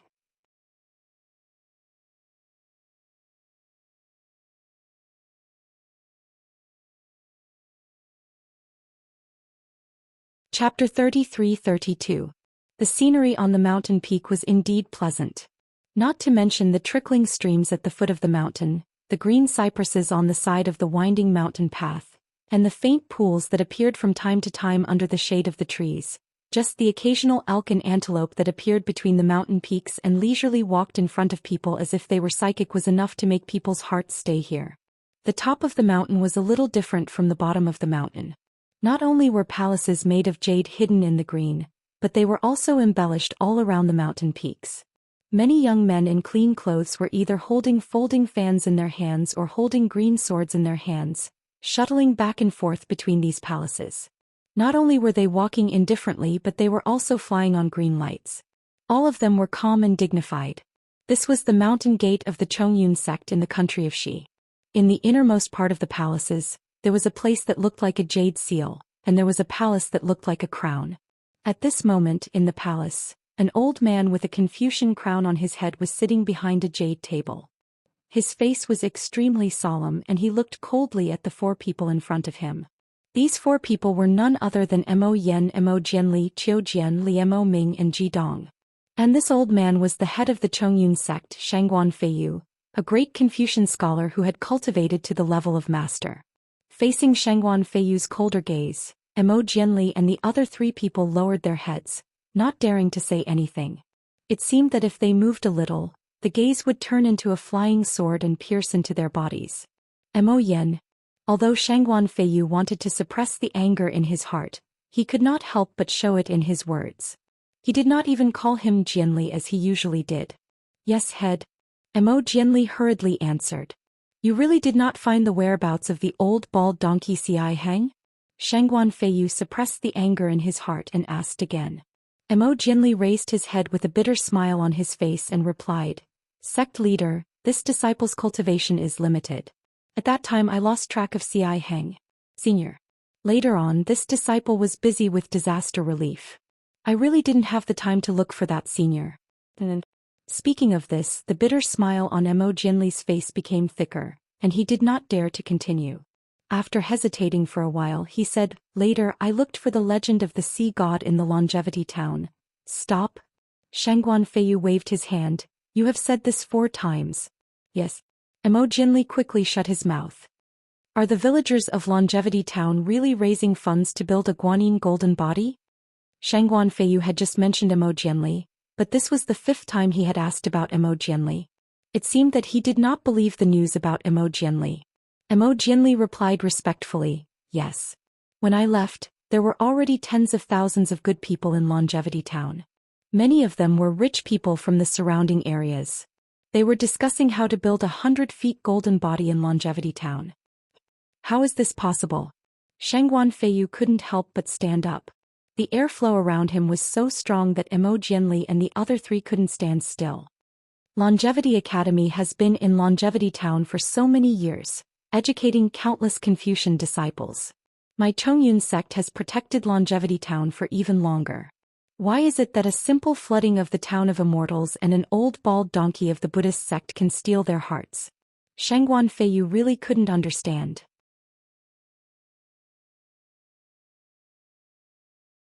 Even their basic necessities, food, housing, transportation and farmland were all given to them by the king of the country of Shi, right? Besides, the Buddhist sect has never built a Dharma golden body in Zongxian land. Even the Buddha statues in the temples are restricted by us Confucian cultivators. For no reason. Why would someone want to build a Dharma golden body in Longevity town? This must be done by the old bald donkey of the Yunlin temple. The Buddhist sect must be behind this. Sect master, it doesn't matter whether the Buddhist sect is behind this or not. What's important is that we can't let the Dharma golden body be built in Jiangchao Ridge. Mo Jianli said hurriedly, once the Dharma golden body is built, not only will the Longevity Academy lose its foothold in Longevity town, even the Chongyun sect won't be able to show its face in the country of Shi. This is just a small one. Once the Dharma golden body is built, we Confucian cultivators won't be able to raise our heads. The Zongxian land is the place where we Confucian cultivators taught.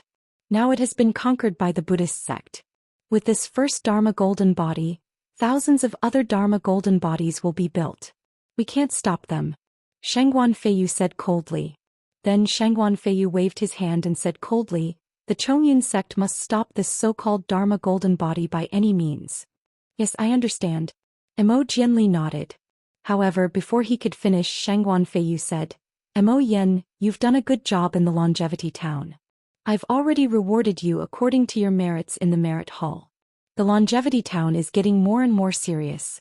Your cultivation is not enough to support it. You don't have to worry about it. Mo Jianli hesitated and said tentatively, although my cultivation is low, I'm very familiar with the Longevity town. I know the reasons behind it. I think I can do it. Aha, familiarity and clarity are not important. Shangguan Feiyu said with a smile, what we need now is an iron fist. Fools always think that they can defeat the heavens with their strength.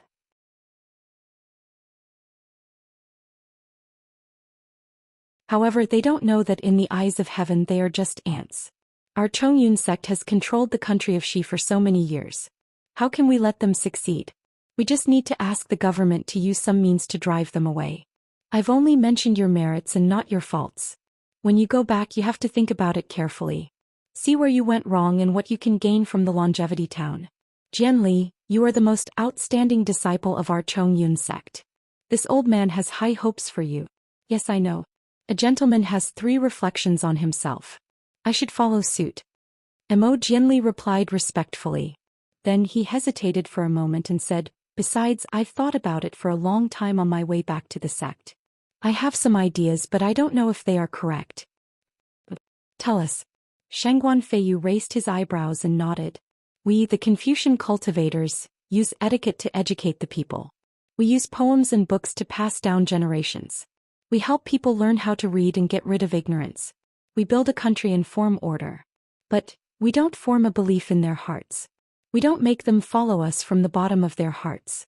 We only set up rules and regulations around them and let them live and grow within them.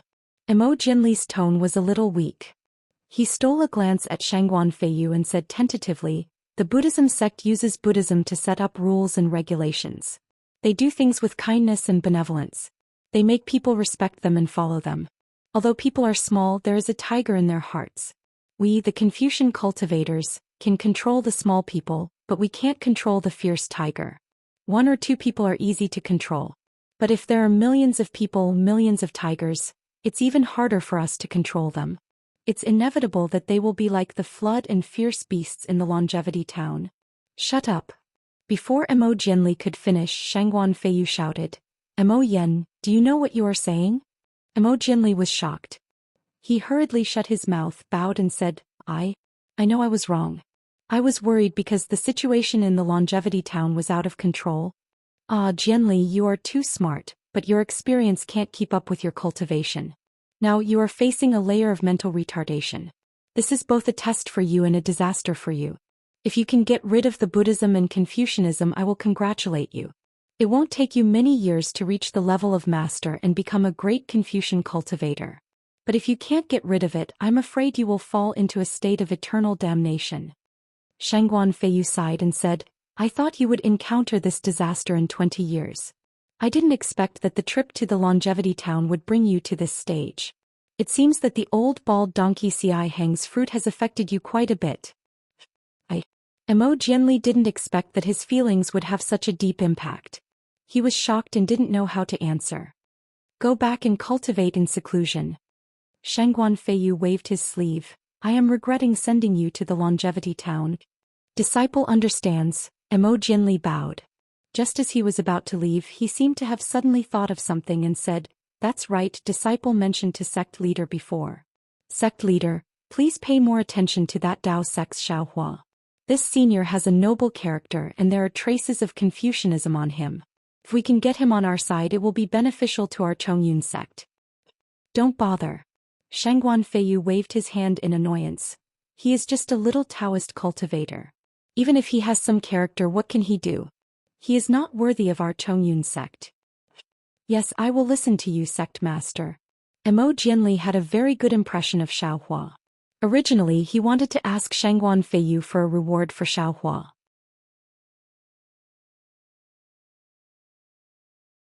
Unfortunately, when he reported the changes in the longevity town of Buddhism, Shangguan Feiyu could no longer stay calm. Thinking about the future of the Chongyun sect and the embarrassment of the Confucian cultivators, Shangguan Feiyu no longer wanted to reward a Taoist cultivator. Thus, Mo Jianli's last hope was shattered. After Mo Jianli and the other 3 left, Shangguan Feiyu took a deep breath and sat down. However, a moment later he stretched out his hand again. His slender and fair fingers played on the white jade table as if he was playing a zither. Shangguan Feiyu frowned even more as his fingers, which were whiter than the white jade, moved. After a meal, Shangguan Feiyu's hand paused. A violent aura burst out from his fingers. The noble spirit in the air rushed into the table with this aura.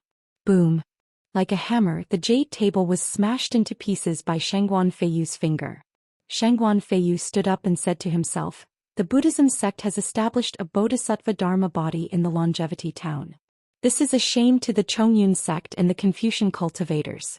If the Chongyun sect can't deal with this alone, the other sects can't just sit and watch. Then a cloud appeared under Shangguan Feiyu's feet. He quickly rushed out of the palace and disappeared into the depths of the Sulu Mountains.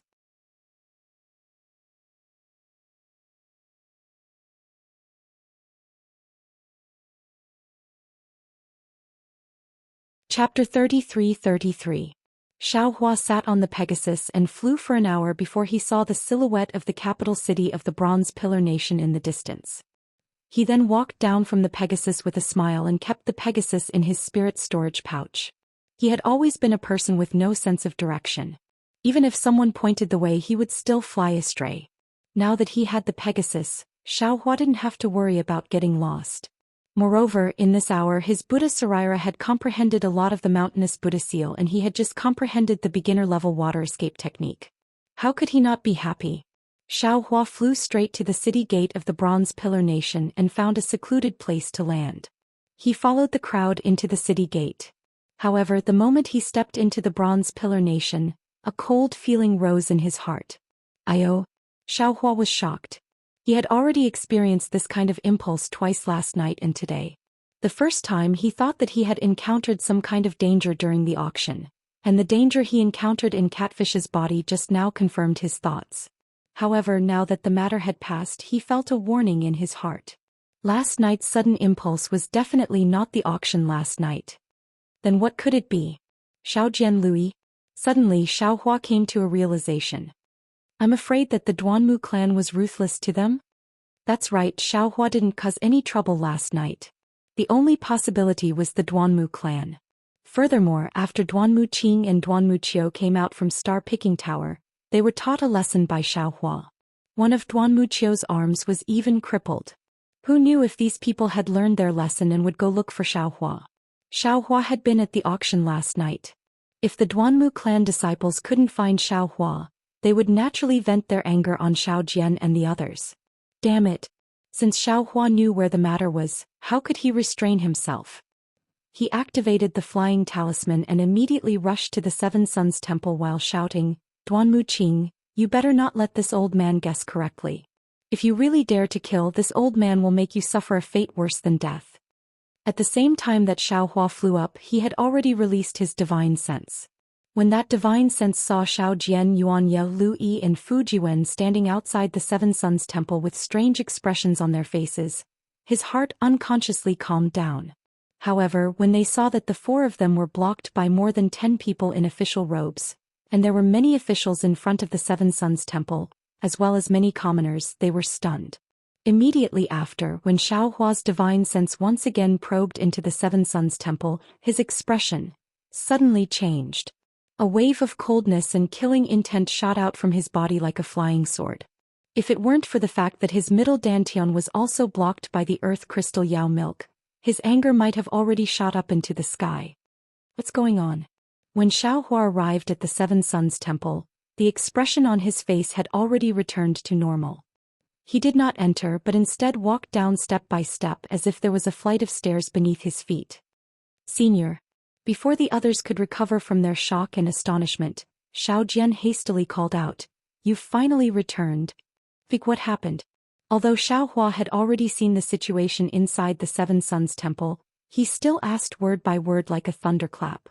Not only was Xiaojian's ears buzzing from the shock, even the expressions of the commoners and constables in the Seven Suns Temple changed greatly. Even the constables surrounding Xiaojian and the others retreated a few steps.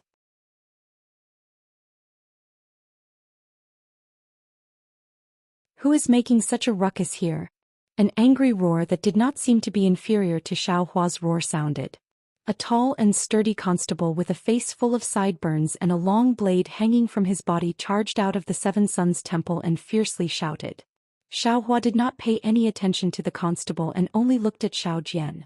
Xiaojian hastily explained, Senior, we separated from Senior in front of Zhai Xinglu and returned to the Seven Suns Temple.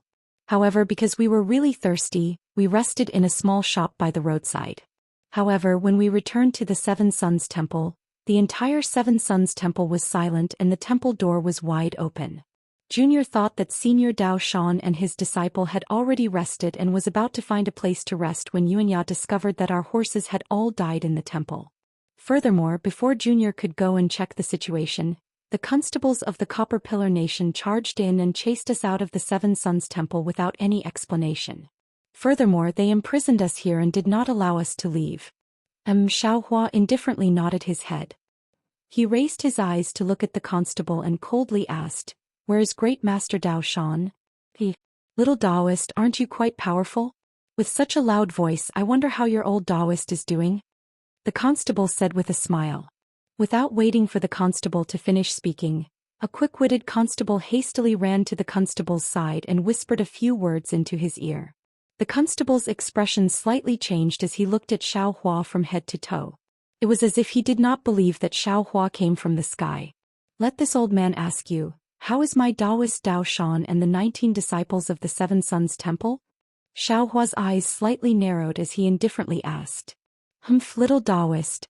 The constable coldly snorted and said, "This old man knows that you are someone with cultivation. However, don't forget that this is my Copper Pillar Nation.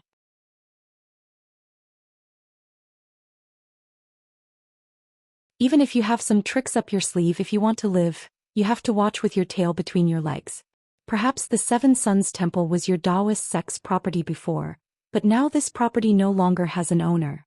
You have no right to point your finger at this old man here. Furthermore, such a huge matter has already broken out of your Taoist sect's control. Right now, the Seven Suns Temple has already been listed as a forbidden area by the Yamen. If you don't want to get into trouble, then hurry up and leave." "Ha!" Xiaohua faced the sky and laughed loudly. He laughed so hard that tears were about to flow out of his eyes. He pointed at the Seven Suns Temple and said, "What a joke. This Seven Suns Temple was bought by my Taoist sect with real money.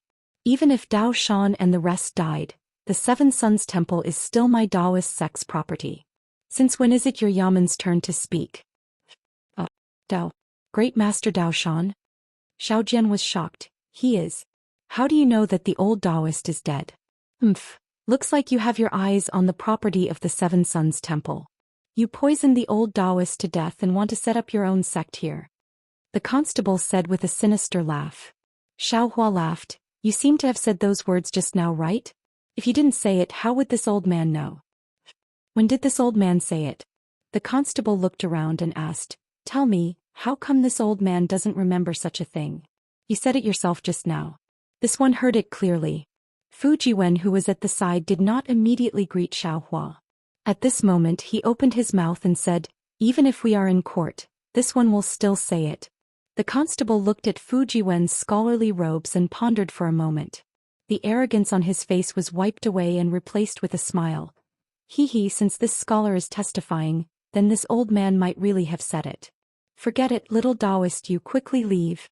This Seven Suns Temple matter is rather strange. It has nothing to do with you." "No." Xiaohua shook his head slightly. "Dao Shan is my Taoist disciple. Since he is dead, then this old man must get to the bottom of this matter. And since you want to know, then this old man will tell you." The constable said impatiently, "There are 20 people in Seven Suns Temple. Every one of them strangled themselves to death by strangling their own throats. The coroner in the Yamen has already checked and there are no signs of homicide. Homicide has already been ruled out." "Suicide?" Xiaohua laughed from extreme anger. "Furthermore, they strangled themselves to death with their own hands? Don't you think that these words sound very funny?" "Funny? What's funny about it?" The constable said coldly, "A few days ago, there was someone who used a knife to stab himself 17 times. He stabbed himself until he was in a mess and committed suicide. This is the judgment of the coroner, the conclusion of my Tongzhou country's Yamen." Good. Xiaohua said good 3 times in a row. Then he turned his head to look at the surroundings and said with a smile, "Fellow villagers, all of you live near Seven Suns Temple and have met old Taoist Dao Shan many times. You all know this kind old man very well. Now that old Taoist Dao Shan strangled himself to death, do you all believe it?" Although Xiaohua was full of smiles, his gaze was like a sword. Everyone who looked at him retreated. If they didn't lower their heads, then they looked elsewhere. No one answered him. "It doesn't matter if you believe it or not. It doesn't matter if they believe it or not. This old man believes it. The constable seemed to be very clear about the crowd's avoidance and said with a smile. However, before he could finish speaking, he felt a flash in front of his eyes. Xiao Hua, who was still quite far away from him, suddenly appeared in front of him.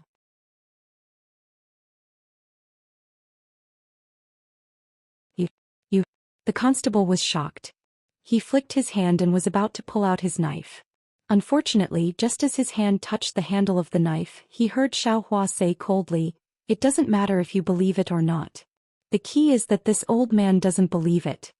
Following Xiao Hua's cold voice, Xiao Hua raised his hand. His right index finger suddenly appeared between the constable's brows. Endless terror appeared in the constable's eyes. Because in front of him, when the finger moved, it brought about swaying starlight. Clusters of dark green brilliance burst out like exploding stars. Countless scenes were shattered by the finger, as if the constable himself was about to fall into the shattered starlight. However, just as Xiao Hua's finger was about to touch the constable's eyes, it suddenly froze there. This constable is an evil person's evil words and is really disgusting. However, he might not be the real culprit who killed Dao Shan. He might not even know some inside information. This Xiao Hua's soul-searching finger can't guarantee that this constable's soul is intact.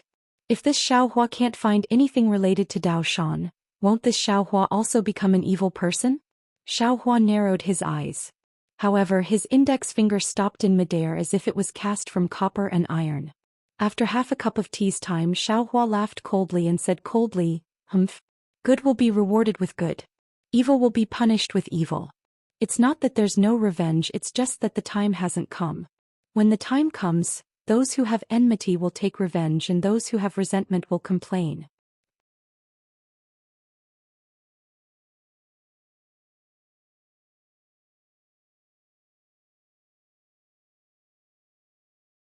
Chapter 33-34.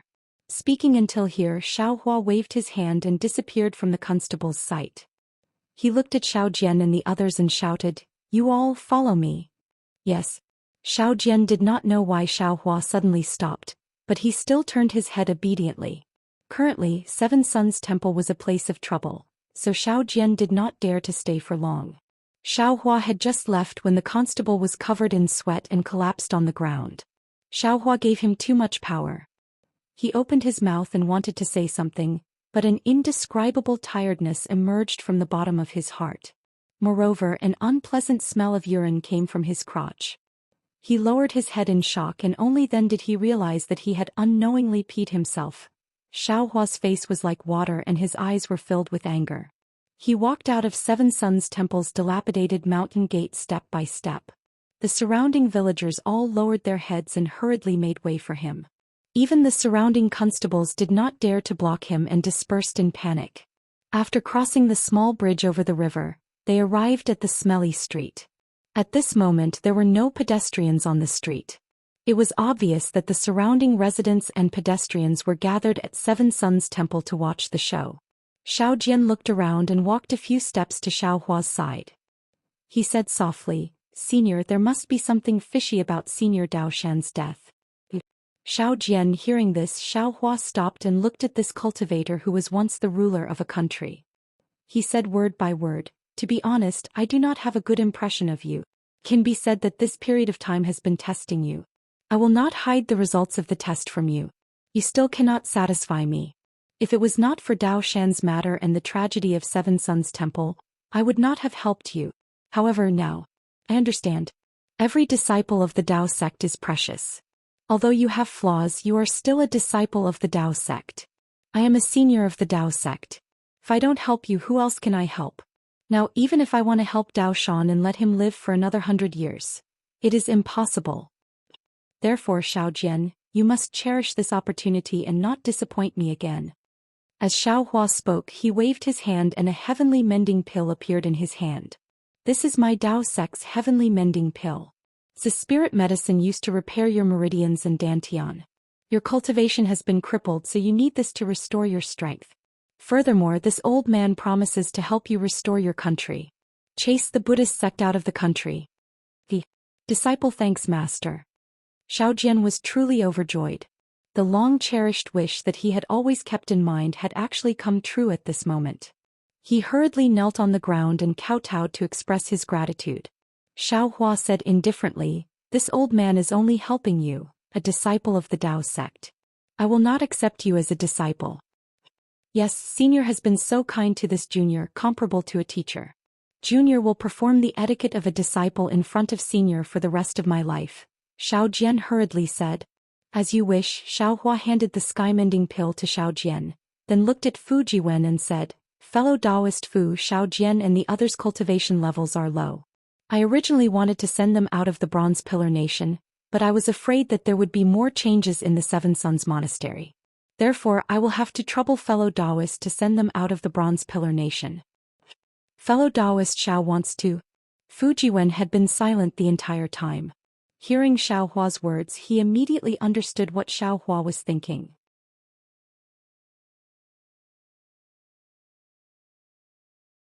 He hurriedly said, "Although Great Master Dao Shan's death is extremely strange, now that the Bronze Pillar Nation's government is involved, from what the constable said, there seems to be more secrets. If fellow Taoist wants to speak up for Great Master Dao Shan, you must have evidence. Otherwise you will be going against the entire Bronze Pillar Nation.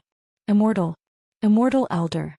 Just as Fu Jiwen was persuading Xiaohua, a disheveled child beggar called out softly beside a dilapidated house in the distance. "Isn't this the evidence?" Xiaohua smiled and said, "You can go now. I will go find you later. You don't need to persuade me anymore. Just like what you saw at the auction, although I want to settle things peacefully sometimes, there are people who want to ride on my head and shit on me. Sometimes I feel that I can tolerate it and use slightly more peaceful methods to deal with it. However, human nature is too evil. Kind people are bullied and kind horses are ridden. Always enduring and giving in is not the best strategy. Dao Shan's tragedy made me see clearly that the filth of this world still needs to be used with thunderous methods. Otherwise, what is the use of heavenly thunder in this world? What is the use of righteous spirit? Today I will control the heavenly thunder and kill these rascals." Immortal Elder. Yuanya shook his head. "This kid is not talented. Shut up." Xiaohua did not wait for him to finish speaking. He waved his hand and took out a magic hammer and handed it to him. "Seeing that you are not used to using this stick, it's better to use the hammer. In the future, hold this hammer by yourself. I don't care anymore." "Yes, Immortal Elder." Yuanya did not dare to contradict Xiaohua and took the hammer and replied. Lu Yi was still quick-witted and said from the side, "Taoist Elder, you should do your own things. After we leave Bronze Pillar Nation, we will head towards Jiang country. Our leg strength is not as good as Taoist Elders, so we will wait for you in front. And go, don't delay."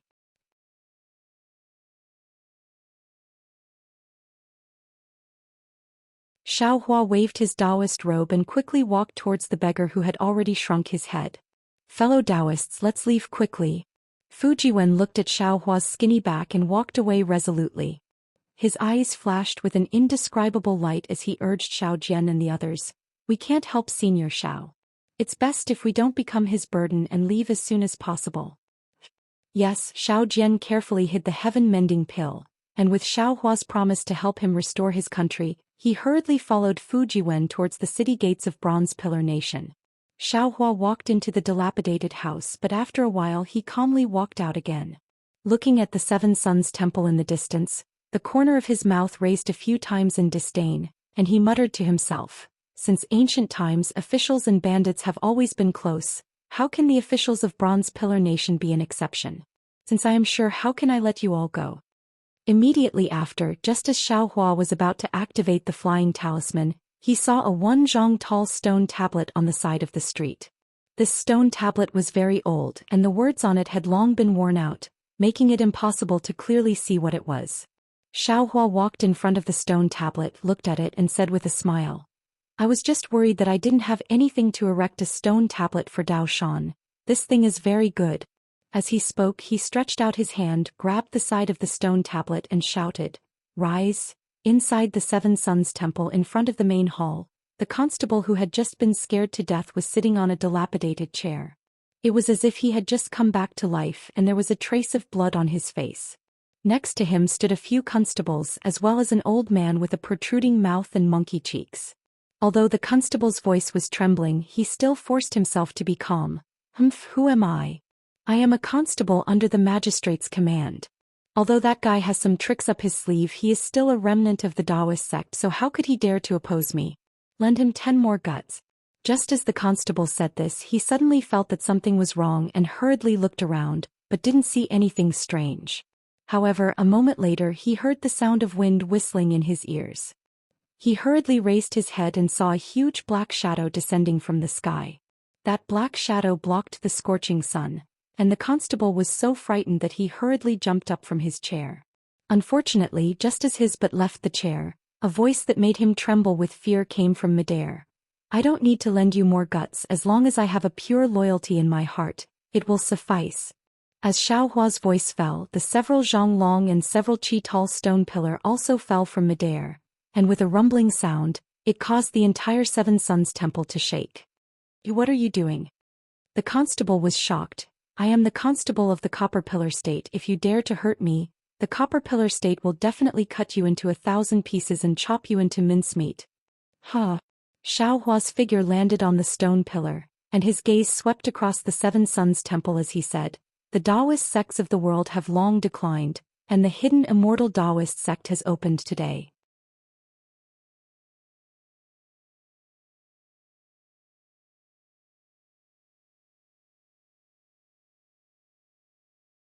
Immortal Elder, please spare my life. This little one is willing to say anything. After being surprised, Wu Qian immediately begged for mercy. As a constable, he knew better than anyone the importance of begging for mercy.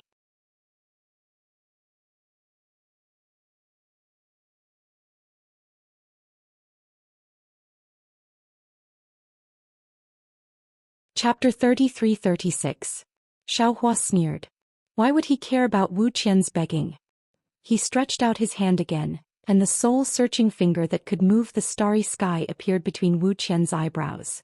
This time Xiaohua did not hesitate and even said, I don't need your surrender and I don't need your information. The things in your soul are far more reliable than the things in your mouth. Wu Qian's entire world was shattered and it could no longer be restored. Everything about him had turned into a grayish-black color. Seeing Wu Qian standing there in a daze, not moving an inch, and Xiaohua's outstretched hand flickering with a faint dark green radiance, the monkey-faced old man and the other bailiffs didn't dare to stay any longer. Each and every one of them forced themselves to focus and did their best to move their trembling legs, wanting to escape from Seven Suns Temple. Xiaohua's eyes were tightly shut, and his face became increasingly serious and gloomy. A kind of killing intent was gradually emitted from his body. Seeing that the constables had already escaped from the Seven Suns Temple, Xiaohua raised his hand, and the God Power Centipede came out from the space. Go! Xiaohua ordered, kill him and him. Wu! The God Power Centipede whistled and flew out from the Seven Suns Temple. In an instant there were 4 blood-curdling screams outside, and the hysterical screams of the crowd. Run! The demon is killing people. Amidst the panicked screams, the God Power Centipede quickly flew back. Its body was surrounded by black gas and it was truly terrifying. Xiaohua pulled his hand out from between Wu Qian's eyebrows and said coldly, I didn't expect you to be even more sinister than the mountain bandits. No less than 20 people have died in your hands. Today I'll let you off easy. As he spoke, Xiaohua waved his hand, and the God Power Centipede flew over again. The 2 antennae in front of its head were 10 times sharper than scissors, and it flashed past Wu Qian's waist.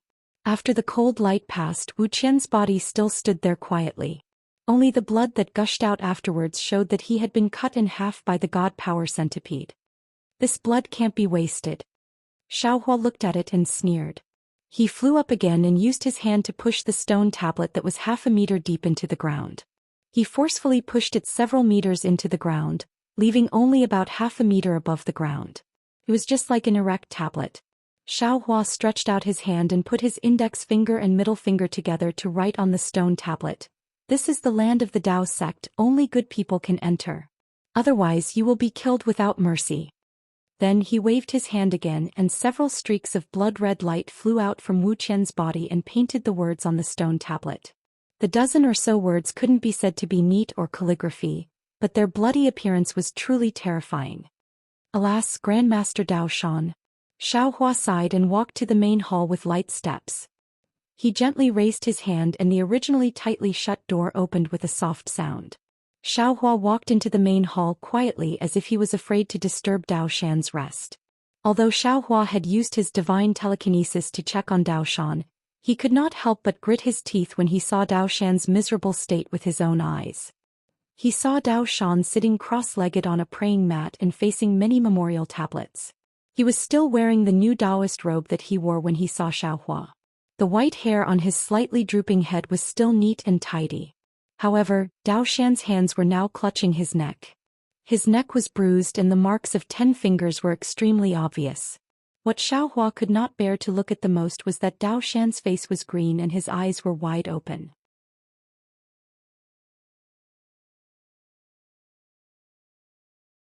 An expression of disbelief lingered in his dead fish-like eyes. At this moment, Dao Shan's eyes were protruding, as if all the resentment in his heart was concentrated there. His tongue was slightly stuck out of his mouth and there was a layer of light purple. There were actually 2 or 3 rice grains in his dried saliva. Xiaohua shifted his gaze away from Dao Shan and his gaze fell on the shrine wall that was originally dedicated to the Dao ancestor. His gaze swept across the many old memorial tablets. Previously, Xiaohua did not feel anything when he saw these memorial tablets. Now it seemed to be divided into different categories. Each memorial tablet seemed to be mocking. It was the mocking of the Confucian cultivators to the Dao sect and the Buddhist sect to the Dao sect. Go. Xiaohua waved his hand and a few wisps of flame flashed. He said coldly, since you can't protect your disciples, what's the use of you staying here? Why don't you just go back?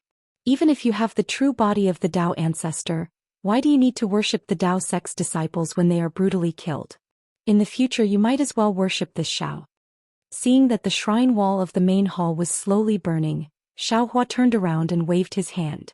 He picked up Dao Shan's remains out of thin air as if Dao Shan was still alive. He said indifferently, Great Master Dao Shan, this Xiao knows that you died with grievances. You don't know why you ended up like this after doing good deeds for your entire life. Since the heavens sent this Xiao here, then this Xiao will answer this question of yours. Follow this Xiao. This Xiao will let you see what is called black and white, what is called retribution, what is called killing without mercy. After walking out of the main hall, Xiaohua placed Dao Shan's remains in front of the blood steel. Then he walked to the backyard. There were also several tens of pitiful Taoists who had the same appearance as Dao Shan.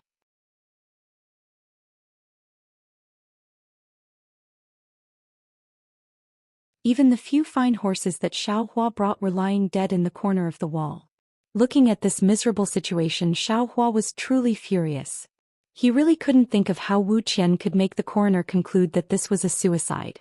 This was really inconceivable and impossible to justify.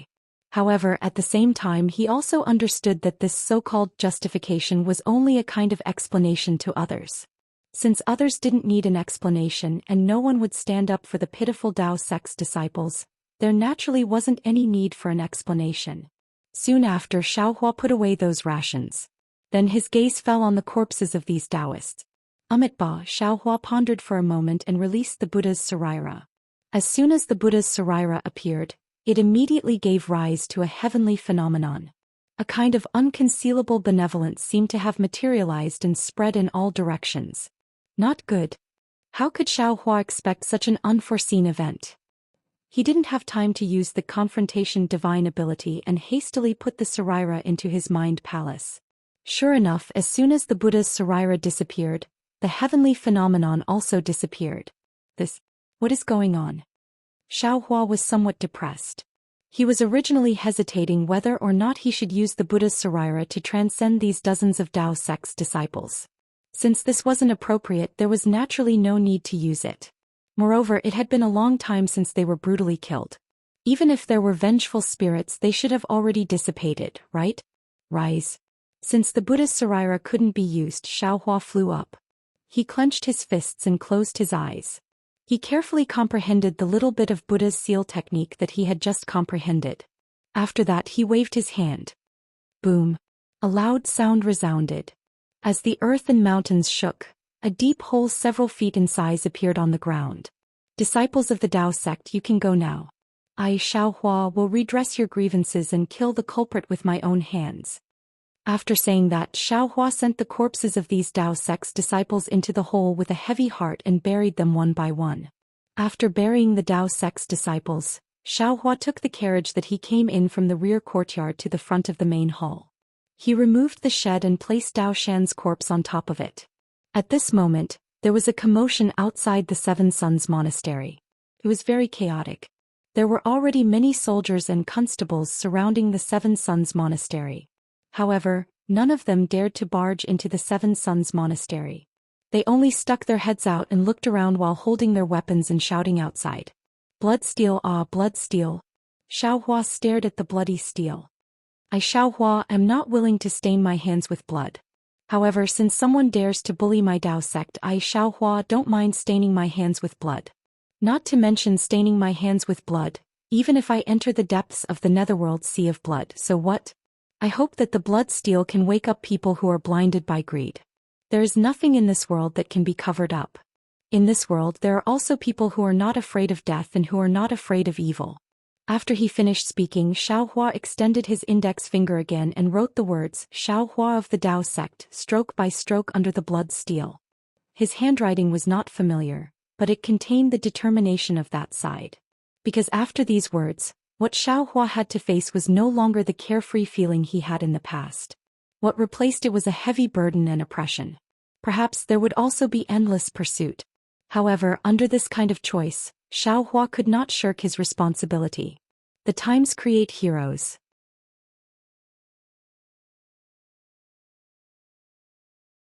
Perhaps this was another era where heroes would appear in large numbers. Soon after, Xiaohua waved his hand. The Pegasus, Little Black and Little Yellow all flew out. Xiaohua whispered to Little Yellow and Little Black for a moment. The two little things turned into black lightning and yellow wind and rushed out from the backyard.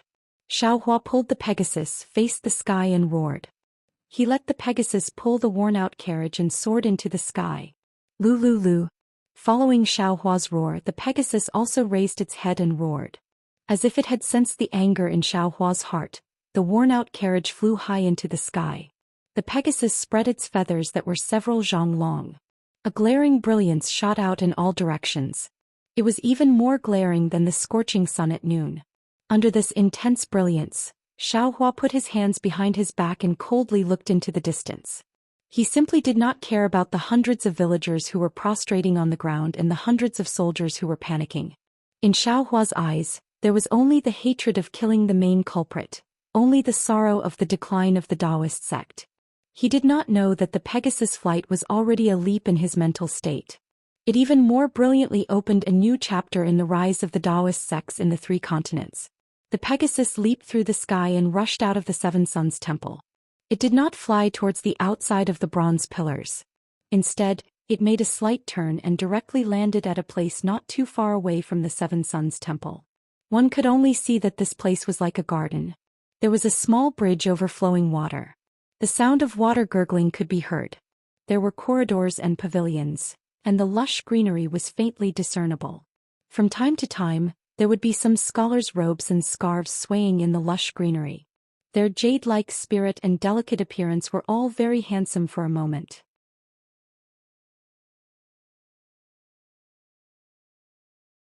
Opposite the garden, there were rows of red walls and green tiles.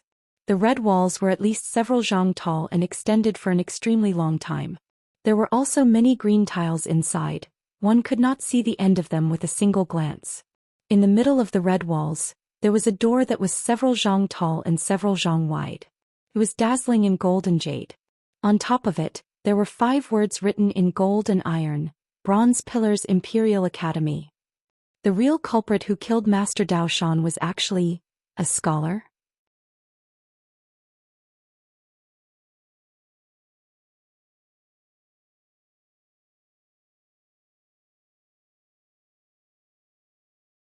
Chapter 33-37.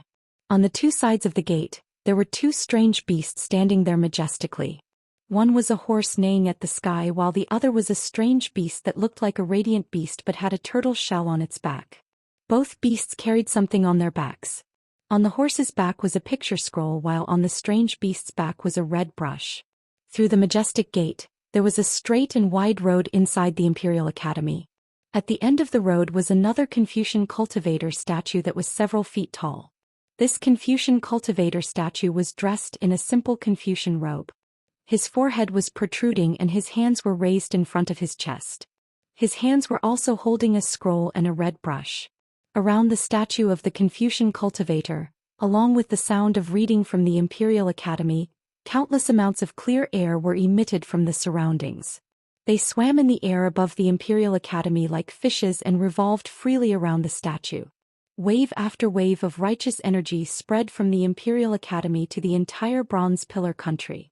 It was a peaceful and bright world. Unfortunately, this idyllic scene was suddenly shattered by the loud neigh of a horse. Not only did the orderly and righteous energy soar into the sky and rush towards the neigh of the horse, even the gazes of the students in the Imperial Academy were attracted by the neigh of the horse. When they looked over, what kind of scene was that? A radiance comparable to the bright moon fell from the sky. Within the radiance, there was a sacred Pegasus with its mane fluttering. On the Pegasus' back, there was a tall and skinny man standing solemnly. His face carried an aura of authority as he descended along with the Pegasus like a deity descending from the heavens. However, after the Pegasus, there was a tattered carriage that made everyone's eyes pop out. Even though the carriage was much brighter under the radiance of the Pegasus, everyone could tell that it was just an ordinary carriage. However, when their gazes turned to the carriage and saw Dao Shan sitting cross-legged with his head slightly drooping, they couldn't help but gasp. Everyone's heart was on alert. This descending from the sky was definitely not a good thing. It might be some kind of disaster. The students of the academy were not the only ones who attracted attention. On the way from the Seven Suns Temple to the academy and even further away, the citizens of the Copper Pillar country who saw the heavenly steed's brilliance all rushed towards the academy. Everyone wanted to know who was on the heavenly horse and who was the one who died on the tattered carriage. Moreover, Xiaohua rode the heavenly horse down from the sky. Before he even landed, there were already dozens of divine senses that swept out from the academy. They were very curious and even warned him. Xiaohua ignored the curious divine sense, but he immediately countered the warning divine sense with a soul stab. This Confucian cultivator's divine sense seemed to have borrowed from the Tao sect. This soul stab technique was the old ancestors' club. After a silent contest, some of the divine senses quickly retreated. It was obvious that they had other plans. However, some of the divine senses hesitated. When Xiaohua's nascent soul-level divine sense swept over, these divine senses retreated. At the same time, within the academy, there were some figures moving.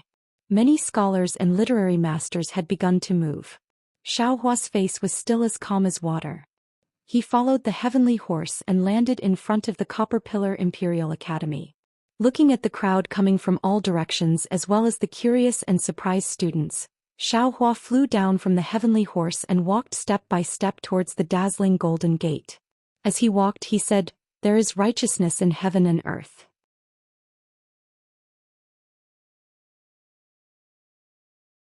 The academy is the place where righteousness gathers. People of the secular world can't distinguish the ghosts of the world. The students of the academy should be happy, read books, understand etiquette, know shame, and should keep themselves clean. Since there are students of the academy who knowingly broke the law and committed heinous crimes, this so-called Imperial Academy cannot escape. With such scum in the academy, what right does it have to educate the world? What right does it have to build a gate here? There is a saying in the world, if you want to be a whore, you still want to build a monument. How can there be such a good thing? Come, let this Xiao smash this chastity monument square that looks like gold and jade on the outside and rotten on the inside. As Xiaohua's voice boomed like thunder, and as Xiaohua walked step by step towards the entrance of the Imperial Academy, the expressions of countless scholars changed drastically. They had never encountered a situation where someone dared to destroy the entrance of the Imperial Academy. Even if the entire Bronze Pillar country was defeated, no one dared to invade the Imperial Academy. This was because everyone knew that even though the Imperial Academy and the Copper Pillar country were inextricably linked, it was still where the Confucian cultivators resided. Offending the Imperial Academy was the same as offending the Confucian cultivators. In the vast hidden immortal continent, who would dare to offend the Confucian cultivators? Xiaohua's actions of slapping them in the face were truly embarrassing. Clang clang. Numerous flying swords rang out. Pale green sword radiance rushed out from within the academy. Woo woo. Numerous whimpering sounds of the wind rose. Pale white righteous qi also rushed out from within the academy. Their target was Xiaohua. They all wanted to stop Xiaohua from destroying the archway. Unfortunately, Xiaohua simply did not care about these.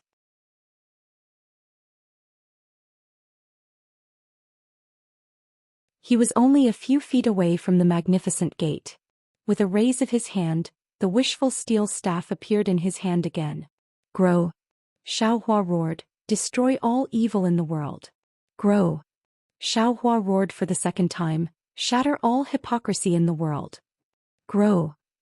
Xiaohua roared for the third time, clear all evil. With Xiaohua's thunderous roar, the wishful steel staff suddenly became more than 10 feet long.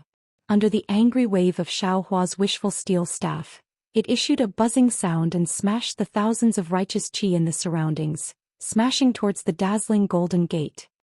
How dare you! Several surprised and resentful voices could not help but shout out. The sword radiance and righteous qi that attacked Xiaohua hurriedly rushed towards the wishful steel staff. Rumble.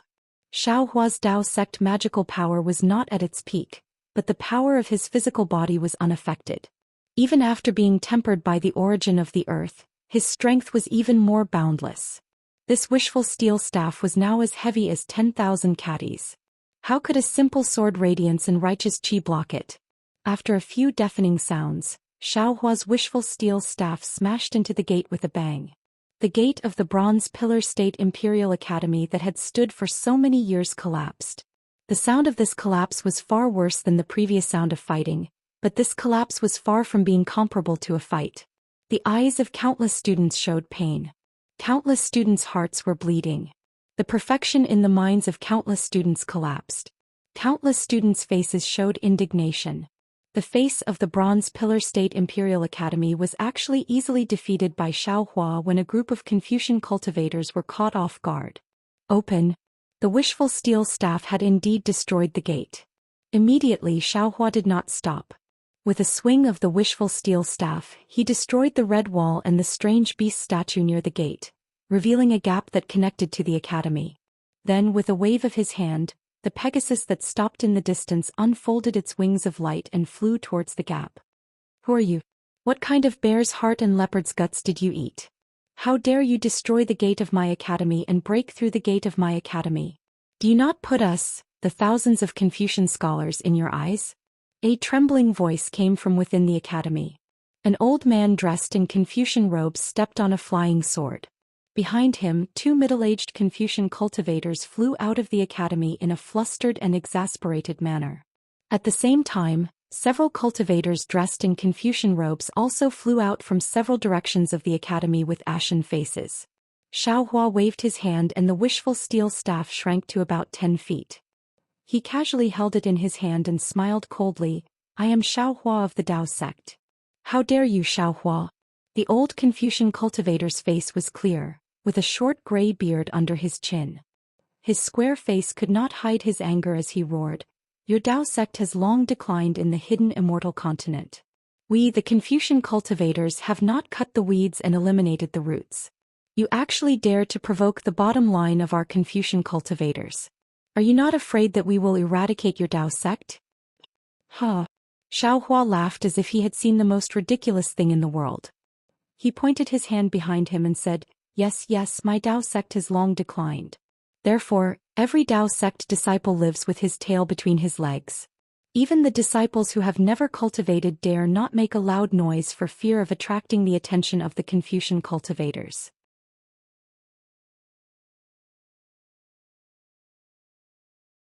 Look at the Dao sect behind Xiaohua. I don't know if you know him. This old man has never known anyone from the Dao sect. This Confucian cultivator could be considered reasonable. He didn't immediately take action to deal with Xiaohua. However, his cold and lifeless face clearly showed his disdain for Daoist disciples. Yes, you are high and mighty, educating the students in this academy and showing your majesty. How could you know this respectable old man? This old man had never read poetry nor did he enlighten the people. However, he had been giving out porridge at Seven Sons Temple for decades. He would rather starve himself so that the child beggars around him could fill their stomachs. It was such an adorable old man that he had died so tragically and was even said to have committed suicide. Suicide, suicide, you see, you die like this for Xiaohua to see. Xiaohua said and pointed his finger at the ruins of the gatehouse. Your academy hides filth, and the gatehouse has been contaminated with filth. How can it be worthy of the remains of my Dao sect master? If this Xiaohua does not push down this gatehouse, how can Master Dao Shan face the statue of your Dao sect saint? How can he state his grievances?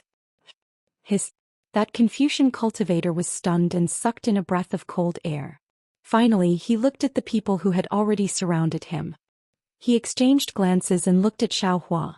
Xiaohua, if you have any grievances, you can go to the Bronze Pillar State's government office to redress your grievances. Even if there are traitors in my academy who are involved in this matter, there should be a government office to investigate. You are only a Dao sect disciple. You have no right to interfere with the lives of others. You can't take revenge for this and push down the gatehouse of my academy. Moreover, this Taoist priest Dao Shan may be a kind person in your eyes, but that may not be the case in this old man's eyes. Although the Bronze Pillar State is not very rich, as long as one has a bit of strength, they will not starve, let alone become a beggar.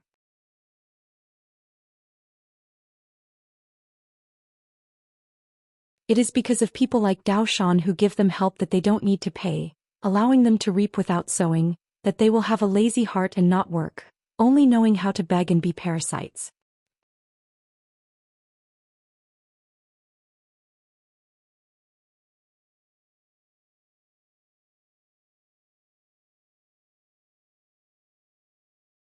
Chapter 33-38. Xiaohua was originally burning with rage and wanted to vent his anger on the Imperial Academy. If this old man had attacked him the moment he came up, Xiaohua would not have shown mercy. Even if he did not take this old man's life, he would definitely not let this old man off. Although his cultivation was not the same as before, he had many methods available to him. It should be easy to deal with this old man. However, the old man did not directly attack. Even if the academy's gate was destroyed, he still suppressed his anger and wanted to get to the bottom of the matter. Of course, putting aside the truth, just this attitude and self-restraint caused Xiaohua's anger to lessen. Hee. Xiaohua laughed coldly. Isn't the Copper Pillar Imperial Academy from the Copper Pillar Imperial Academy? Since it was your academy's students who did evil, can the officials of the Copper Pillar Imperial Academy make a decision for a lonely Taoist disciple? I don't know if they can make a decision or not. The old man's expression did not relax at all. He said word by word, but I know that if you don't put the law in your eyes and do whatever you want, what will happen to the world? Bullying the weak with the strong, getting greedy with greed, living in a precarious state? I forgot that you are a Taoist disciple. Naturally, you don't know what law is. You only know how to do whatever you want and not put the rules in your eyes. What you said is reasonable, but I also want to follow the law. Xiaohua had already thought it through in his anger, but there are people who use the law as a plaything and do illegal things with the hat of the law. Since the law cannot be controlled, then I will use the heavenly Tao and enforce justice on behalf of the heavens. What right do you have to enforce justice on behalf of the heavens? What right do you have to treat human lives like grass? Whether I have the right or not is not for you to judge. But I know that the people who treat human lives like grass are your academy's people. I will kill this academy's people on the spot and redress the injustice of my Taoist disciple. Xiaohua retorted, I am too lazy to talk about the specifics. The officials have already caught up. You can investigate in detail. Now that I am going to send Master Dao Shan to the saint, please step aside. Xiaohua, you keep saying that it was my academy's student who did evil. What is this student's name? Where is your evidence? Where are the witnesses and material evidence? The old man was enraged. You didn't know what was right or wrong and you destroyed my academy's gate. How can my academy let you off the hook today? What a good give up. I never thought that I would be able to give up today.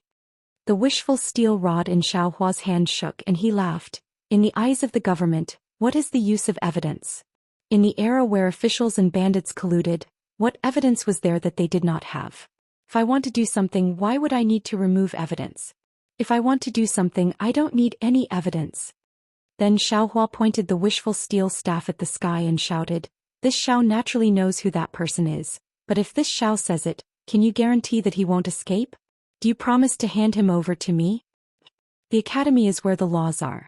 You Taoism cultivators don't have laws in your eyes, but the academy must have them." The old man said indifferently, "Even if you reveal the identity of that evil thief, my academy will still hand him over to the authorities. It's not up to you to decide." In that case. Xiaohua's figure moved. Those who walk different paths cannot make plans together. This Xiao has already given your academy enough face, so it doesn't make a difference. Get out of the way. In front of this Xiao, if a person blocks me, I will kill a person. If a city blocks me, I will kill a city.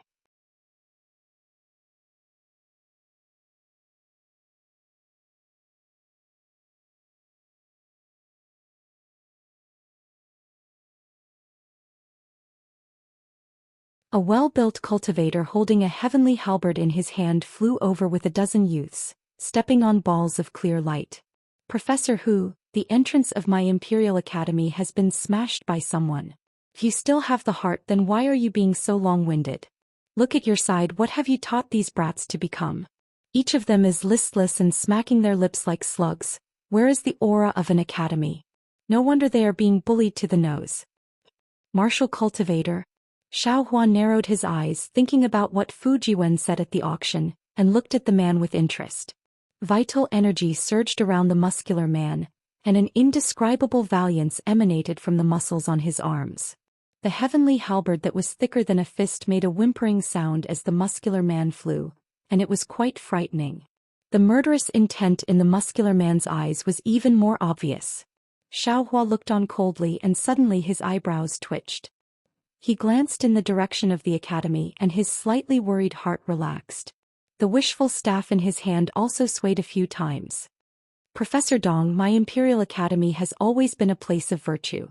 This Taoist cultivator dares to provoke us, and look at the tragic death of the old man in the carriage. There must be something fishy going on. If I don't ask clearly, how can I act?" Professor Hu's Confucian robe fluttered without wind, and his anger from before was slightly restrained. "Moreover, the culprit who humiliated my academy and destroyed my sect is right in front of me. How can I let him escape?" Noisy. Professor Dong flew closer, and his leopard eyes looked fiercely at Xiaohua, and then looked at the gate that was destroyed by Xiaohua. He shouted to stop Professor Hu's words and pointed at Xiaohua. "You little brat, let me see what you are capable of. How dare you pluck the fur from the tiger's mouth?" As he spoke, the so-called Professor Dong waved his thick left arm, and there was a fist-sized ring on his black furry arm. Roar. A tiger's roar suddenly sounded, and a gust of wind rolled up from where Professor Dong was standing. A 20 feet long, a few feet tall ferocious tiger appeared out of thin air, and demon clouds appeared between its four paws, and it pounced towards Xiaohua. Xiaohua looked on quietly as if he was stunned, and did not see that the hungry tiger was already in front of him. Professor Hu, who was not far away, was reprimanded by Professor Dong, and he simply ignored it. He frowned slightly and waved his hand. A Confucian scholar from afar hurriedly flew over, and Professor Hu whispered a few instructions.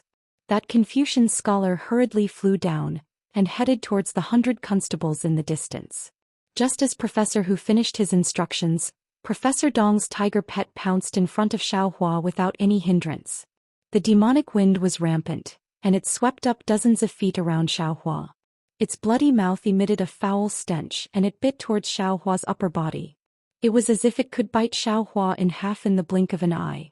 While everyone was watching, Professor Dong suddenly had a bad feeling in his heart. However, in front of so many Confucian scholars, he could not shrink back, so he urged his body to rush over with the halberd in his hand. Evil creature! At this time Xiaohua seemed to have recovered, and with a light shout, his whole body was like a fallen leaf blown by the wind, leisurely floating and extremely cleverly dodging the claws and bloody mouth of the hungry tiger. Even at the moment when his body missed, he casually swung the staff in his hand at the tiger's head. Woo! The sound of the wind was followed by a paw sound. Hungry tiger was hit by the staff and blood burst out. He did not even have the chance to scream and fell from the sky. Tabby cat. After hungry tiger, Professor Dong's figure naturally followed.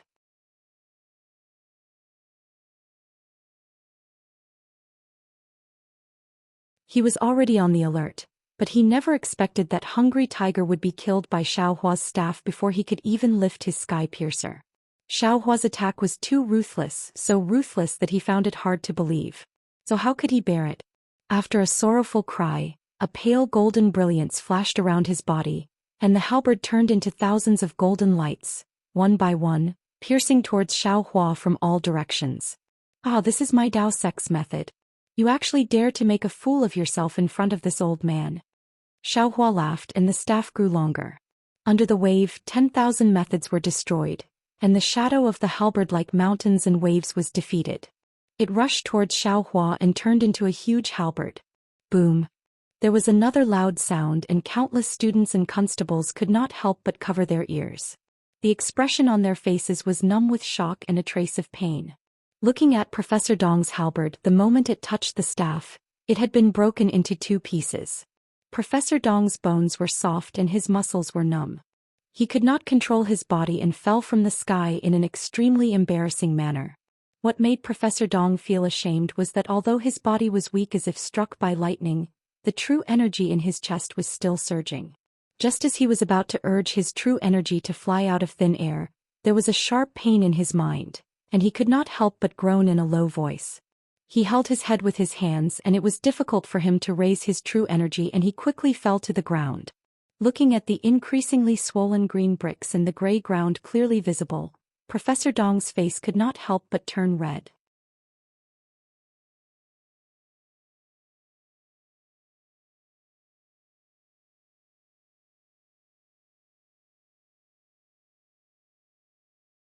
Chapter 33-39. You only have the strength of a 2nd or 3rd level elemental force and you dare to be arrogant in front of me.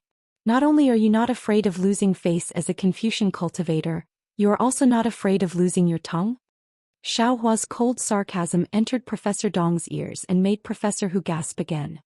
He looked at Xiaohua in disbelief. Yes, how could Professor Hu not know Professor Dong's strength? He was a famous fierce man in the Imperial Academy and had a very powerful tiger pet. Normal Confucian cultivators would find it difficult to deal with him. However, such a fierce man was not even a match for Xiaohua. Did that mean that Xiaohua had the strength of a 4th or 5th level elemental force? However, on second thought, Professor Dong came to a realization. Xiaohua's big stick technique was a body cultivator's Dao. He was truly the nemesis of Professor Dong, especially when Xiaohua killed Hungry Tiger with his footwork and figure. It was clearly a profound martial art. However, Professor Dong's methods were not like this.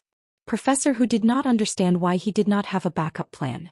Get out of my way, I can't be bothered with you accomplices. I still have to go to the Imperial Academy to find the real culprit. Xiaohua waved his hand and the Pegasus moved again, following behind Xiaohua. That was just a warning. If you don't respect yourselves, it won't be your spiritual pets that die next time. I don't mind staining my hands with blood and using your blood as a sacrifice to my Taoist disciples. I will use your lives to make Master Dao Shan close his eyes. Professor Hu heard Xiaohua's words and looked behind the Pegasus. On the broken carriage, Dao Shan's head drooped and his eyes were frozen with fear and disbelief. He sighed in his heart and rushed to Xiaohua on his flying sword. For the first time he clasped his hands and said, Xiaohua, you can seek justice for your Taoist disciples. I also want to seek peace for my Confucian disciples. You have the courage to face thousands of people and I also have the courage to break and not bend. Come, don't hold back. If you want to enter the Imperial Academy, you have to run over me. Hee hee. Xiaohua laughed coldly and waved the wishful stick in his hand. He shouted, so what if I run over you? Today I will trample all over your Imperial Academy and run over all your Confucian cultivators. I will not rest until I find the culprit. Professor Hu saw that Xiaohua was not moved by his words at all. He looked around the academy and saw that it was already crowded. Not only were the students of the Imperial Academy waiting eagerly, even the villagers were crowding over. Their gazes were either filled with envy, eagerness, astonishment, or curiosity. If this was not the Imperial Academy, everyone would have cheered loudly. All of you can come at me together. Xiaohua coldly looked at Professor Dong and the 2 people behind him.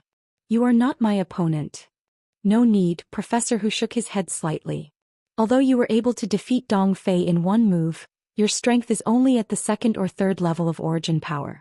If all of us were to gang up on you, wouldn't we be bullying you with numbers? Up to you. Xiaohua laughed coldly. If you don't want to bully me with numbers, why did you set up a formation in the Imperial Academy? Professor Hu turned his head to look at the main road of the academy. Indeed, there were hundreds of thousands of students standing in an orderly manner. Each of them was holding a brush and ink in their hands or holding a scroll in their hands. They looked like they were ready for battle. He smiled bitterly and said, "It is better to die in glory than to live in dishonor. Immortal Shao has forced my Imperial Academy into a dead end. Every one of us is a member of the Imperial Academy. At this time we naturally have to fight with our lives."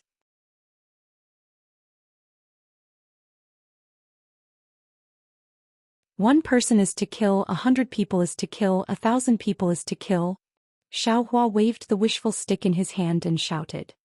"Then I will kill you first. Professor Hu, be careful." The two Confucian cultivators at the side hurriedly reminded Xiaohua when they saw how fierce he was. The wishful stick was disrupting the surrounding noble spirit.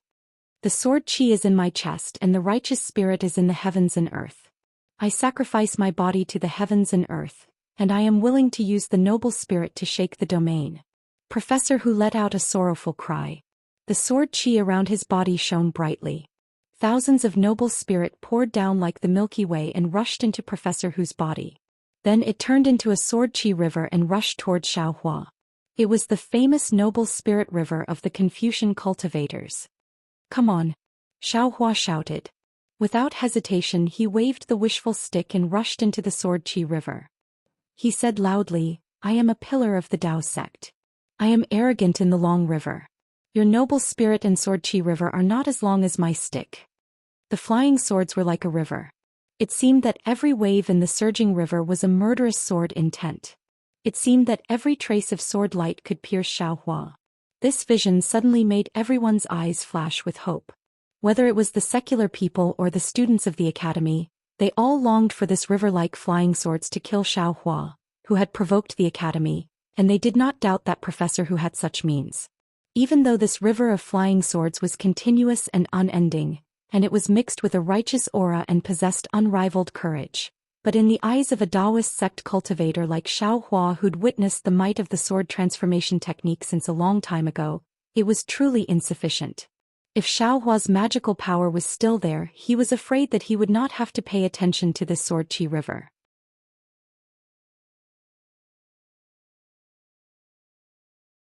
He could have used the killing spirit yuan light to instantly take Professor Hu's life. Or he could have used the thunder attracting technique. Thunder flow against the sword qi river. Let's see who was stronger. Unfortunately, at this time Xiaohua could not use his Buddhist cultivation.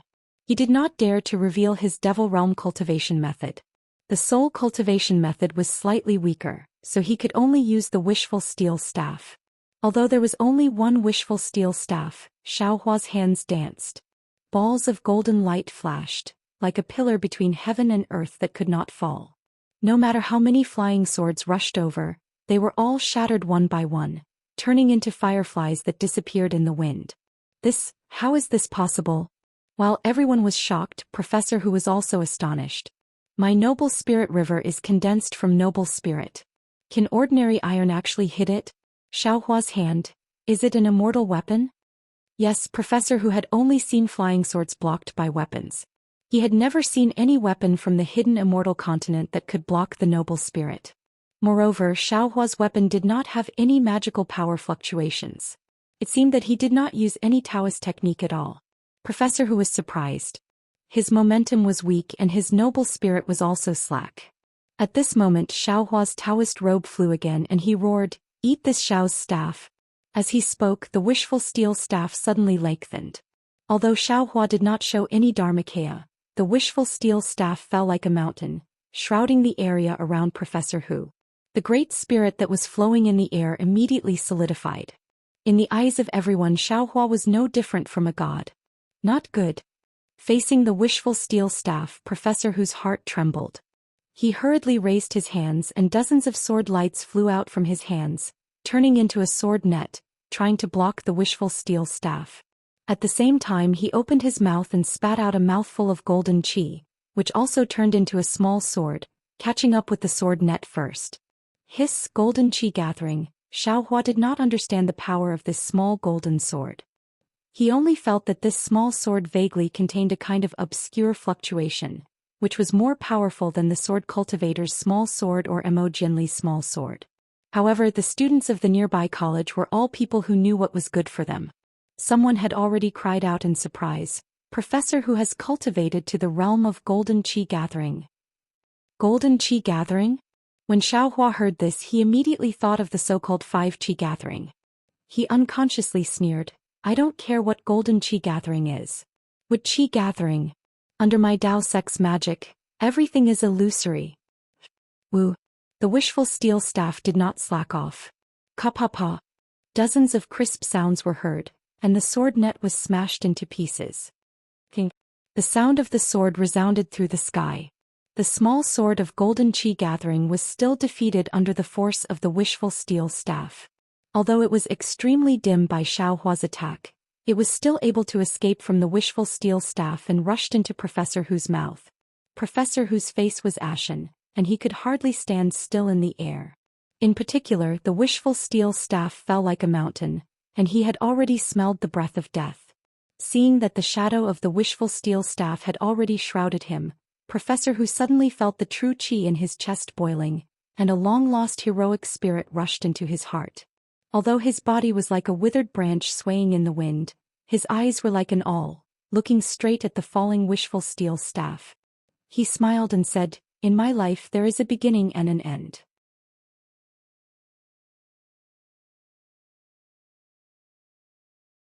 What joy is there in life? What fear is there in death? Grandma, I didn't want to kill you at all. Aren't you making me lose face by yelling like this? Xiaohua even had to find definite evidence to kill Wu Qian.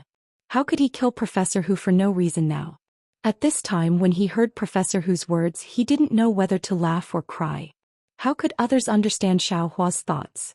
The two Confucian cultivators next to Professor Hu were shocked and were about to urge their true chi to save him. At this time, a clear voice sounded without the slightest bit of smoke and fire.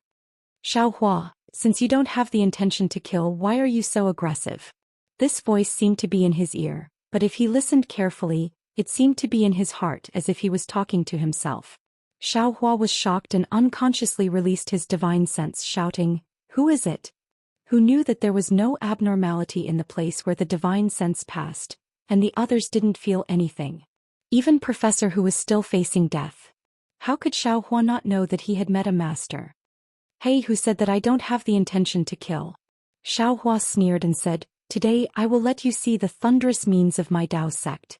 With that, the wishful steel staff, which had been somewhat stagnant, once again slammed down with the sound of wind and thunder. In this gap, everyone seemed to understand something, and they all exclaimed as if they were worried about the fate of Professor Hu. "AI." The voice sighed, and Xiaohua suddenly felt that there was a quagmire under his wishful steel staff. Although there was no great force, the seemingly endless winding force wrapped around the wishful steel staff. Looking at the other side of the college, a tall and thin figure similar to Xiaohua, wearing a blue robe, slowly flew over.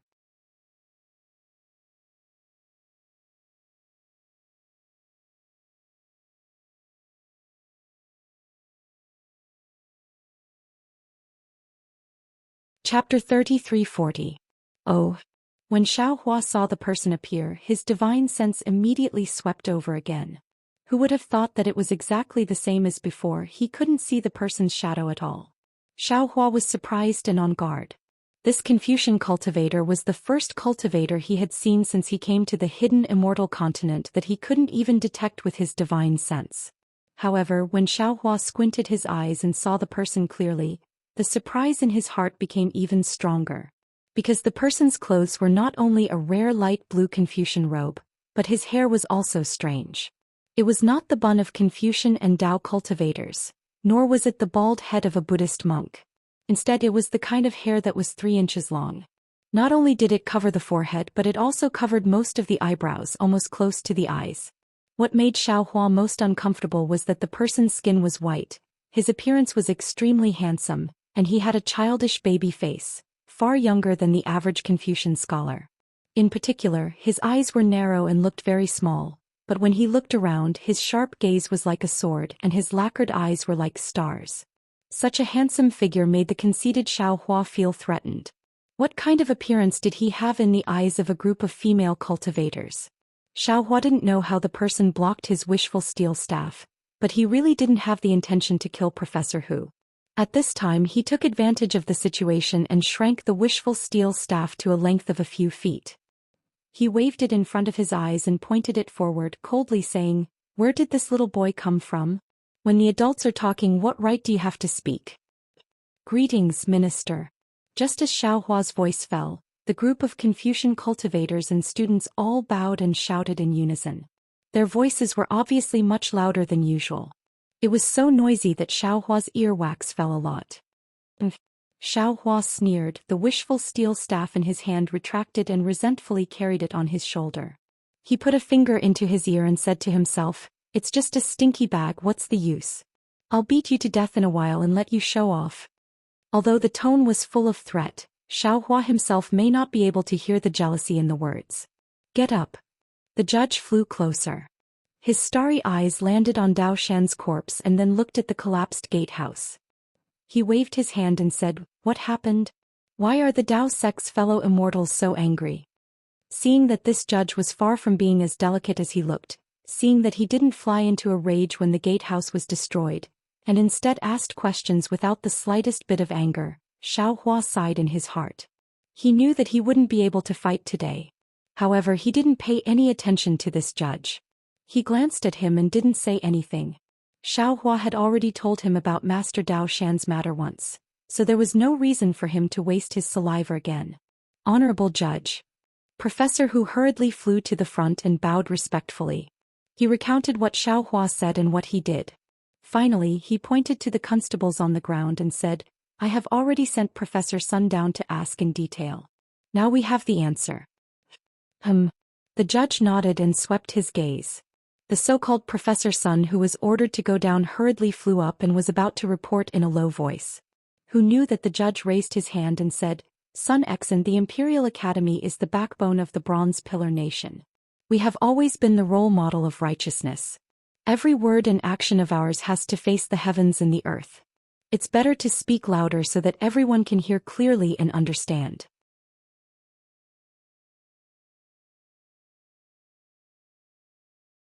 "Yes, Honorable Judge, I understand."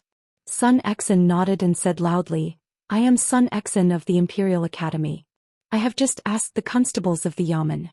Just today in the Seven Suns Temple at Shiluo Ridge, 21 Taoists died for unknown reasons.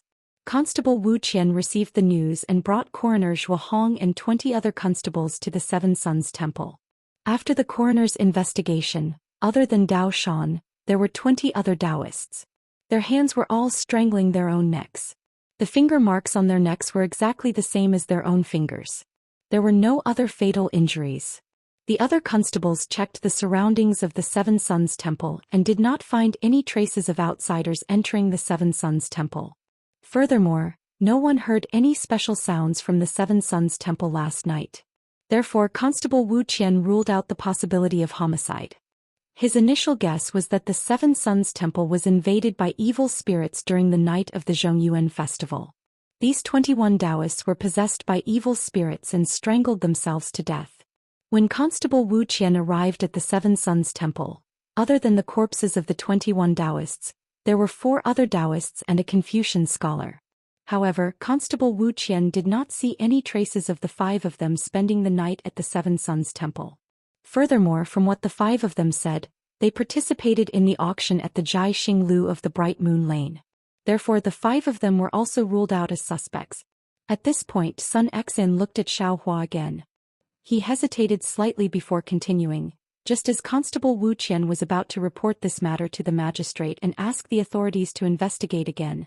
Xiaohua of this Dao sect suddenly descended from the sky and had a verbal conflict with Constable Wu Qian. However, Constable Wu Qian did not mind. He only explained his judgment and the situation at the Seven Suns Temple to Xiaohua.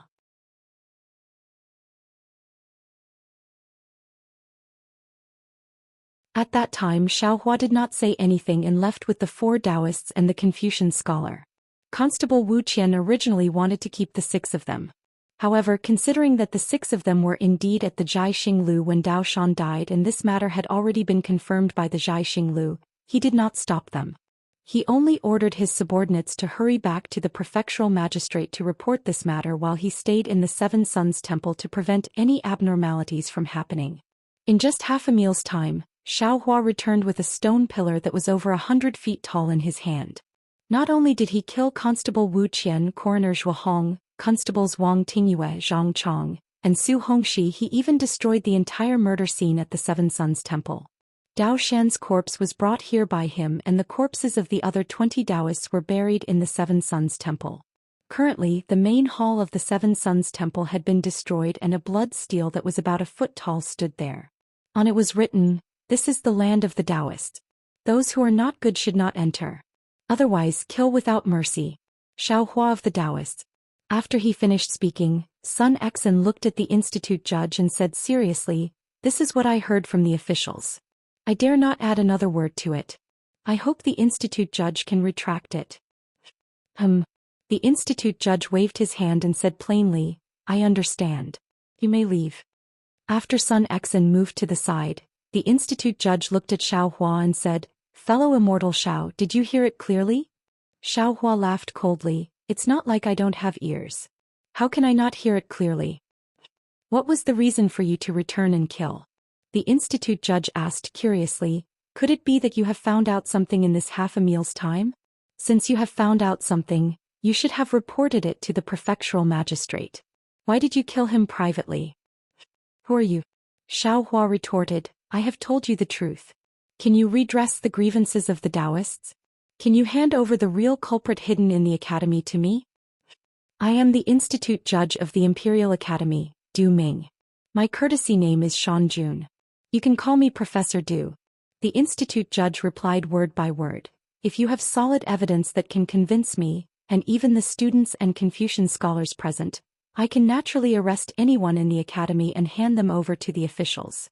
However, you are not an official and cannot replace the laws of the Bronze Pillar country. Therefore I cannot hand that person over to you." Xiaohua looked at Du Shan's handsome face and suddenly thought of Zhang Qingxiao. He really doubted that there was anyone in the human race who could give birth to such a child. When he heard Du Shanjun's question, he replied plainly, "Professor Du." "Professor Du. All right, since you claim to be a professor and not an institute judge, then I will give you face. Previously, I have already promised in front of Master Dao Shan and the 20 Taoists that I will personally kill the real culprit. Now that you have promised, I will believe you this time. I hope you will not disappoint me." "Thank you for your trust, fellow immortal Xiao." Professor Du straightened his back and pointed to the surroundings. "There are no less than 1,000 people in front of the academy. There are students of the Imperial Academy, people from the officials, and most of them are ordinary citizens. The teacher once said, guarding against the mouths of the people is more important than guarding against the river. When the river collapses, many people will be hurt and so will the people. As long as you tell the truth, even if I wanted to cover up my embarrassment, I would still have to consider the mouths of the crowd.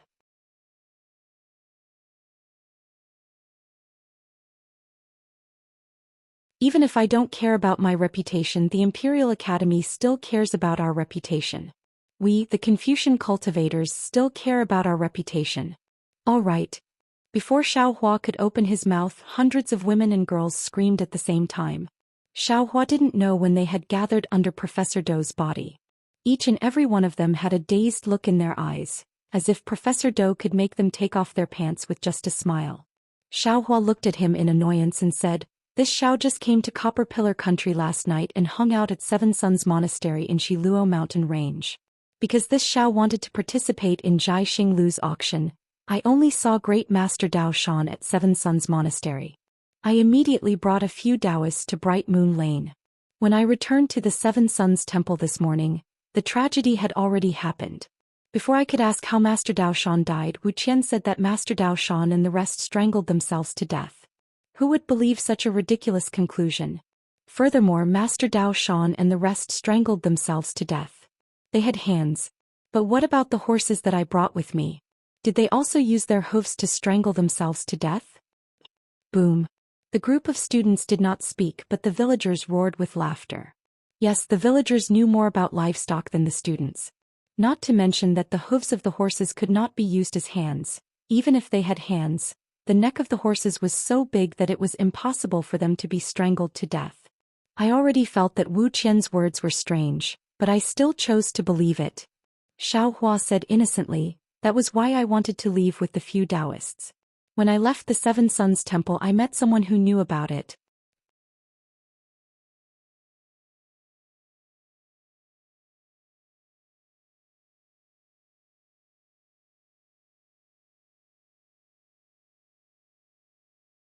Chapter 33-41. Who is this person? Why didn't Immortal Xiao bring him along? Professor Dou frowned and asked. Why should I bring him along? So that you can silence him? Xiao Hua laughed coldly. This person didn't say much, he only said that he saw someone enter the Seven Suns Temple in the dark, and he vaguely saw Wu Qian nearby. You returned to kill Wu Qian just based on this? Professor Dou was even more dissatisfied. Xiao Hua laughed coldly again. Do you think I'm that kind of person? If that's the case, I should have searched Wu Qian's soul when I saw him. Searched Wu Qian's soul? You searched Wu Qian's soul? Professor Dou's expression changed. That's right, if I didn't search Wu Qian's soul, how would I know that he knowingly broke the law and brought a few constables to the Seven Suns Temple? If I didn't search Wu Qian's soul, how would I know that he broke the law and accepted Jiang Wenhao's bribe to give the West Conk Ridge to the Jiang family? If I didn't search Wu Qian's soul, how would I kill Wu Qian, Zhuahong, Wang Tingyue, Zhang Chong and Su Hongxi? Why didn't I kill the other constables at the Seven Suns Temple? If I didn't search Wu Qian's soul, how would I dare to bring Master Dao Shan's corpse to the Bronze Pillar Academy? Xiao Hua's every word shook the surroundings. Every word caused the faces of the students to change. After he finished speaking, not to mention the hundreds of villagers who were stirred up, even the students looked as if they were about to die. That's right, Xiao Hua was a Taoist disciple and a weakling in the hidden immortal continent. If he didn't have such solid evidence, how would he dare to provoke the Confucian Academy? If he didn't know the filth within, how would he dare to bring Master Dao Shan's corpse to the Imperial Academy?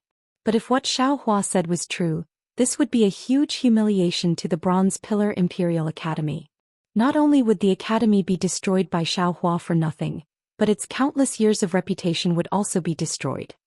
Sigh. Professor Dou sighed and shook his head. Immortal Xiao, you are too reckless. Even if Wu Qian and the rest are guilty, the Bronze Pillar country's magistrate should be the judge. You have no right to disregard human life, you should report it to the government. Especially, who knows if you searched Wu Qian's soul? Who knows if you're telling the truth? We don't have the testimony of Wu Qian and the others either. You have no evidence, so how can this old man and the others say anything? Haha, Bronze Pillar State Magistrate? What a big government. Xiao Hua laughed heartily. Not just the governor of the Copper Pillar State, even if it's the Copper Pillar State, even if it's the Yu Province, even if it's the entire hidden immortal continent, none of them are worthy of this Xiao's report. Perhaps you have the right to be arrogant. Professor Dou didn't mention the shortcomings of the Taoist sections. Instead he explained, however, the Seven Suns Temple is in my Bronze Pillar Nation. Wu Qian is also a subordinate of the Bronze Pillar Nation's magistrate. This matter has to go through the magistrate. Dou Shanjun, Xiao Hua sneered, this Xiao thinks highly of you and has already given you face by telling you the cause of the matter, as well as the name of the real culprit. Why are you not going to arrest Jiang Wenhao, but are here to argue with this Xiao about Wu Qian's death? Could it be that you want to arrest this Xiao and bring him to justice? Jiang Wenhao is the descendant of a Confucian family in the Bronze Pillar Nation. He is also a well-known figure in the Imperial Academy. Even I have heard of him. Professor Dou replied plainly. Therefore you don't have to worry. The monk can run away but the temple can't. At this point Professor Dou grinned and mocked himself. This Dou's words are blasphemous to the Buddhist sections.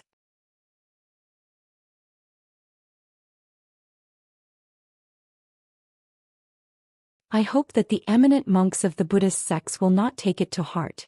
Wow! Another group of women exclaimed. They were obviously very satisfied with Dou Shanjun's modesty. If you have something to say it quickly. Don't pretend to be profound.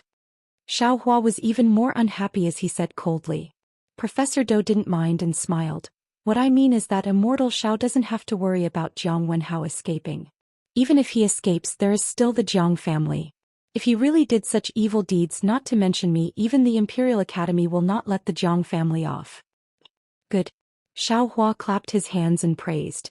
Just based on what you said, I will temporarily let go of the Imperial Academy's teacher statue. Professor Dou's face turned slightly cold when he heard this. He said with conviction, I will definitely give you an answer regarding Jiang Wenhao. But what about the Imperial Academy's gate? How are you going to give me and the Imperial Academy an answer? Is the dean the dean? Xiao Hua suddenly asked. Professor Dou was stunned and replied casually, Of course not. If you are not the dean, why should I give you an answer? Xiao Hua laughed. After the Jiang Wenhao incident, you can consider this matter again. He. Professor Dou laughed coldly. I would like to see how you are going to give the Imperial Academy an answer, how you are going to give the Confucian cultivators an answer. After he finished speaking, Dou Shanjun raised his voice and asked, Where is Jiang Wenhao? When Xiao Hua mentioned Jiang Wenhao, there were already scholars in the Imperial Academy who sent out students to look for him. Xiao Hua had already released his soul awareness and locked onto this person. Just as Xiao Hua expected, when Jiang Wenhao heard that the Imperial Academy's gate was smashed and that Xiao Hua had brought Dao Shan's corpse to look for him, he panicked and ran out of the Imperial Academy in a hurry.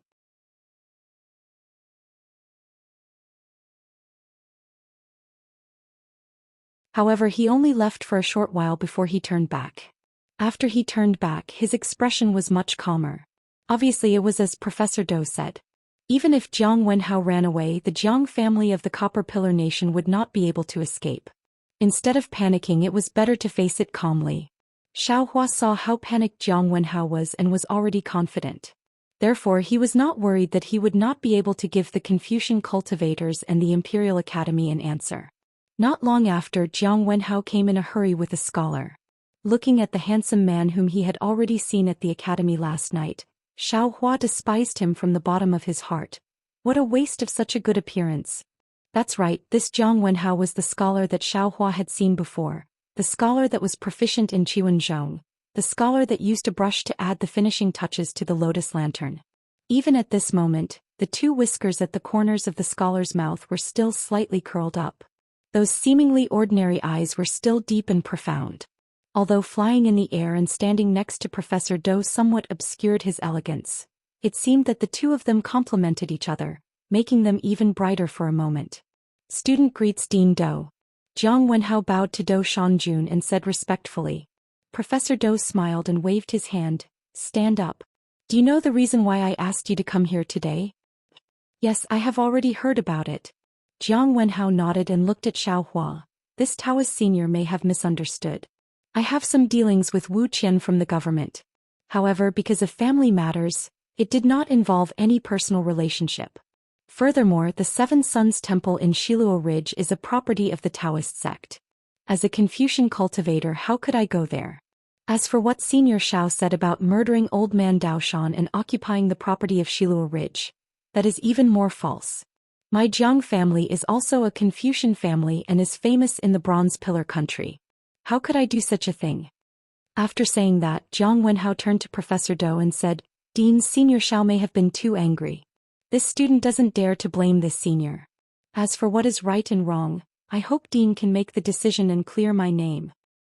Where were you last night? Professor Dou asked directly. This. Jiang Wenhao was terrified and hurriedly bowed. I am in the wrong. Please punish me. Professor Dou's face turned cold and said in a low voice, If you have committed such a crime, how can I forgive you? Jiang Wenhao hurriedly smiled and said, Even if you give me 10 times the courage, I would not dare to do such a bad thing. Last night At this point, Jiang Wenhao clenched his teeth as if he was going to throw caution to the wind. He said in a low voice, Last night after I added the finishing touch to the lotus lantern, I went to the Red Chamber with 3 to 5 friends. Red House. Professor Dou frowned and immediately understood. Although his face showed embarrassment, he was obviously relieved. He shouted, Tell me, who did you go with? Yes. Jiang Wenhao's face was flushed red as he said a few names. Following Jiang Wenhao's voice, a few young students also flew into the air from within the academy. their faces abnormally red with embarrassment. Professor Doe snorted and said, "You all can leave. From today onwards, don't do your homework.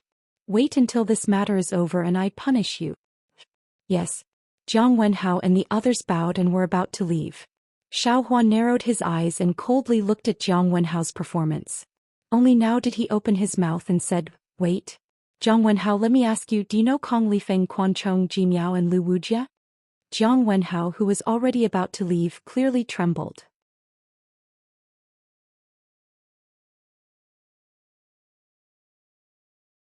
But when he turned his head, his face was filled with surprise and bewilderment. He said to Xiaohua, "Senior Xiao, this student naturally knows these 4 people. They are the martial masters that I temporarily hired a few days ago for the Jiang family's matter. Furthermore, last night, the student had terminated his employment with them. Oh, that's right, I also have the contract that was drawn up 2 months ago. If Senior does not believe me, I can let the dean take a look." Jiang Wenhao emphasized the words "temporarily hired" and "terminated my employment" very clearly. Then he took out a piece of paper from his bosom and handed it to Professor Doe. Taking advantage of the time when Professor Doe opened the contract, Jiang Wenhao respectfully said to Xiaohua, "Senior Xiao, Dao Shan's death and the tragedy at Seven Suns Monastery made me feel grief and indignation. However, even if the real culprits were Kong Lifeng, Quan Chong, Ji Miao and Lu Wujia, it has nothing to do with me. Well, let's take a step back. Even if I didn't coincidentally terminate my contract with these 4 martial masters yesterday, it is still their own actions and has nothing to do with me. If Senior wants to find someone, you should find them."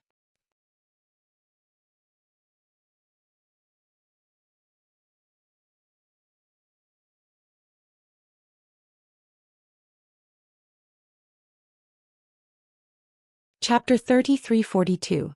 Xiaohua could not be bothered to talk to this beast in human face.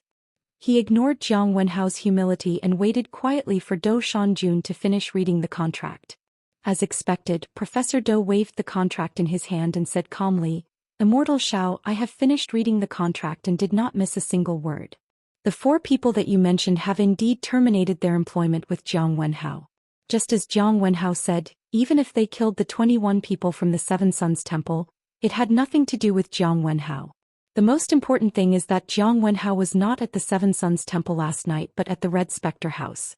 If you do not believe me, I will send someone to call the manager of the Red Spectre House over and ask him to testify." "No need." Xiaohua coldly glanced at the seemingly innocent Jiang Wenhao and pointed at the wishful staff in his hand. "Professor Dou, this Xiao will ask you one last time. Can you hand this guy over to this Xiao?" "Impossible." Dou Shanjun took a step forward and stood in front of Jiang Wenhao. He replied calmly, "Jiang Wenhao is a student of the Imperial Academy. I cannot hand him over to you just because of a false accusation. Now that Jiang Wenhao has proven his innocence, I naturally have the obligation to protect his safety." "Huh." Xiaohua laughed and pointed at the statue of the teacher in the distance.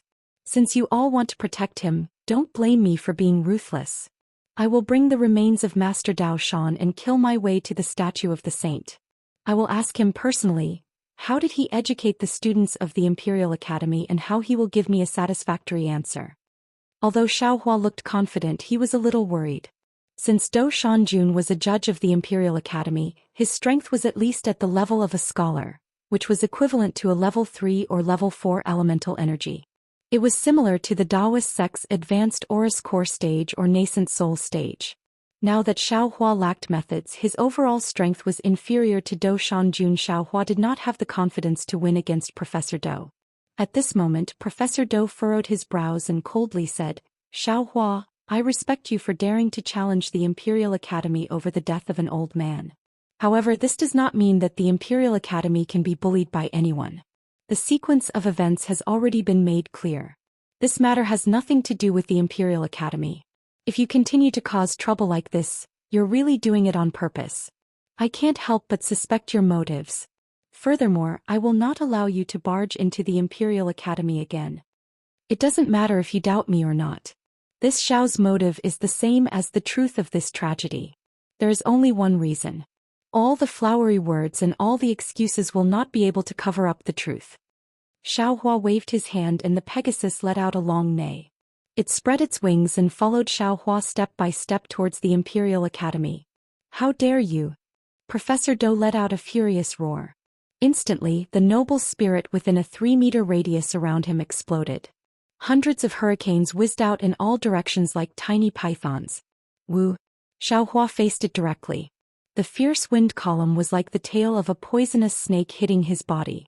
Xiaohua did not even lift the wishful staff. He just walked forward lazily with his hands folded. The professor's probing method was really not enough for Xiaohua. Dao Sec's methods are indeed impressive. Professor Dou's slender eyes became even more slender. He praised, raised his hand and said loudly, "Students." Previously, when Dao Sec's immortal friends came to barge into the Imperial Academy, before we figured out the reason, we could not act rashly. We could not bully them with numbers. Now everything has come to light.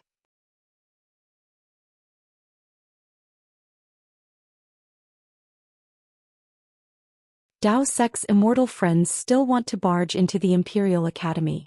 This is a provocation to the Imperial Academy, a provocation to the Confucian cultivators. Therefore we must work together to resist the Dao Sec's invasion. Listen to my command 100-seed book array. Spread the name of the Imperial Academy and protect the legacy of the Confucian cultivators. Yes, after Professor Dou, the students who were lined up neatly in the Imperial Academy shouted in unison. Then they waved their hands. Some of them held scrolls, some of them held ink brushes and started to recite poems. In an instant, rays of green light flashed above their heads. First they condensed into words. Then they attracted each other and condensed into lines of poems. When there were more poems, they formed into articles. These articles hovered above the Imperial Academy. Along with the chanting of the students, not only did they make sonorous sounds, but they also absorbed a lot of noble spirit and caused the green light to shine. Rise. After Professor Dou gave the order, he raised both of his hands and opened his 10 fingers slightly. A very strange force was produced from his hands, urging the noble spirit. It was as if the hand of a nascent soul was pinching towards Xiaohua. How can such a weak force be a match for Xiaohua? Although Xiaohua was very puzzled by this strange force, since it was similar to the hand of a nascent soul, why would Xiaohua be afraid? He sneered and still flew up. He waved the wishful staff in his hand and shattered the hand formed by the noble spirit. Professor Dou's face became serious again. His body flashed with a spiral vortex and countless noble spirit rushed into his body. Then layers of green brilliance were produced from the soles of his feet and rushed to the middle dantian in his chest. Poof! Professor Dou's face flashed with green light. He opened his mouth and spat out a mouthful of green gas from his mouth.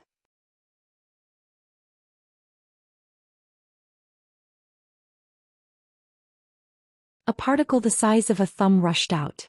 Wood essence gathering. Wood essence gathering. Although Xiaohua didn't understand, the group of girls who worshipped Dou Shanjun were obviously very familiar with Professor Dou and had already shouted crazily. Wood essence gathering. Xiaohua's eyes were bright, staring at the seed that seemed to be condensed from wood essence. He was very curious about what this wood essence gathering would do. Buzz. The dark green seed let out a rumbling sound. It was like a magic treasure, and countless noble qi in the surroundings rushed towards the seed. The more noble spirit there was, the brighter the seed became. Then it unexpectedly grew in midair and turned into a sapling. In the blink of an eye, the sapling swelled again and a python-like vine appeared in front of Xiaohua. Haha, so it's like this. Xiaohua laughed and waved his hand almost without hesitation. More than 10 fire talismans rushed towards the sapling like moths to a flame. Dou Shanjun sneered. Around the vine, a layer of strange isolation appeared in an instant, trying to block the fire talismans outside of the vine. Explode! Xiaohua laughed and activated the spell in his hand. Boom boom boom. Several fire talismans turned into huge fireballs and shattered Professor Dou's defense in the blink of an eye. Professor Dou obviously didn't expect Xiaohua's fire talismans to be so powerful. He was shocked and hurriedly urged the vine to move. It had to be said that Professor Dou was the dean of the Imperial Academy. His strength was obvious to all. Just as Xiaohua's fire talismans broke through the defense, the vines that were previously as thick as an arm had turned into huge vines that were almost 10 feet long. They were like hundreds of violent horned dragons, baring their fangs and claws as they pounced towards Xiaohua. One could imagine, in the eyes of the thousands of students and villagers, these hundreds of huge vines had completely covered the sky above the Imperial Academy. What an arrogant abijna this was. And the target of these terrifying vines was the skinny little Taoist cultivator. Although this little cultivator's Taoist robe was already fluttering in the wind, although this little cultivator's hair was already blown up, he had the heavenly horse behind him and Dao Shan who was staring at this world with his head drooping. This little cultivator had no other choice but to use the wishful rod to challenge this huge monster. Explode, explode, explode. Seeing the countless huge vines pressing down on him, Xiaohua was not afraid. He chanted a few incantations and the remaining fire talismans exploded around the huge vines. Boom boom. Although the huge python was formed from the noble qi, it was still condensed from the wood qi. Under Xiaohua's fire talismans it was still blown up and even burned. Seeing this, Xiaohua couldn't help but be delighted. He understood that he no longer had any worries when facing Professor Do, who was a Confucian cultivator who used the wood qi. Any fire element spell could catch him off guard. Sure enough, Do Shanjun's expression changed drastically. He hurriedly opened his mouth and blew. A strong gust of wind rushed towards the burning areas. What was strange was that this gust of wind actually blew the fireballs out of the fire talismans until they were on the verge of collapse. You think I'm bragging? Xiaohua sneered. Even if you can brag to the heavens, you still won't be able to stop this Xiao from smashing your so-called wood essence into the heavens today. Following Xiaohua's mocking voice, hundreds of fire talismans appeared around the wooden vines out of thin air. With a rumbling sound, they exploded and ignited the entire wooden vines from head to toe. Professor Do was now in the same state as Professor Hu. He was trembling in anger because of Xiaohua.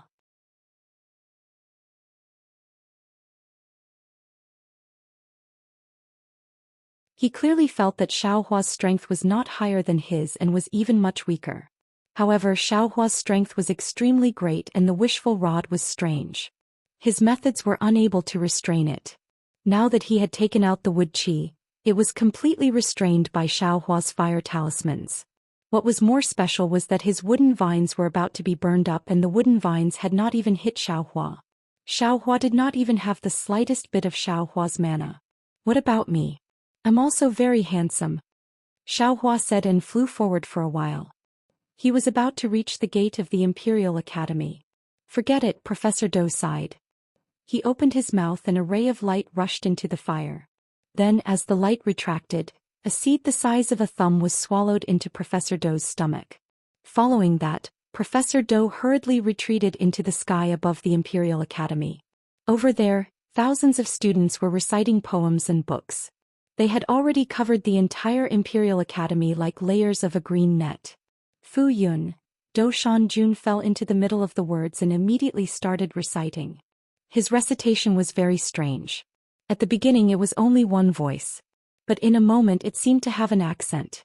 After a few breaths, the accent became even more serious. It was as if 100 mouths were reciting at the same time. You're tuning in to the Romantic Tales YouTube channel. Don't forget to subscribe and join us on this journey to catch the most captivating stories.